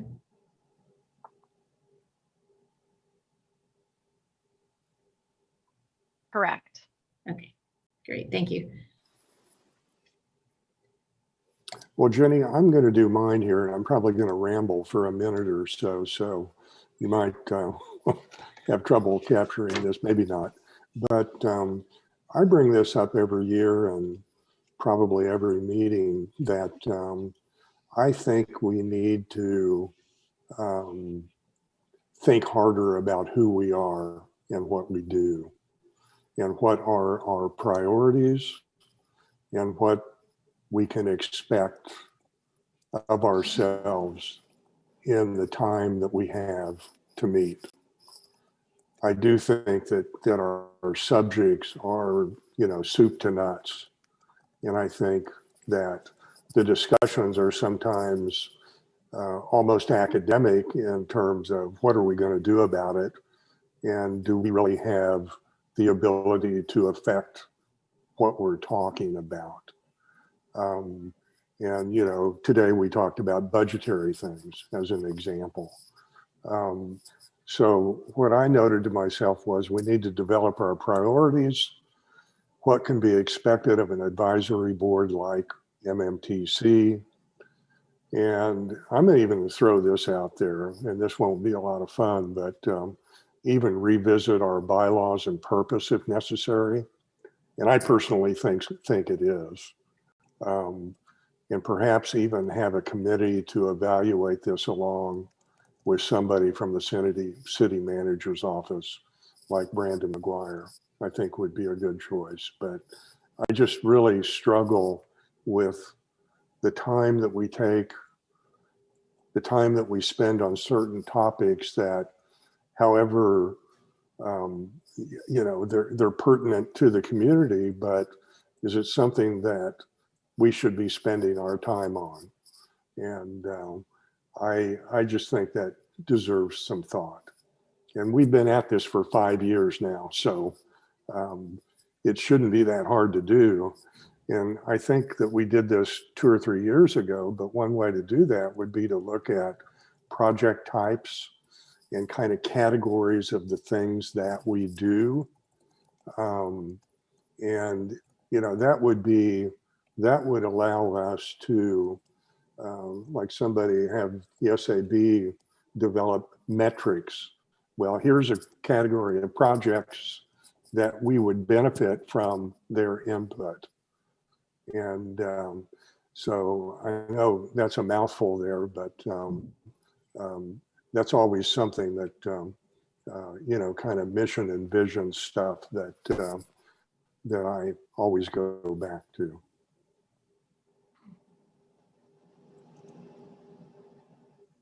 Commissioner Bowen, Steve, I could not agree with you more. I had that on my list too.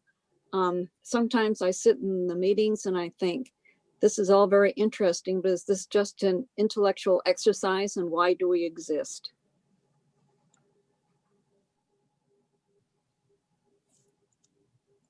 Yeah. This is Commissioner Collette. Since I'm so new, you know, I reviewed the, you know, the bylaws in the last couple of months, and you know, looked at those 6 tasks that we're tasked with. And one of my questions with that, you know, so the first one is implementation of the complete streets policy. So, you know, what does that mean? What are the relevant documents? Does that happen at a certain point in the calendar? Who are the stakeholders? What's the public outreach plan? What are the performance measures? So having some sort of a matrix with the things that we're tasked to do, that we know that are more predictable, I guess, know how it fits in with the overall responsibilities of the commission.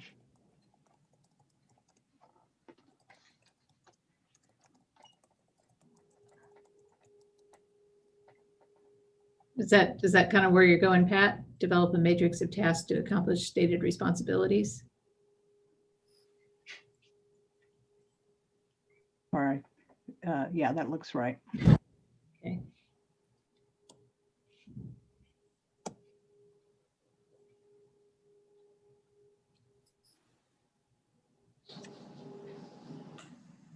Commissioner Bowen, I think we need to assess transportation needs in the city, affected groups, and impact.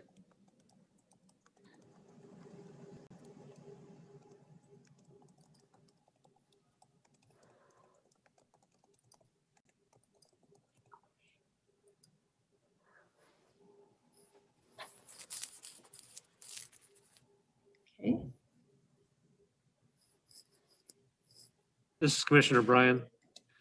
There was mention about the anti-poverty work group that's working on a plan that might impact transportation or might have some relevance to transportation. I'd like to,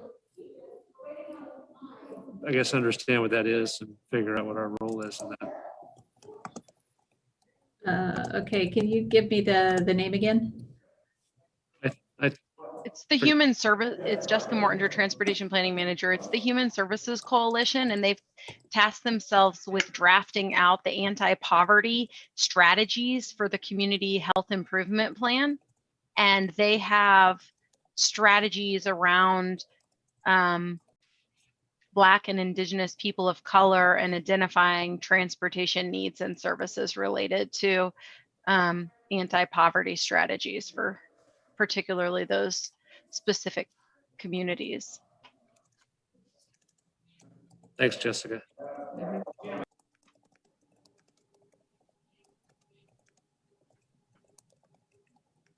I'm trying to find that plan link and I'll post it. Commissioner Collette, has that been, Jessica, has that been completed, or is that? They have Jessica Morton, your Transportation Planning Manager, they have accepted that committee has accepted the work, and I don't know that it's yet been incorporated into the community health plan, because that won't happen, as I understand it, until a later point. But I have a link to it because we publish it on the Regional Transit Advisory Committee. We work with all the public transit and human service transit providers in Douglas County. We coordinate a working group, and that group invited the representation from Human Services Coalition to join in the conversation about some of the work and the interest they're doing to so they can have mutual understanding of each other's role and interest in future coordinating work around transit planning. This is Commissioner Collette. Would this be something that would be a possibility for a study session, to have someone from that group come and talk to us about that work? Or yeah, I think so. I don't think they're going to start. I mean, they don't know what their strategies are. They're just hoping to form a group to assess needs. That's kind of hoping to be done at around the same time as they're updating the community health equity report. And so we have also, like MPO staff has also kind of started the conversation of working with Food Policy Council around disparities in health and health out access related to multimodal access to transit stops or healthy food destinations. And as part of some larger conversations we've had with them, I think part of the first phase of what we're going to do in terms of like the next phase of the plan is going to be to understand more multimodal data around what information we have to understand what's happening and what kind of disparity we have in transportation access, both probably services and built environment. And so some of that I imagine is going to need to be done in coordination with that group because they represent a lot of stakeholders in the community who work with direct clients that we know that we've had trouble engaging in the past, and the most success we've had, like when we've updated some of that planning, is going to work with them who represent their clients and as vulnerable populations in our communities. So there's a lot there. I think you'll want to figure out how you want to be part of that conversation. Okay, great. Speaking of study session topics, there's one here from my notes, a study session on MPO data and dashboards. Does anyone have any thoughts about whether to include that as in the goals? This is Commissioner Collette. I would like to have that. I know Jessica mentioned also the GPS layers, and we had a study session on that, but I think it's a really powerful, interesting topic, and if there's additional information out there that we could learn about and be able to use, I'd really like to be able to hear that. Okay.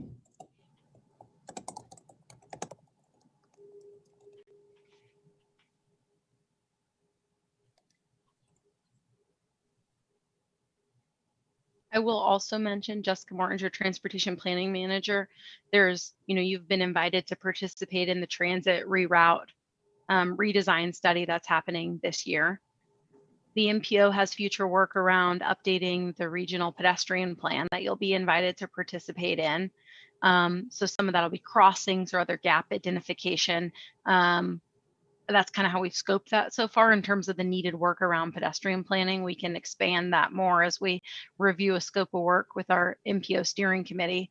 But those are some other bigger processes that you may be interested in that we are doing this year outside of the other process, which I mentioned earlier, between the transportation and land use best practices. So you added a note about coordinating with the Planning Commission to meet with them, but possibly it's participating in our steering committee to identify what strategies get prioritized for future work. That would be like future code revisions or recommendations around improving multimodal transportation in land use connections.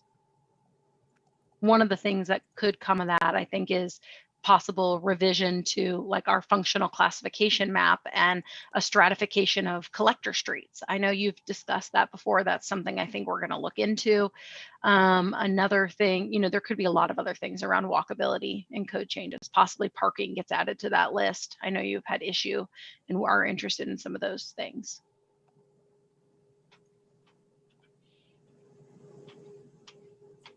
Jessica, did I capture that accurately, or is there anything I need to add? Yeah, I think that's fine. I think the way I think the key to that is the MPO is going to have steering committees for all of those things. And so you would be appointing representation to participate in those processes.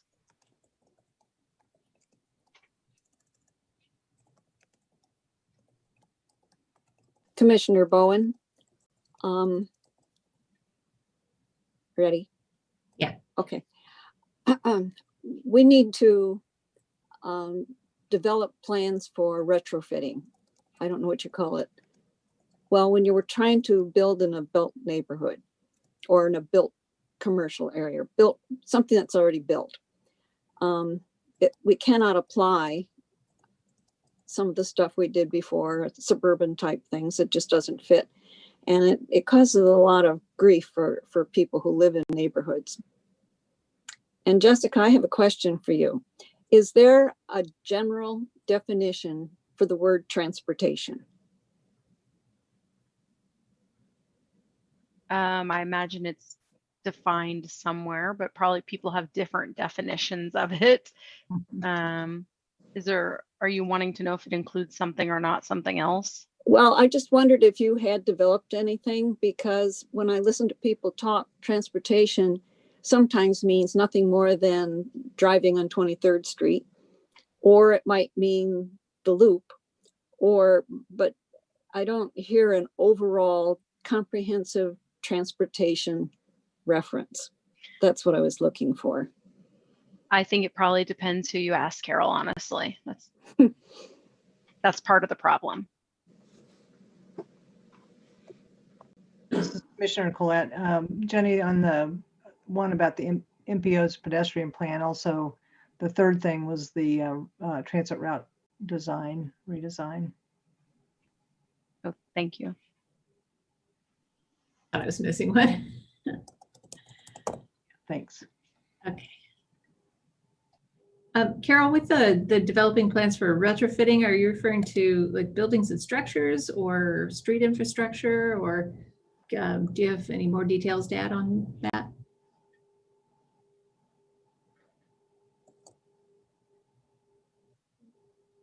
Carol's muted. Carol, you're muted. I wasn't thinking of anything in particular. It's just that when you try to update a street because it needs to be updated and it's in a built area, you can't fit the complete streets policy in there. So you need to have some priorities, some kind of understanding of what you're going to do.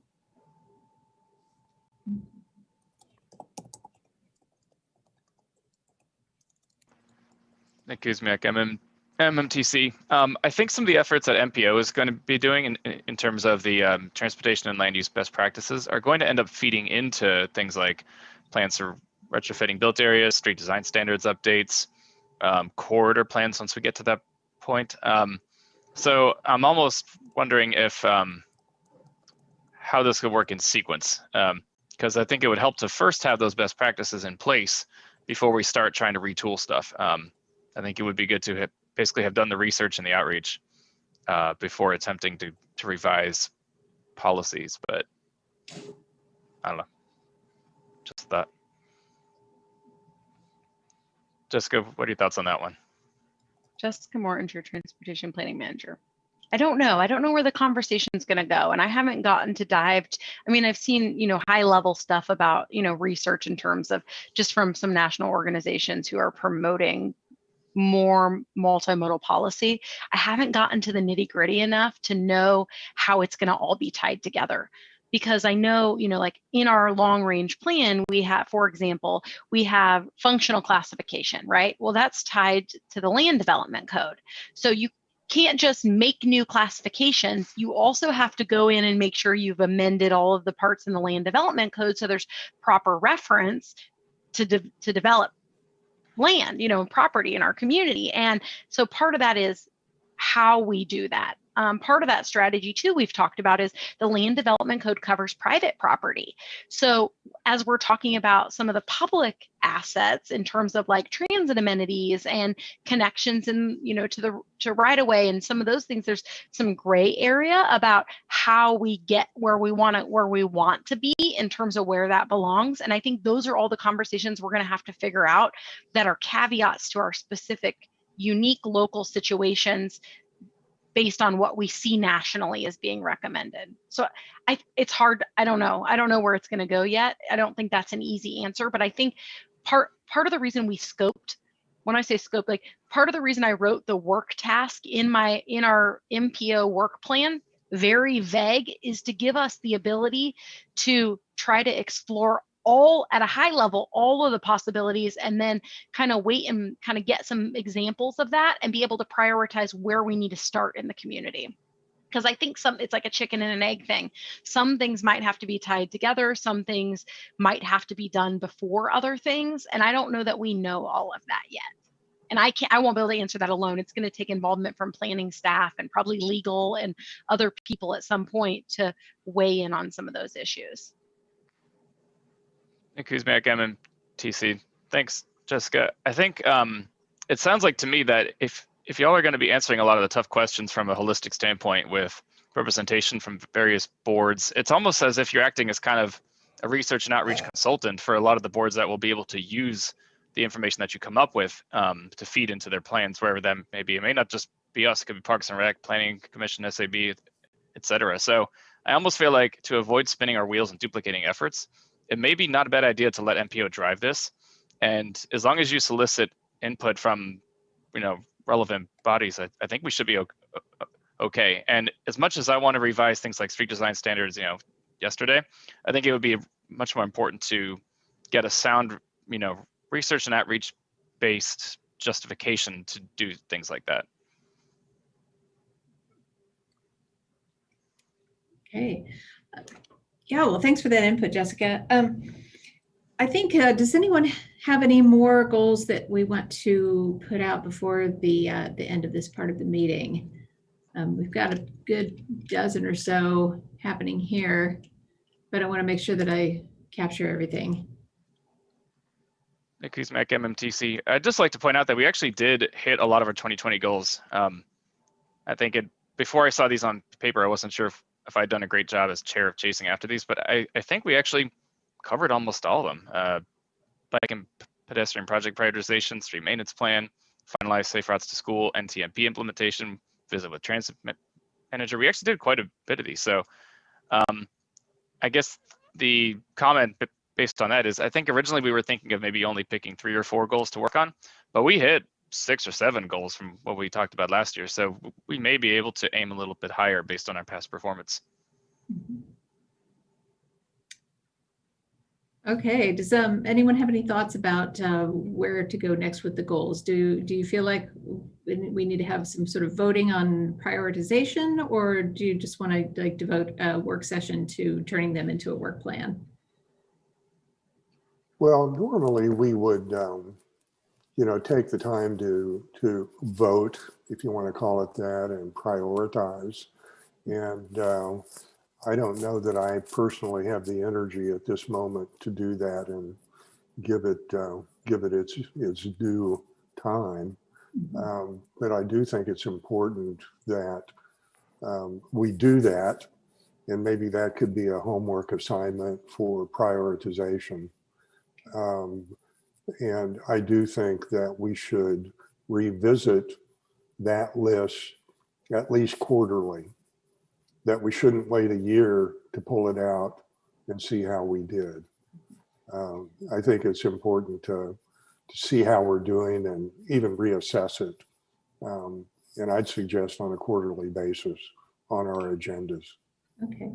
Charlie, you had your hand raised? Saw you this time. Thanks. This is Commissioner Bryan.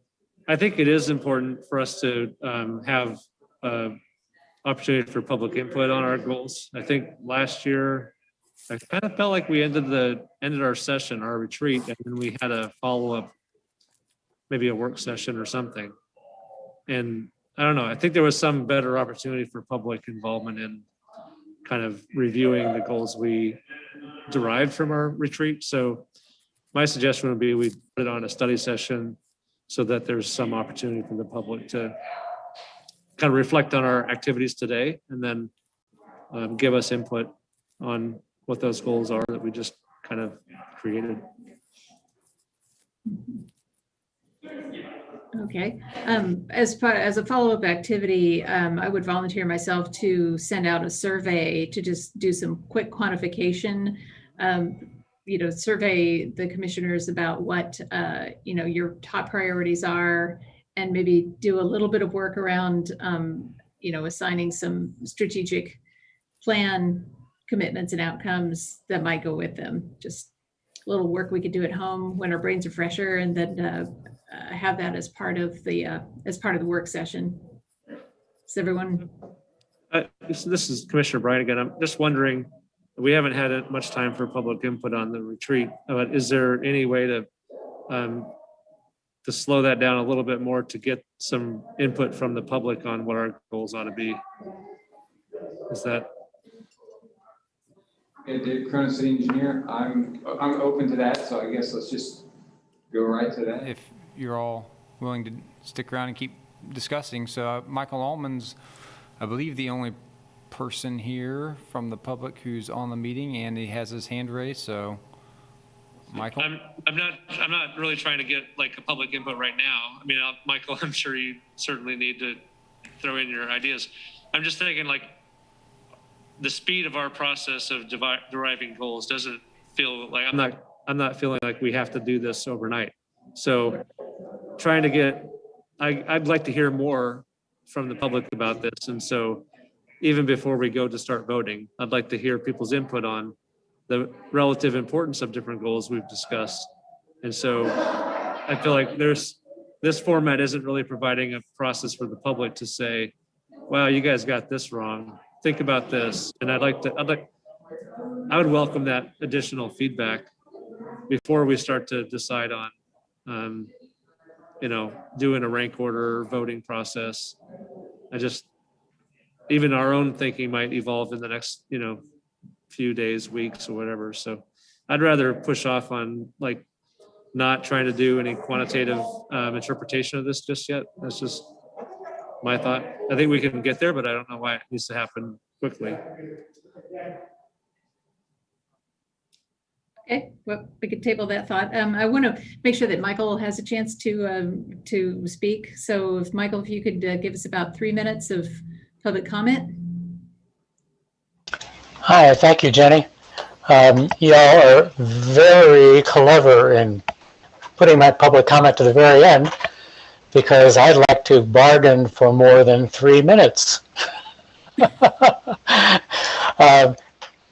But basically, excellent. I only caught about half of your meeting because I had other commitments, but I think it's been an excellent meeting. Like what Charlie said earlier, I mean, you've been very introspective and very deliberative and creative. I find your whole discussion really good, so thank you. On the one about the length of public comment, really good discussion. I just want to point out that from a member of the public, there are times when I don't want comments to go 3 minutes. I want them to be shorter. That seems kind of counterintuitive, but when Leslie Soden, when she was mayor and she proposed going back, reducing it to 3 minutes from 5 minutes, I commented at the time that I'll support it as long as it's flexible, as long as the mayor in that case would have the option to make it longer if necessary, which is precisely what you've been talking about. And I would think best it would be on the chair to make that kind of a judgment, a situational judgment. And what I think would call for is that if they're like, at the city commission, they would ask how many people want to speak on this. And if there are, 25 people, then you hold them to 3 minutes, because I don't want to be at the end of 25 people going on for 5, 6, 7 minutes at a time. It's not in my interest. I want them to be quicker and shorter. But there are other times, let's say there's only 2 people want to speak. Well, the mayor or the chair should have the option to say, okay, you can go on longer than 3 minutes. So I appreciate your looking into that. That's a great discussion. On the, oh yeah, having a line on the city commission or your agenda items, one that comments about fiscal impact and adding one that comments about what the environmental impact is. A meeting or 2 ago, Commissioner Larson actually said that very thing. She wants to see that too. Now, what some groups like my group have been asking for is that that line would say, what's the climate impact? But either way, talk to Commissioner Larson about that one. As far as your goals, I would like to add, hire a bicycle pedestrian coordinator, full-time. I admire the quality and the talents of our city engineers, but a bicycle pedestrian coordinator is a very different person. They focus more on the engagement of the public and how the public perceives and receives ideas from the city, from boards and commissions.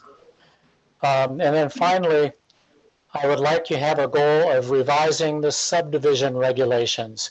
This will tie right into revising street design standards. The subdivision regulations are basically the street design standards, and there is no mention, no requirements for bikeways in the subdivision regulations anywhere. There's a whole lot for sidewalks, nothing for bikeways. One of the main things would be, just like for sidewalks, that a developer should be required to install bikeways at the time of the development, just like they're required to install sidewalks. That's just the tip of the iceberg. So, oh, one final thing, if I could. I missed it apparently in the meeting. Nick, you said that Commissioner Boley has suggested the Idaho stop. That was an idea that Sustainability Action proposed in 2016 at the time of the Pedestrian Bicycle Task Force. At that time, as I recall, Commissioner Boley spoke against it, I think. So, I mean, you know, people can change their mind, and that's always great if we can do that. So anyway, thank you very much. I appreciate everything you're doing. Thanks, Michael. Thanks for attending today and joining us. I'm going to turn it over to commissioners if you have any final comments, thoughts, and wrap-ups, and then we'll go ahead and close out the meeting. I'll turn it back over to David Cronin. I think we should. Carol Bowen, Commissioner. I think we should give Jenny a hand. So I'll start. I hope we follow through with Charlie's recommendation. I think going slow and giving us time to think about this is a good idea. I wonder how we're going to get it out to the public. However, I'm not fond of online surveys.